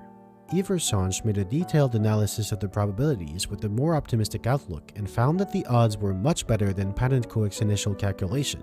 Specifically, he found that once Mario has enough speed, the cog can turn by some tiny amount without breaking the pedal spot. But regardless of how you spin it, the improbability of the strategy outscaled the number of possibilities that could be tested by dozens of orders of magnitude. So while the random cog pedal spot idea was alluring in its simplicity, it was impossibly intimidating in its execution. It remained in limbo for over 6 years, waiting for something to be found that would make it computable. But that never happened. Instead, it was its competing idea, a much more complex one on the surface, that prevailed in July 2022 and saved 3 A-presses at once. To get some context on the discoveries that led to the improvements, we need to step all the way back to March of 2018. Tyler, Caney, and Badboot were brainstorming strategies to get past the Pola and Bowser in the Fire Sea on console. During their research, they found a promising and peculiar trick that stems from a very obscure interaction: squish cancel. When a ceiling and a floor are close together, Mario can't quite fit in that spot. This is the mechanic that makes pedal spots what they are. However, if at least one of them is dynamic, in other words, if it belongs to an object, Mario will get squished instead. Now, if at least one of the surfaces involved in the squish happens to be very slanted, by more than 60 degrees, as Mario is getting squished, he also gets pushed off by 10 units. If that push happens to be enough to take him off the floor he's on, then he suddenly finds himself squished by nothing in midair. To prevent that, on the next quarter step, his action state is set to idle instead. Finally, on the next frame, Mario can either do an action like a jump from that state, or he simply enters freefall. The reason this was so promising is that squish cancel happens to preserve Mario's horizontal speed while it resets his action back to idle. But there's also an unexpectedly useful side effect: it also zeroes out Mario's vertical speed. Ultimately, the goal was to use this in combination with high-speed collisions with bullies, but there were missing pieces to the puzzle, and despite all their best efforts for years and years, this idea could never be fully realized. A few months later, in August 2018, a tasser by the name of Super Watermelon 64 was playing around in Jolly Roger Bay when he encountered a very odd glitch. Mario could dive twice for seemingly no reason. This turned out to be the accidental discovery of remote squish cancel. If you remember, ceilings extend up infinitely until there's a floor above them. Sometimes, due to imperfect geometry or rounding errors, a ceiling that's supposed to have a floor above it has a tiny sliver that doesn't. This exposed ceiling stretches infinitely upward and causes what's commonly called an invisible wall. If the exposed ceiling happens to have a floor immediately under it and one of them is part of an object, then all the requirements are met to squish Mario, even though he's far higher than the game would expect him to be. When Mario is squished, he instantly downwarps to the floor below him. But if there's a steep slope and Mario gets pushed out, his action is set to idle instead. From that point, he can jump or enter freefall again while preserving his speed. Because all of this happens way above the place that would actually squish Mario, this is known as remote squish cancel. Immediately, Badboot found that under perfect conditions, the pendulums in Tick-Tock Clock could fulfill the requirements to enable Mario to perform a remote squish cancel. At the time, nothing concrete was found to have it directly save an A-press, but it was one more tool in the box. The other trick that was found during that time, though, was much more evidently groundbreaking. On May 1st, 2021, DS273 published a discovery of Behind Camera Anywhere. Behind Camera Anywhere, or BCA for short, is a surprisingly simple trick. At any given time, the camera has a focus point. Now you'd think that focus point should be Mario, but as it turns out, that would look a bit odd and annoying. Instead, the camera is looking at a constantly evolving point that's roughly this much ahead of where Mario's looking. Now if you lock the camera in place, the focus point will still behave as normal. If Mario goes really close to the camera, the focus point in front of him can end up on the other side. The camera always looks at the focus point, therefore Mario can end up behind the camera so long as he's looking in the right direction. To save on resources, anything that isn't in the current field of view of the camera isn't being rendered because it wouldn't be on screen anyway. That's true even of Mario himself. If he's far enough behind the camera, then he no longer gets rendered. And you know what that means. If Mario isn't being rendered, then whatever he's holding also isn't being rendered, so the hope does not get updated. That's right, behind camera anywhere is yet another hope preservation method, adding to the hat-in-hand glitch, instant release, and pause buffered hit stun. Of course it comes with its own set of challenges. Mario needs to grab and release an object all while keeping himself behind and his focus point in front of the static camera. That's a pretty restrictive situation that effectively prevents moving around with the object and also limits Mario's facing angle during the trick. Nonetheless, behind camera anywhere would prove extremely useful to streamline a lot of existing cloning strategies, and it even found its way into real-time ABC. But most importantly, BCA enabled new possibilities for crazy routes in TikTok Clock. Combined with remote squish cancel and a few thousand hours of working out, this discovery led to the 3 A-press saves in TikTok Clock 14 months later. The idea boils down to solving one problem, getting past this section of the level in no A-presses. The stars, the pit, and the pendulums, time jumps on moving bars, and stomp on the thwomp all rely on clearing this section. The existing method bypassed the whole thing in one A-press with hyperspeed grinding. To go from one to none though, a completely different strategy was needed. It can be broken down into 3 steps. First, crossing this gap, which has been solved for years using a bloated bob-omb. Second, getting up to here, which can be done with a dive recover into a fire clone and a Stardance clip. And finally, dismounting the pole, which can be solved with another conveniently placed fire clone. And that's it. With just these 3 steps, the whole section is cleared in no A-presses. Actually, not quite. It's easy to look at each individual problem within a level and find the solution that misses the bigger picture. This is one of those. The Stardance clip looks like a great solution, but it actually isn't. It's all because this gap already uses a Stardance clip. You can only spawn 100 coin star at once, but here you would somehow need 2. One of them has to go. This is where DS273 came up with an absolutely crazy plan that could, in theory, get rid of this Stardance clip. But it was a bit of a lunatic idea that had no business actually being possible. Until a newcomer, SJMHRP, jumped into the problem headfirst. She created various programs to search for the one perfect alignment of stars that allowed DS's insane plan to work. This task was astronomical. But after 1,000 hours of work over 8 months and after over 10,000 computational hours to search through billions of permutations of conditions, she found the solution. Sit down, buckle up, and put your helmet on. Let's get it out of the way right off the bat. Mario rides a pendulum into the ceiling, he gets squished and burned, then repeatedly ground pounds to gain height all the way up until he grabs the ledge at the top. Finally, he pulls a bob-omb out of his pocket and uses it to cross the gap. That's it, that's how it's done, and now we need to spend 20 minutes understanding why.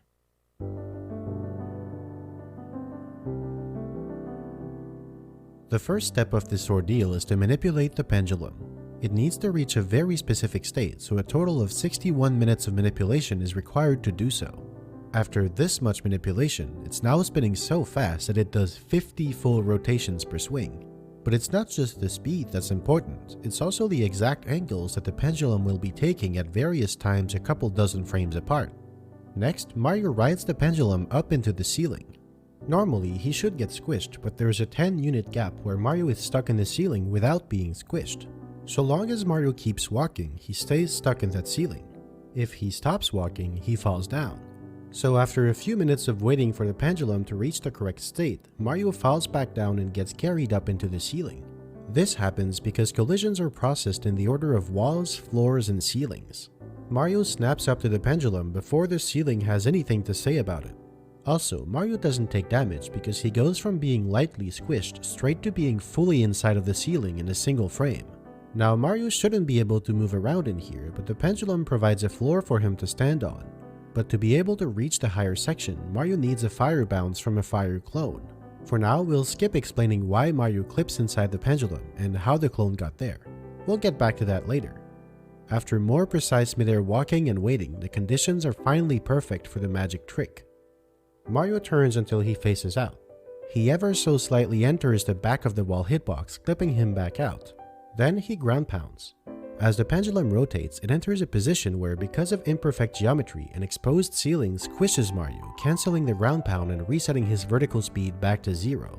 On the same frame, he's pushed out of the exposed ceiling. On the next frame, he enters freefall. From there, he can move into the next spot that will have an exposed ceiling and ground pound again to gain height. In total, this trick is repeated 7 times. This is why the pendulum manipulation was so crucial. The pendulum needs to create 7 squish-cancel spots at regular intervals of about 7 to 10 frames with no exposed ceilings in between. Mario can only move by a tiny amount between each ground pound, so all 7 squish-cancel spots need to be very close to each other. At the start, the pendulum needs to stay below Mario, otherwise he'd bonk into it. And finally, because the pendulum is only tangible if Mario is close enough to it, as Mario goes higher, the angle range the pendulum can take gets smaller and smaller. When Mario is at the very top, he's too far from the pendulum to do any more squish cancels, but he's still too low to grab the ledge. Thankfully, DS273 had one last trick up his sleeve, a glitchy ledge grab. This wall is made up of 2 sections that seamlessly combine to create one surface. But as it turns out, due to some floating point rounding nonsense, each section has an ever so slightly different normal vector. As a result, there's a float precise position where Mario's 30 unit check finds the lower wall, but the 150 unit check does not find the higher wall, and he grabs the ledge from way below. This glitchy ledge grab was found on November 14, 2020, and it was the last piece of the puzzle DS273 needed to devise his master plan. Once on this spot, Mario could use a bob-omb to cross the gap, a star dance clip to get up the elevator, and a fire clone to dismount the pole. But hold on, how do you get all this stuff here in the first place? We need to rewind a bit. The last one is the simplest. This fire clone is placed at the beginning of the stage using a preset hope from Tall Mountain and behind camera anywhere. But despite being the simplest, it's not that simple, because Mario needs one of these bob-ombs for cloning, yet the object he's cloning is all the way up here. He needs to find a way to carry an object for an extended time without updating the hope at any step of the process. First, Mario makes both bob-ombs explode 1 frame apart. Just as he grabs it, the other bob-omb is unloaded. This causes the bob-omb's spawner to load into Mario's hands. Like we've seen before, a spawner is an invisible object. Because it's invisible, it doesn't need to be rendered, which in turn doesn't update the hope. Mario then carries that invisible object up until it also unloads and can be replaced. At the exact moment when it's replaced with a newly loaded fire object, Mario is now behind the camera, so again the hope is not updated. Mario throws the fire clone to the hope where it sits waiting to burn Mario off the pole later on. The clones on the elevator are more interesting, but we'll get to those later. I did promise that I would explain how these fire clones got here. There are 3 of them. One has to be used as a sacrifice to prevent Mario from activating the useful fire clones too early. The clones were placed by setting the hope under this spot, then using BCA to drop them at the hope laterally but at Mario's height. The range of usable heights for the fire clones was pretty restricted, which made the whole strategy harder to pull off. And now we take a look at how the bob-omb magically appears in this spot. It uses a known trick, the out-of-bounds failsafe mechanism, but in a new way. In the past, the bob-omb was placed using a preset hope from another level that happened to be out of bounds in Tick-Tock Clock. But here, the preset hope is already in use, and there can only be one. There needs to be a way to place a bob-omb out of bounds from within the level. Of course, Mario normally can't go out of bounds. On the rare occasion that he does find himself out of bounds, he dies immediately. Needless to say, this proved to be quite a challenge for DS273 to solve. The solution he came up with is nothing short of amazing. Here's how the hope can be set out of bounds. Just below this treadmill, 31 units below to be exact, there's a wall overlap. When Mario dives with the bob-omb onto the edge, the moving treadmill moves Mario off, which does 2 things. First, Mario enters a hands-free holding state, and second, his vertical speed of -24 is conserved. After 1 frame of falling, Mario's speed is now -28. On the second frame's first quarter step, Mario moves down by a quarter of that speed, or 7 units. He precisely enters the wall overlap and gets moved outside of the level. But wait, that's out of bounds. How can Mario be out of bounds without instantly dying? Well, he actually isn't. even outside of the walls of the level, Mario isn't immediately out of bounds. As it turns out, the floor at the very bottom of the clock extends a little bit outside the walls. Mario is only treated as out of bounds if there's no floor under him, so technically he is still in bounds. After falling for a bit, Mario dives, which he can do while hands-free holding. He hits the actual out of bounds and bonks, which releases the bomb and knocks him back into the level. Meanwhile, the Hope, which while Mario is diving is in front of his position, ends up out of bounds. Now, a bomb needs to be released there with some remote release method, either pause buffered hit stun, behind camera anywhere, or instant release. This turns out to be more challenging than it seems because of the 4000 unit activation radius. For the failsafe to trigger, Mario needs to enter the bomb's activation radius, which is this sphere. But the Hope is too low for that radius to intersect this ledge, so the bomb needs to be released at the Hope laterally at about this height instead. However, at the moment when the bomb is released, Mario needs to be outside of this zone. Otherwise, the failsafe would be triggered immediately and the bomb would snap to Mario's position. This creates a bit of a problem considering the bombs are right here. But what if they weren't? Prior to setting this Hope, Mario clones one of the bombs by reloading it from above the spinners. He uses that bomb to clip through the wall on the moving bar. Again, despite being outside the walls, the moving bar provides a floor for Mario to stand on. He releases the bomb here, setting the Hope in this weird semi-out of bounds spot. Then he clones another bomb, making sure to avoid updating the Hope. Using BCA, he throws it out of bounds. Something weird happens. The bomb goes to the Hope, but gets stuck in a weird mid-air oscillation.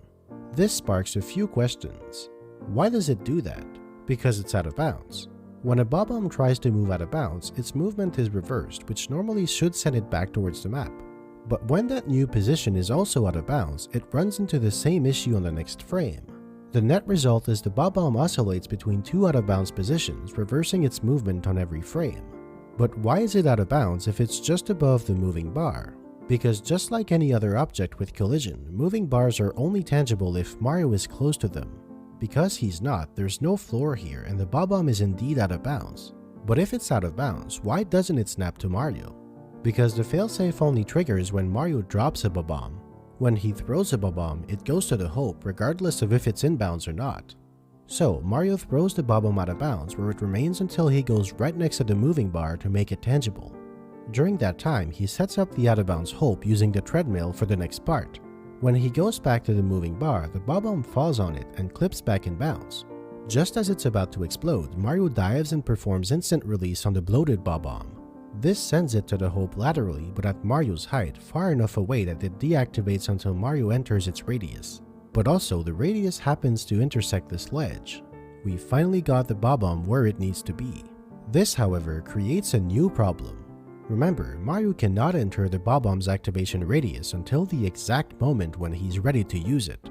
The radius intersects the destination, sure, but it also passes right through the section where Mario rides the pendulum into the ceiling. To avoid reactivating the bomb early, Mario actually needs to clip inside the pendulum as he's going up. Thankfully, there happens to be a tiny 1 unit wide sliver of floor inside the pendulum for Mario to stand on.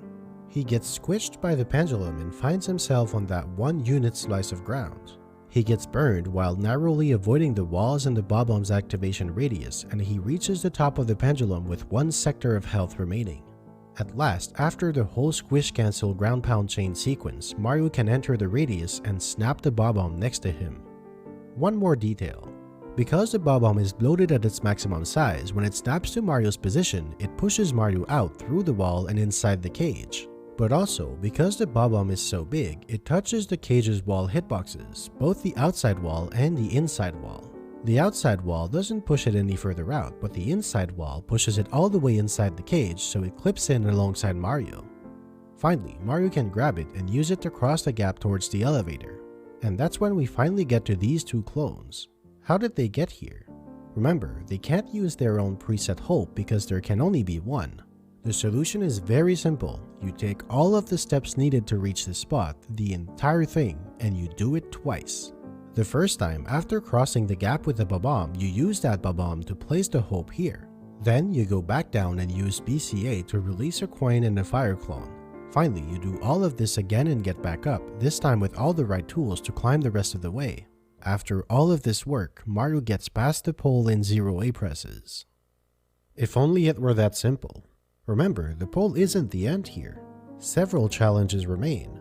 First of all, because there are 3 instances of spawning displacement to re-enter the clock, the level can only be entered with a preset hope a total of 3 times. Get a Hand needs a preset hope, which leaves only 2 uses of a preset hope for 3 stars that need it. The second problem is that the Pedro Spot VSC strategy for the end of Stomp on the Thwomp required a different preset hope to send a Bob-omb high above Mario. The third problem is that time jumps on moving bars also required its own preset hope for the Bob-omb clip at the end. How could all of these extra Bob-ombs and preset hopes ever be reconciled? Well, the third one was actually solved in September of 2018 by DS273. It turns out the overuse of preset hopes with limited opportunities to enter Tick-Tock Clock from anywhere in the castle was spotted as a potential issue back then as well. In an effort to cut preset hopes out, DS273 figured out time jumps on moving bars without the Bob-omb at the end. The solution he came up with was the first use of Squish Cancel in the ABC. It made use of both pendulums for the ending instead of just one. The far one was used to get some height and dive to this moving bar, and the second was used to Squish Cancel a dive recover to allow Mario to enter Freefall. From a dive recover, Mario can't grab onto ledges, but from Freefall, he can. This lets him grab this ledge and reach the star in no A presses with no Bob-omb, and therefore no preset hope. Now for the other 2 problems. Luckily, both of them can be solved the same way.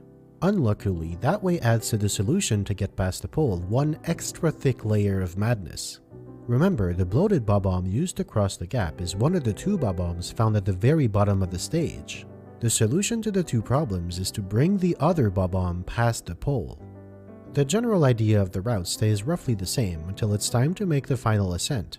That's when even more steps are needed to bring not just 1 but 2 Bob-ombs up. First, there are a few explosion clones that need to be set up for what's coming up.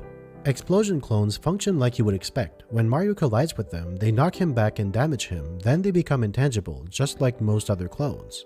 Mario places 1 explosion clone over there using BCA and 3 more right here. The first clone is a sacrifice so that the other 2 can be used later. With that done, the hope is set up out of bounds on the moving bar, and the first Bob-omb is thrown there using BCA, where it will be held in place safely, much to our convenience. Next, the hope is moved out of bounds using the clip below the treadmill. This hope will be used to move both Bob-ombs up the clock. Now, Mario wants to grab the second Bob-omb. Here, however, there's no other Bob-omb whose spawner can be conveniently used to bypass updating the hope. This is where the explosion clones come into play. They allow the use of pause buffered hitstun until a new invisible object is able to be loaded into Mario's hands, a star particle spawner. This takes a while, which is why 2 active clones were needed, the first one to knock Mario back and the second one to extend his invincibility frames long enough to load the star particle spawner. That spawner quickly unloads, so now Mario's holding a vacant slot. Therefore, he needs to be careful not to generate too much dust particles and other temporary objects that could load into his hands and update the hope. Nonetheless, he climbs up the spinners and reaches these cubes. He loads the Bob-omb and drops it at the hope with BCA just outside of the activation radius. This, however, is an awkward position. It's too low to be useful for the rest of the climb and too high to be worked with and dropped higher up. So it needs to be lowered first. To do that, Mario goes down to this walkway and enters the activation radius, snapping the Bob-omb to him. Then he does a breakdance kick to get the Bob-omb to explode and does instant release on it while it's bloated at its maximum size. This sends the Bob-omb back to the hope, but this time a bit lower and a bit bigger. The next step is to climb up to the moving hand, but without reactivating the Bob-omb. To do that, Mario can simply ride the wild pendulum up to the hand. This climb just barely works. Mario is less than 1 unit from clipping through the pendulum because it's rising too fast. From there, the other explosion clone comes in handy to set up another pause buffered hitstun. Mario enters the Bob-omb's activation radius, grabs the bloated bomb and gets pushed off the hand, where he drops it back to the hope, still bloated but much higher this time. Then it's back to the first Bob-omb. Again, it's dropped to the hope, bloated as well, using instant release. The 2 Bob-ombs end up very close together, the first one slightly lower and the second one slightly higher. After the squish cancel ground pound chain, it's time to reactivate 1 Bob-omb. The 2 radii are very close together, and as it turns out, because it's higher, the second Bob-omb's radius is the one that Mario enters first. Therefore, that's the one that gets reactivated, and the other one is kept in place for now. This proves to be quite the problem though, because the range of motion is extremely limited. This time, when the Bob-omb snaps to Mario, it pushes him not completely inside the cage because that would load the other Bob-omb. Instead, it pushes him between the two walls where their combined push cancels out. While in there, Mario has 2 frames where he's able to move out of the way until he exits the outside wall hitbox and he completes the clip into the cage. At this point, he's within one single unit of activating the other Bob-omb. Finally, he's able to grab the bloated Bob-omb and do the rest of the sequence. After getting past the pole, he can retrieve the first Bob-omb by entering its activation radius. We're almost done. From here, the bomb has 2 separate purposes. In the pit and the pendulums, it's used to replace the hope at the top of the pole before collecting the star so that after re-entering the clock, another star that gets past the pole can be done right away. The last detail to consider for that star is that because it's now down to 0 A-presses, Mario can't kick the wall to recoil into the star and set up spawning displacement. So a punch is used instead. The principle is the same, but the execution proved to be a lot more difficult and precise. In order to receive the recoil speed and touch the star on the same frame, a very specific sequence of events needs to happen. First, Mario punches from on top of the pendulum shaft. Then he snaps down to the head. This is possible because when Mario is on the ground, he can move from a higher floor to a lower floor by up to 100 units at once. On the next frame, Mario is on a float-precise seam between 2 walls, so he gets pushed by both. This sends him next to the star and his punch connects with the wall. Finally, he receives recoil and touches the star 1 frame later, and he falls with backwards momentum. This specific set of conditions turned out to be nearly impossible. After making and running a brute forcer to figure out a configuration that worked, Pan&Coic found nothing. His closest attempt was just 2 units short of touching the star. But after brainstorming new options with DS273, he finally found one single solution that required a dive roll from the other pendulum to punch the wall with enough speed. Note that the hand also needs to be in this precise spot to stop Mario from doing a star dance clip on this platform instead, which would ruin the spawning displacement. For Stomp on the Thwomp, the Bob-omb is used, along with a slightly more complex pendulum manipulation, to send Mario to the pedal spot. This was the combined work of DS273 and Pan&Coic. First, Mario goes up to the platform above the pendulums where he manipulates both of them at once. Then he falls on top of the first pendulum, reactivating the Bob-omb. It pushes Mario into a spot just a little bit inside the ceiling like we've seen before. Mario walks in midair stuck in the ceiling and he's moved around by the Bob-omb pushing him back. Once he gets into the pedal spot, the rest of the strategy is very much like the last Stomp on the Thwomp improvement. He gathers nearly 700 speed, then uses a double VSC to reach all the way to the Thwomp and collect a star in a single A-press. And this is how Tick-Tock Clock went from 7 A-presses down to only 4, 3 of which are to enter the stage. But this wouldn't hold for very long. A new face in the community was concocting unusual plans. He had been around for a few years, even contributing to the latest A-press saves, but nothing on the scale of what he was about to achieve. The complexity level was about to get from the stratosphere to outer space thanks to one man. His name was Marbler.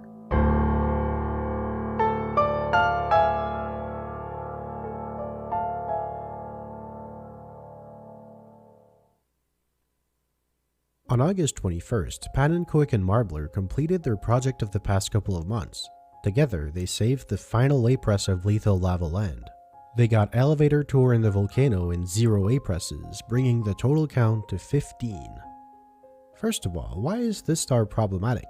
Well, because of the final boss of the A-button challenge, a pole. There's no way to get off this pole without falling down or jumping. While it is possible to reach the other star in the volcano in no A-presses, the 2 platforms are too far apart and a long jump is required to cross that gap. Instead, Mario will gain height another way, using a familiar method in a completely new context.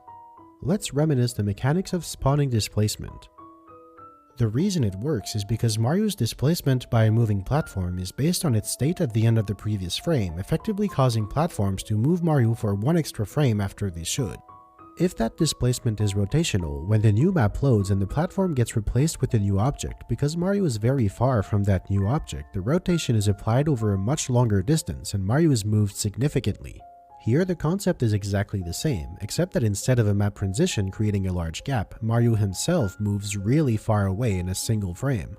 Then, when the displacement is applied, the rotation is very small, but the radius is so large that Mario is moved upwards substantially. Enough, in fact, to end up above the star platform. In a parallel universe, that is. Because for Mario to get displaced so much, he needs to have PU speed and move into a PU. Now the question becomes, how can Mario be on a rotating platform on one frame and in a PU on the next? This is where things get complicated. To get our answer, let's break down the 26-hour task step by step. Mario begins by pushing a bully into the lava and running into it. This interrupts the death animation of the bully, which leaves it stuck below the floor. Since there's no more floor under this, the bully is out of bounds. Just like the Bob-omb in TikTok Clock, it gets stuck alternating between two positions. As a side note, for visual clarity, the bully will often be represented in a superposition.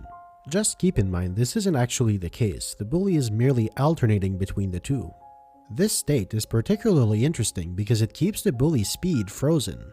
Even though the bully itself is out of bounds, its hitbox sticks out of the lava just enough that Mario can still collide with it. If Mario runs into the bully perpendicularly to its movement, he transfers some of his momentum to the bully, adding a tiny bit to its speed. This is called slow bully battery.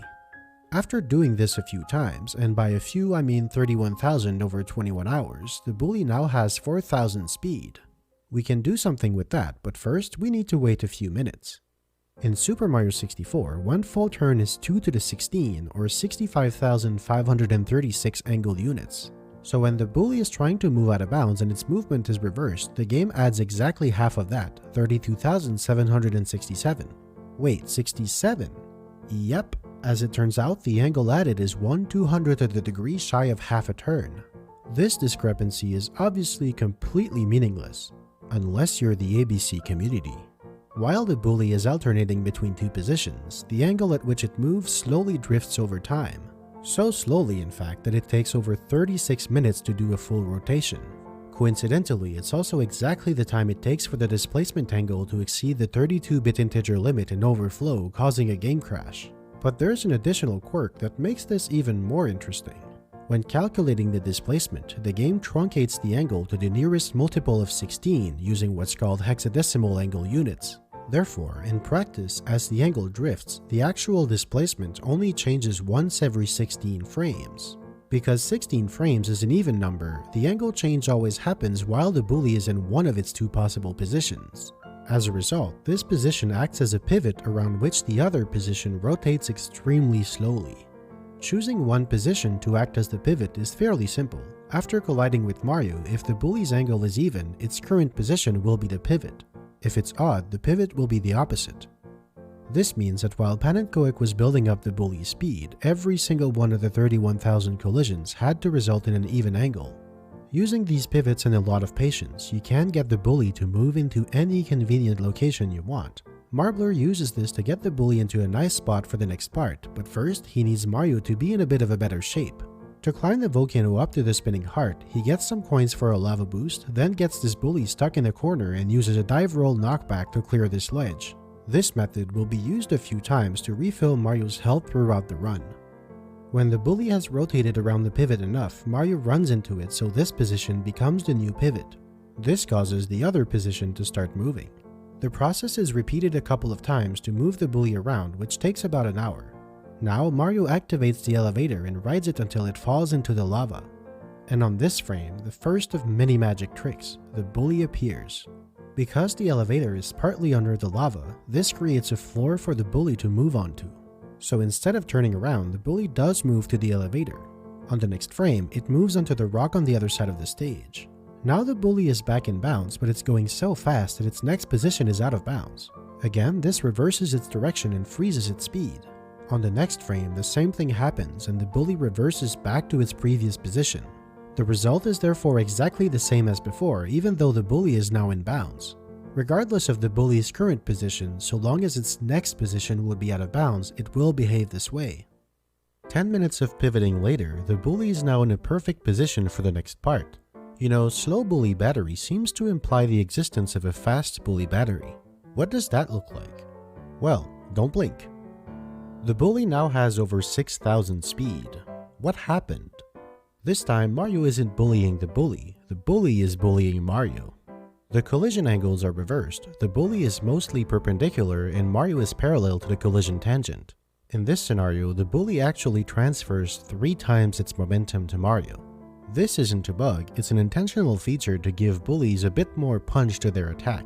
Normally, this wouldn't be an issue because Mario's knockback speed is capped at 32, but as you may have guessed, this isn't a normal scenario. This is the original textbook use case for squish cancel. The edge of the elevator has an exposed ceiling because of a rounding error, and it's a dynamic surface. Mario enters the bully's hitbox to get knocked back. On the next frame, first the elevator displaces Mario into the exposed slanted ceiling, squishing him. Then the bully collision moves Mario out and gives him triple the bully's momentum, or just shy of 10,000 speed. Before the game processes the knockback speed cap, the squish bush, now disjointed because of the bully collision, moves Mario here where he ends the frame. Since he left the ceiling and the elevator, the squish cancel is complete. Mario still has his high speed, but he's no longer being knocked back, he's now idle. Therefore, the speed is preserved. On the next frame, the elevator moves back under Mario, so instead of entering freefall, Mario is still on the ground. At the same time, Mario moves for one single quarter step to the other end of the stage. Because he's still on the ground, he can snap down to a floor up to 100 units lower, 82 units in this case. This is important because when Mario tries to move out of bounds, his speed is only conserved if he's on the ground. If he's in the air, the speed is immediately set to 0. Meanwhile, the bully, after this collision, does lose a significant amount of its speed, but it still has 1100. This is low enough to actually move inside the level. Over the next few frames, it bounces around, skipping over Mario and bouncing back on out of bounds until Mario hits it again. That transfers Mario's new speed back to the bully. The important element of this interaction is the momentum being tripled when the bully knocks Mario away. This breaks the usual conservation of energy. Just before the collision, the bully had 2500 speed. A third of it was lost during the 2 frames the bully spent moving in bounds earlier. After Mario transfers his speed back, the bully now has 6600. The only caveat of this trick is that it's impossibly precise. The elevator needs to send Mario into a unit-precise exposed ceiling, and the bully needs to somehow collide with Mario again soon after. In other words, Marbler was trying to hit a P with a pull shot where the balls are moving at escape velocity. Nonetheless, fast bully batteries can be chained together, allowing Mario and the bully to exchange exponentially large speeds to each other. After the first one though, things do get a bit simpler. First, the bully collides with Mario at 6000 speed.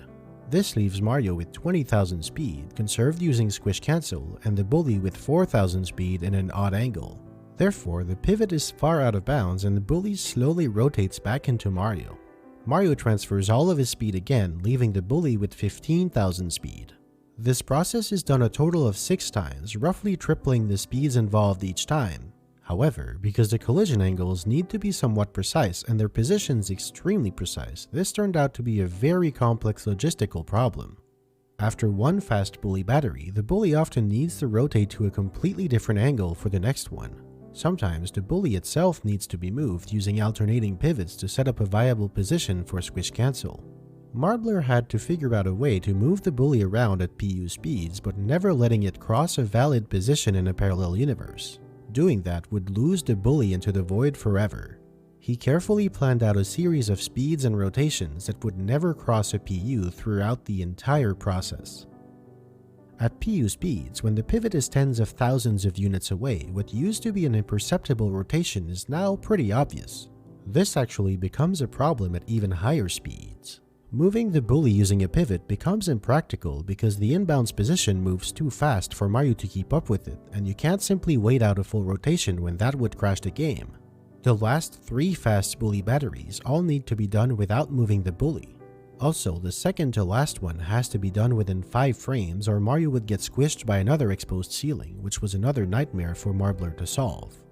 In this 3-hour ordeal, the bully comes dangerously close to a PU more times than we can count and ultimately runs into Mario at 847,000 speed.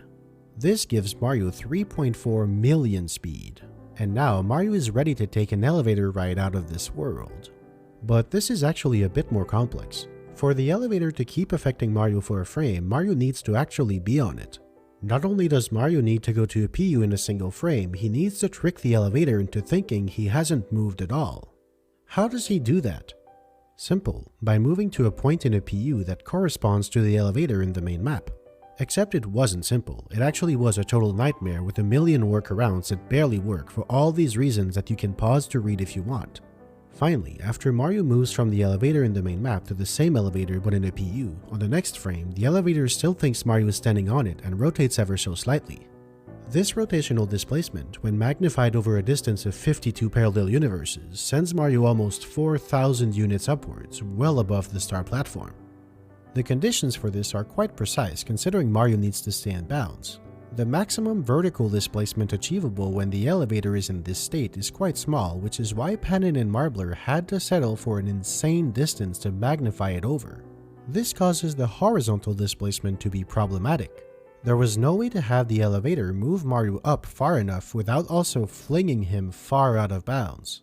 They solved this problem by making the elevator move Mario an entire PU over. Now, Mario is a bit too high, about 500 units above the star platform.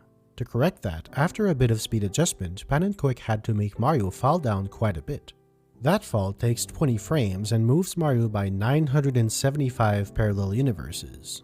And now, all that's left is to navigate back in bounds. Pan and Quick moves 624 PUs in the x-axis and 96 on the z-axis, and finally 352 PUs x and 44 PUs z back to the main map. Collecting the star is trivial. Reaching the star was not. Let's back up a bit on the timeline to April 19th, 2022. Tic-Tac Clock's AAA press save was being heavily worked on, and it was looking more and more likely by the day. On that night, DS273 and Marbler were in a voice chat. The subject of Stomp on the Thwomp soon being down to a single A press came up. What about saving that last A press? Marbler and DS273 were laughing at even suggesting such a thing. First of all, that jump is probably the single A press that gets the most work done. It skips going up these boxes, these treadmills, and of course the thwomp itself. They had no Stardance clip left, no preset hope, no pendulums, and one bob-omb from all the way at the bottom of the clock. Needless to say, it was never going to happen, and they had a good laugh about it. The next day, Marbler set out to demonstrate how infeasible this idea was by going through each step and showing precisely why it couldn't be done. He came to the conclusion that in total there were 8 problematic points. 2 here, 3 here, and finally getting on top of the thwomp. Most of these could theoretically be solved with a Stardance clip, but proving that is useless. You can't just spawn 700 coin stars. But then, Marbler looked closer at each failure point, and the closer he looked, the more answers he found. First, the pole platform, which uses the only available Stardance clip. This in itself is a problem, because it means the method to get past the pole with its use of a star and a fire clone is a one-time use. For a 0A press strategy to have any kind of a chance of being possible, there would need to be a way to climb up and down the pole to set up hopes for cloning. It was time for Mario to do away with non-renewable height sources. This is the crux of the issue. With the amount of obstacles on the way up the clock, the problem becomes very similar to what Bowser in the Sky used to be, a very long deconstructed Goomba bridge. Except this time it was bob-ombs, coins, and fire clones, and this time instead of casually walking around Bowser in the Sky, every single step involved repeating the madness-inducing nonsense to get past the pole in no A presses. Every single time. The elevator platform could theoretically be reached from below using a dive recover, a fire bounce, and a misalignment. Unfortunately, despite this wall having an open corner, it's not pointing away from the origin, therefore no misalignment exists. But if instead a bloated bob-omb could snap to Mario's position and push him into that corner, it could possibly push him completely through the wall hitboxes and into the floor beyond. This diagonal is 141 units. A maximum-sized bloated bob-omb pushes Mario by 149 units. On paper, this could actually work. In practice, well, that's another story. Where would that bob-omb that magically snaps to Mario's position even come from?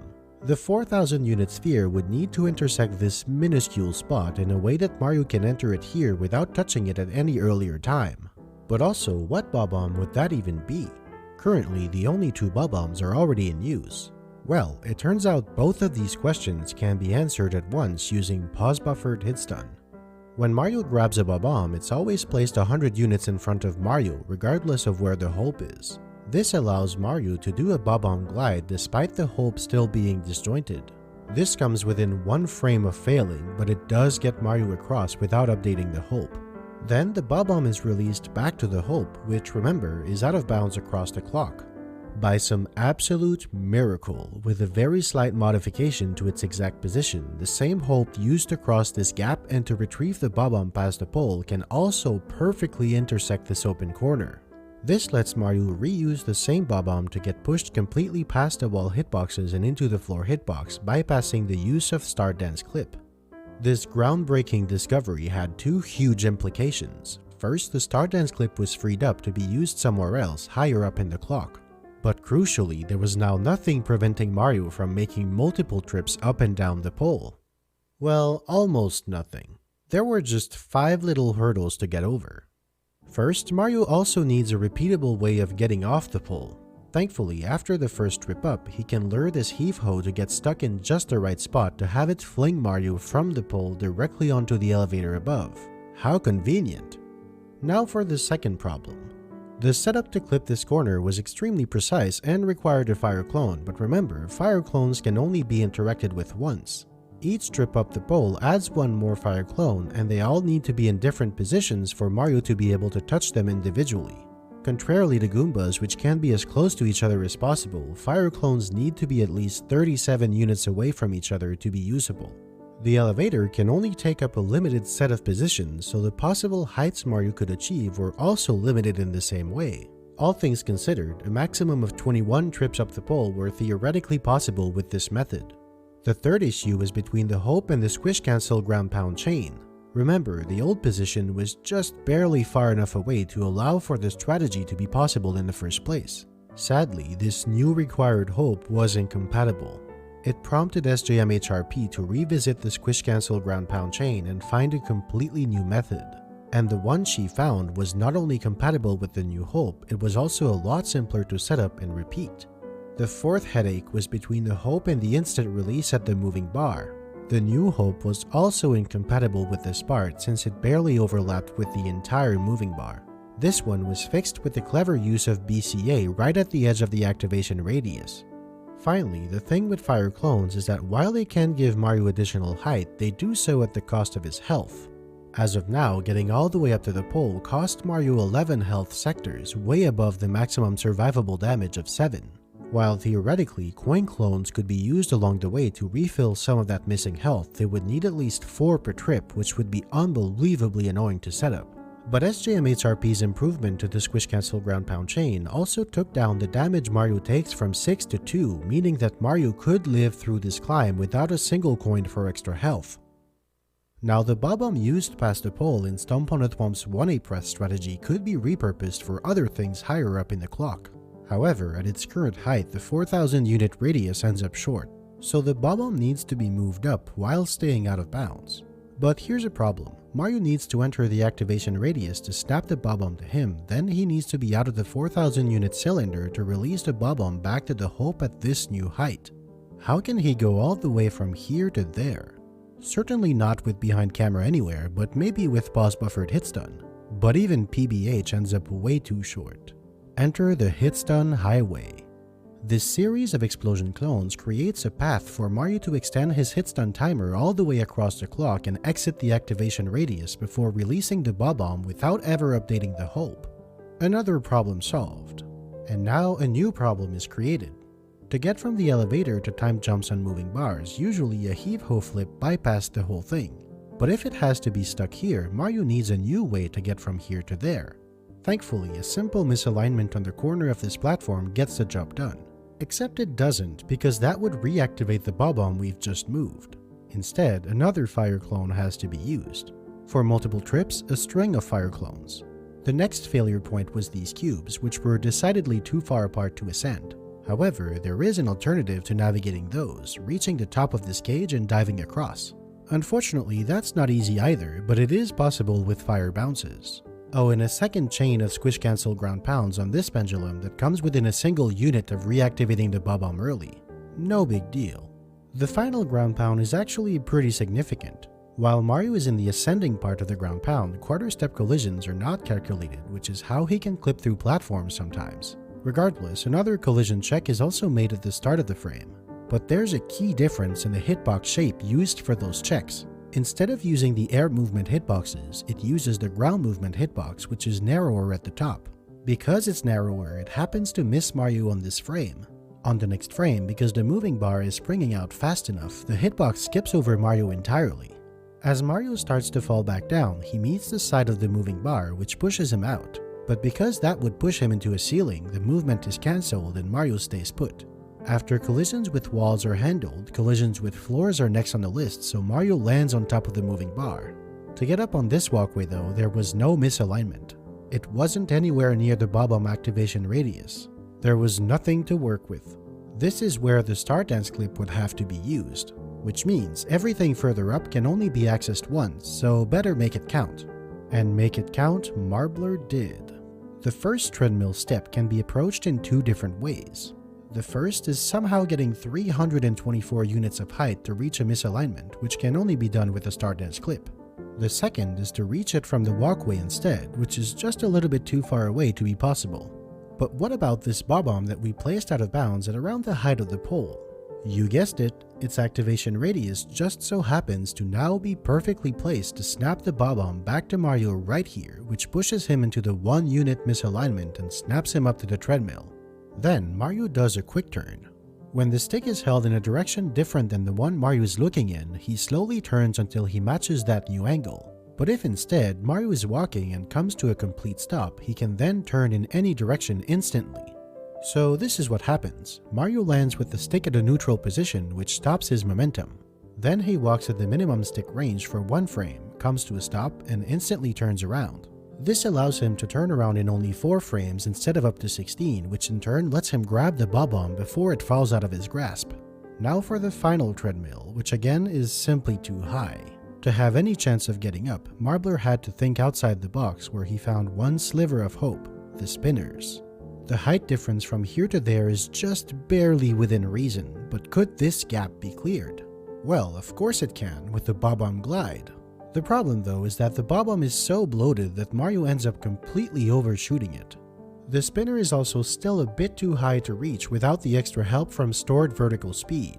So instead, Marbler waits out the fuse timer, then re-grabs the Bob-omb as it's about to explode when it's slightly less bloated. This turned out to be a bit of a tricky maneuver. First, Mario gets pushed off the treadmill, so he dives back on. On the next frame, he does a dive recover, which has to be pause buffered because it's another B press on 2 consecutive frames. Because the end of the treadmill is so steep, after 1 quarter step, Mario immediately lands again, which stores a vertical speed of 26.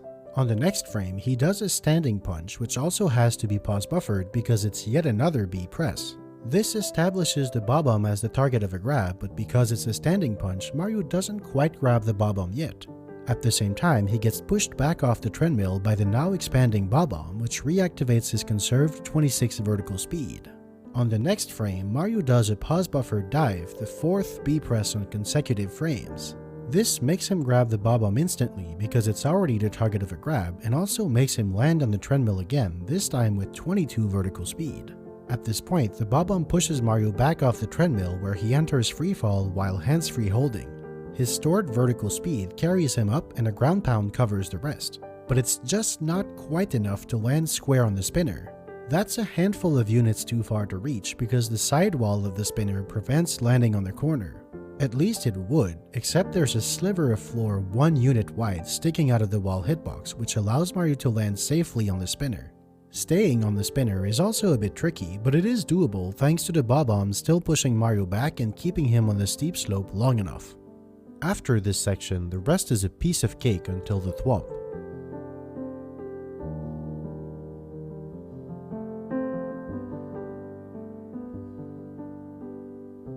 Here the Bob-omb is used to get a fire clone by the thwomp using BCA. Thankfully, there's another fire spitter right at the top of the clock, so no need to go all the way down for it. Besides, remember, there's no turning back after using the Star Dance clip. But the real problem here is that the flame clone needs to be higher than the highest point where Mario can set the hope or release a clone. This was solved by DS273 and Marbler using a wild combination of object slot manipulation magic and the jagged diagonal of the treadmill's floor to get in a hands-free holding state. That still wasn't enough because while they could get Mario a bit higher up with a ground pound, he couldn't release an object and therefore place the hope until after he landed. that is until DS273 had the idea of using BCA not just to release the clone, but to set the hope itself. By forcing Mario to go off camera during the ground pound, the hope stops updating at this point, so it remains up there. And finally, the last magic trick, a dive recover VSC into a ground pound squish cancel fire bounce to reach a misalignment on the corner of the thwomp. This is not like a regular misalignment. Instead, it exists because the wall is ever so slightly slanted sideways, creating a 1-unit gap in its corner at certain heights. Now, repeatedly burning Mario to clear gaps takes its toll on the poor plumber. Thankfully, there are 2 spinning hearts in Tick-Tock Clock, but despite all the best efforts to minimize the burning damage, Mario comes within 1/16th of a sector of health of dying. On top of that, 4 coin clones are used to refill some health. Setting all of this up requires multiple trips up and down the clock to place all of these clones. How many exactly? 5 trips to set up enough fire clones at this elevator for the rest of the route. 2 trips to set up the explosion clones for the Bob-omb glide under pause buffered hitstun. 2 trips to set up the explosion clones for the hitstun highway. 2 trips for the flame clones to get off this elevator. 2 trips for the flame clones needed to get up on this cage and coin clones to refill Mario's health. 1 trip for the flame and coin clones on top of the cage. 1 trip to set up a coin and a fire clone for the Star Dance clip. 1 more trip to set up a flame clone here because the way the Bob-omb is sent to the out of bounds hope for the last time prevents Mario from manipulating the heave-ho into throwing him directly on the elevator. It's possible to get on the elevator with at least 128 units of height, excluding 128. A dive recover gives Mario precisely 128 units of height, so it's not enough, hence the use of 1 more fire clone. And finally, a 17th trip up the clock where Mario sets up 2 Bob-ombs out of bounds. He climbs up with a squish cancel ground pound chain. He snaps 1 Bob-omb to his position and crosses the gap under pause buffered hitstun to avoid updating the hope. He climbs up to the pole by snapping that same Bob-omb to him again and clipping into the floor of the pole platform. He snaps the other Bob-omb to him and uses a pause buffered hitstun highway to carry it across the map without updating the out of bounds hope. He gets flung next to the elevator and flame bounces onto it. He hits another fire clone to cross this gap. He rides this pendulum up, does a final squish cancel ground pound chain up to the cage, flame bounces up to the top. He Star Dance clips to this walkway, snaps the Bob-omb to him one last time to get on the treadmill, then glides into a misalignment on the spinner. He carries that Bob-omb all the way to the top where using hands-free holding and BCA he sets up the hope for one last little bit of cloning. Finally, he completes the star with VSC, a ground pound squish cancel, a fire bounce, and a misalignment to get on top of the thwomp. At last, Tick-Tock Clock is A-press free. Tick-Tock Clock is conquered. At least on paper. Every piece of the puzzle has been figured out and proven possible, but an A-press save is only truly proven when there's a proper task that pieces it all together in one fluid motion. This unbelievably complex task is, as always, given to Pan and Koic 2012. This time though, he isn't doing it all alone. SJMHRP and Marbler join him as well. SJMHRP's specialty was the 17 squish cancel ground pound chains on the lower pendulum. Pan and Koic dealt with everything in the lower part of the clock, which came out to be most of the work. Marbler took care of the upper section, taking over after SJMHRP and handing back the task to Pan and Koic whenever Mario had to go back down to set up more clones. Very little of the tasking process could be automated. Aside from pendulum manipulation and a couple of repeated processes, nearly all of this 6-hour task was painstakingly created frame by frame, which took in a ballpark of 180 hours and over 160,000 re-records. The team ran into an issue with the preset hope that threatened nearly the entire first half of the work, but they managed to miraculously salvage it. The theory crafting of the route was done in parallel to the work on the 3 A-press saves from July. Work on the task began soon after Lethal Lava Land was finished in mid-September. It was finally completed on October 27th and published 2 weeks later on November 13th, 2022. As of today, there are 14 A-presses left in Super Mario 64. So, what are those 14 A-presses and how could we save them? First, let's look at the famous A-presses to enter Tick-Tock Clock. With 3 spawning displacement strategies allowing for a re-entry without using A, Tick-Tock Clock now needs to be entered 3 times from the floor. The prospect of adding more spawning displacement is quite grim. It just does not seem possible. But even if it was, Tick-Tock Clock already requires 3 different preset hopes that can't be set within the stage itself. Each entry that requires an A-press sets the hope somewhere else before entering the stage, so adding another spawning displacement would disrupt this fine balance. So what other options are there? Well, in this room of the castle, not that many. The level entrance is pretty high up, so there's no hope to ever get up directly from the floor to the clock and no A-presses. That's not even close. The only possible avenue would be to reach it from the path to Bowser in the sky. Unfortunately, to have any chance of that, Mario would need at least about 90 speed. With nothing useful to work with, that's well beyond the maximum speed attainable. For now, these 3 A-presses are looking pretty solid.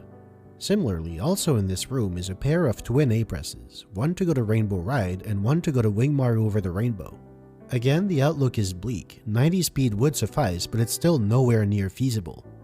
The next A-press left is in Jolly Roger Bay to collect the star Treasure of the Ocean Cave.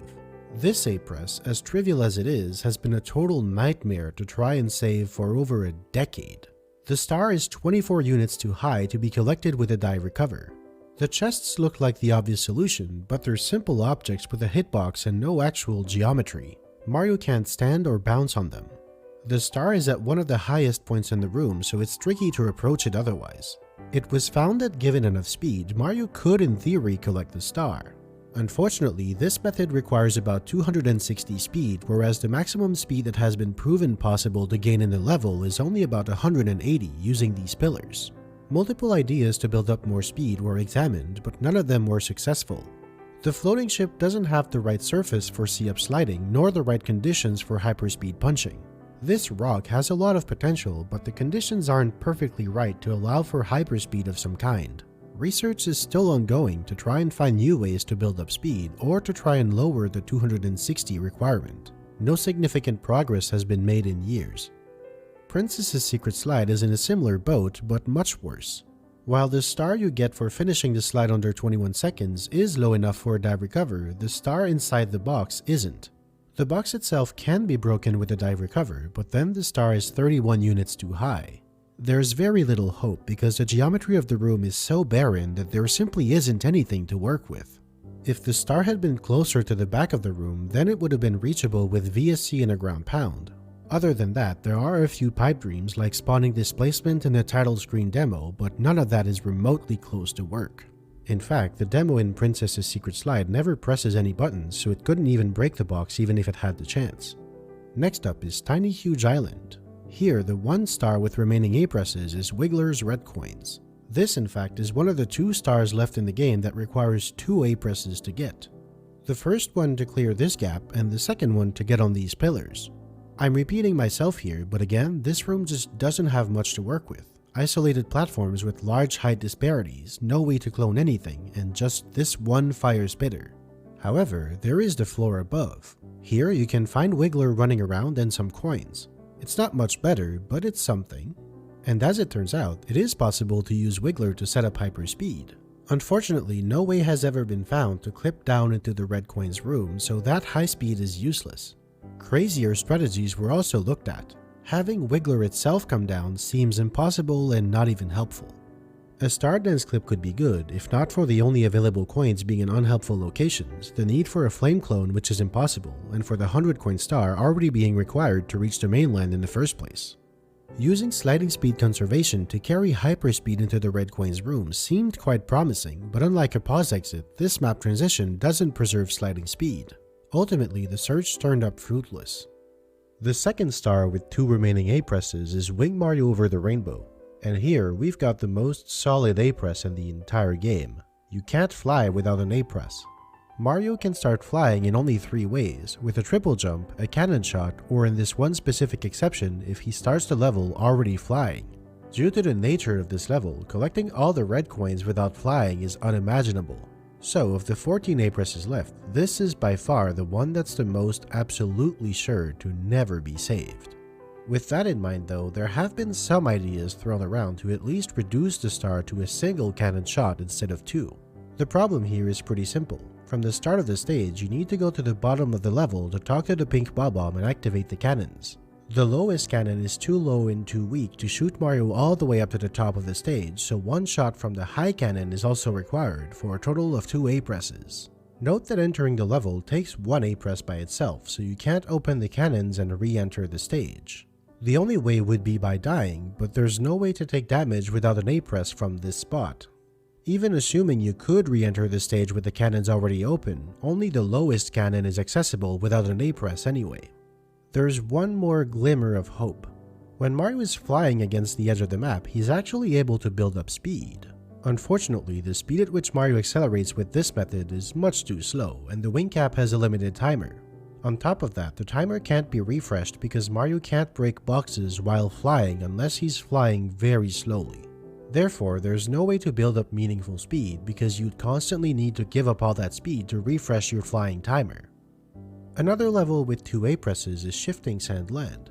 Here though, it's just 1 A press but repeated on 2 different stars to get out of the elevator for Inside the Ancient Pyramid and Pyramid Puzzle. The elevator is particularly annoying because its walls are just 7 units too high for a dive recover to clear them. There's also the option of climbing the entire pyramid, which sounds terrible but surprisingly doesn't look too bad. After a precise knockback bounce to warp past this pole and a Stardance clip to get up to here, things are looking up. But then all hope is lost when Mario faces another pole. With no warp available, no helpful knockback source, and no way to clone anything, this A press seems unavoidable. Specifically for Inside the Ancient Pyramid, things look even worse. A second A press is needed to reach the star, although a Stardance clip has been shown to work. Of course, you can only have one Stardance clip at once. The pole A press also serves to get on top of this grindle and clear the next ledge. Without that jump, this little step just barely too high for a dive recover would have to be cleared using an amp clip. These amps are unique. Instead of going in a circle, they chase Mario. This corner is just barely close enough to make an amp appear. With the clever lure, it shocks Mario and he grabs the ledge, just like a Stardance clip. Theoretically, an amp clip could also get Mario up to the star, but it doesn't work. In short, the amp might not go that high up, and it won't stay this far from its home long enough for a double amp clip. But regardless, the problem is the pole. Without a way to get past the pole, nothing matters. There is, however, one remote possibility involving IROCs. If an IROC is about to pound the ground but it starts its movement while already touching the ground, it can shoot upwards into infinity. This idea has some potential, but outside of hacking its position, the IROC has never been made to enter this state. Even if it did though, it rises so fast that Mario would clip through it instead of being carried up. Last but not least, this is perhaps the most infamous A press of them all, the pole in Bowser in the Fire Sea. From the very beginning, Tyler Caney's primary focus was to make a 70-star run in 0 A presses a reality. For over 7 years, this 1 A press has been the only barrier between him and his goal. Even worse, it is actually possible to get past the pole, but only on the Wii Virtual Console. But the fact that it's an emulated re-release and its incompatibility with the Japanese N64 exclusive glitches have always tarnished a 0 A press full game run in the minds of Tyler Caney and the ABC community. A blueprint to make it possible on Nintendo 64 has been in the works for years and years, but several hurdles remain. The idea is actually similar to the Lethal Lava Land strategy. It consists of supplying thousands of speed to one or more bullies, then using squish cancel and the rotational displacement of one of these platforms to send Mario up as he travels to a parallel universe. When he comes back, he's now past a pole. The setup is a bit more complex than in Lethal Lava Land. Here's a rundown of how it works. I'll give you time to read it. It boils down to this problem. The platform rotates because of Mario's weight on it. As such, the rotational displacement applied to Mario is almost always going to be negative. Getting a positive displacement from this platform requires a sudden burst of speed that isn't possible to achieve with normal movement. The only currently known way to do it would need 3 different bullies, all hovering at ludicrous speeds and pinpoint precise positions. Only there's a single bully down here, so this cannot work. This theoretical solution was created after years of work by Tyler Caney. He did it by hacking the speed and position of each bully, and its purpose is to serve as a demonstration that the idea of a PU speed squish cancel upwarp in Bowser in the Fire Sea can work on paper given the right conditions. This wishful thinking would take a massive leap towards reality if it was shown to be possible using only one hyperspeed bully. And in fact, that's exactly what happened just a week ago when SpudY2K showed off a route using the 10k glitch that would theoretically require a single bully.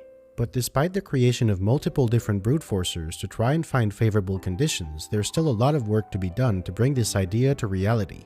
This is the brick wall the ABC community needs to break through. The actual bully battery is thought to be relatively trivial in comparison to this massive problem, although it could take significantly longer than the mere 26 hours of Lethal Lava Land. There are also 4 half-A presses remaining in the run. 1 for Watch for Rolling Rocks to use elevators with PU speed, 2 in Dire Docks to swim with the shell for cloning, and 1 for Get a Hand to kick the wall to set up spawning displacement. With so many other A-presses left, it seems very unlikely that we'll ever run into a situation where these half A-presses become a problem for the 120-star run. Here's my own judgment of how likely each A-press is to ever be saved. It's entirely subjective, and while I believe the gist of it is generally agreed on, the exact ordering is pure speculation. Of all these A-presses, the most likely to be saved is definitely Bowser in the Fire Sea. A long way behind would be Jolly Roger Bay, then Shifting Sand Land and the second cannon of Wing Mario Over the Rainbow.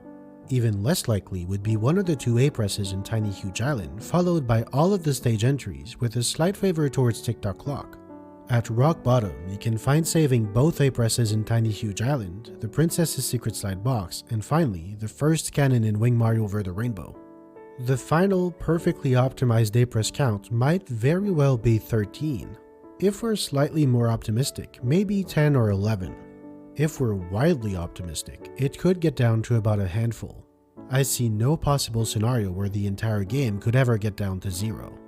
But regardless of the final frontier of the ABC, there will always be the endless secondary challenge of making the run faster and more efficient. Over the years, countless improvements have been made that cut dozens of hours from the total runtime. A full 70-star run in 0 A-presses has been in the works for years, but it's stuck waiting for Bowser in the Fire Sea to be solved on Nintendo 64. Meanwhile, the estimated time for a 120-star run in 14 A-presses is now 58 hours and 47 minutes. Over 2/3 of that can be attributed to Elevator Tour and the Volcano and Tick-Tock Clock combined.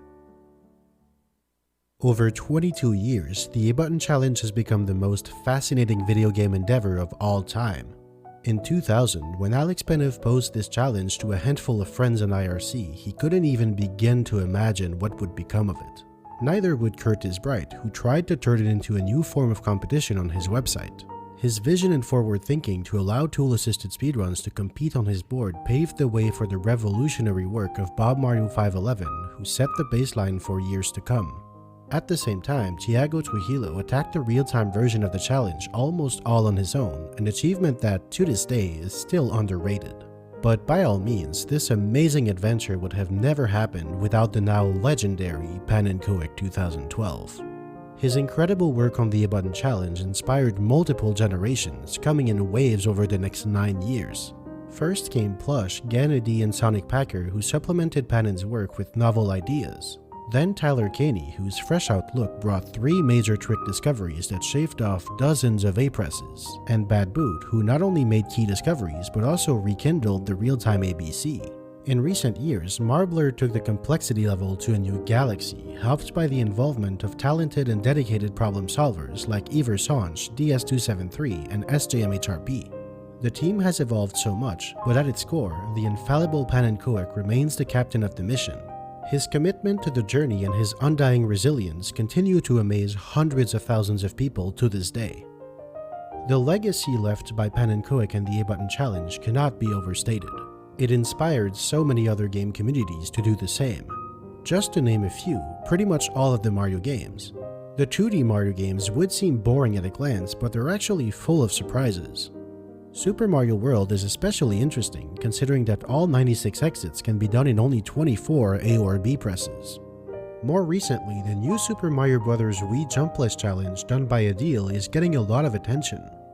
Super Mario Sunshine and both Galaxy games have to waste hundreds of A-presses in menus, but they are quite optimized in terms of actual gameplay. Most 3D Sonic games also have an A-Button Challenge. In fact, Shadow the Hedgehog was beaten entirely in 0 A-presses by Ring Rush. The Donkey Kong 64 ABC, which is also led by Ring Rush, is absolutely full of clever solutions and goofy tricks. Its sister games Banjo-Kazooie and Banjo-Tooie both have A-button challenges of their own as well. The Super Mario 64 ABC also inspired a myriad of more or less loosely related challenges, such as the B and Z button challenges, the No Buttons challenge, and the No Joystick challenge. Even in other games like Ocarina of Time and Majora's Mask, any % low pauses or all dungeons no doors, beating Sonic 3 without pressing right, and half of Steve Gaming's YouTube channel. The list is absolutely endless.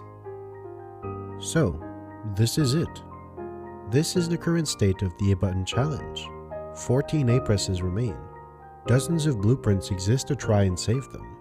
One of them is being actively worked on and is thought to be possible. Only one. After all these years, the community has finally hit a wall. With all its dead ends, the current outlook for the future of the A-button challenge does look a bit grim. But the community around it keeps growing. Over the years, the entire Super Mario 64 code was fully decompiled. Countless simulators were written to investigate billions and billions of possibilities. There's still work ahead of us. There might always be. Mount Everest wasn't designed to be climbable. Mountains don't care if anyone manages to reach the top or not. Super Mario 64 was never designed to be beaten with 0 A-presses. The game doesn't care if it's possible. We do. And until we reach the top, we will keep climbing.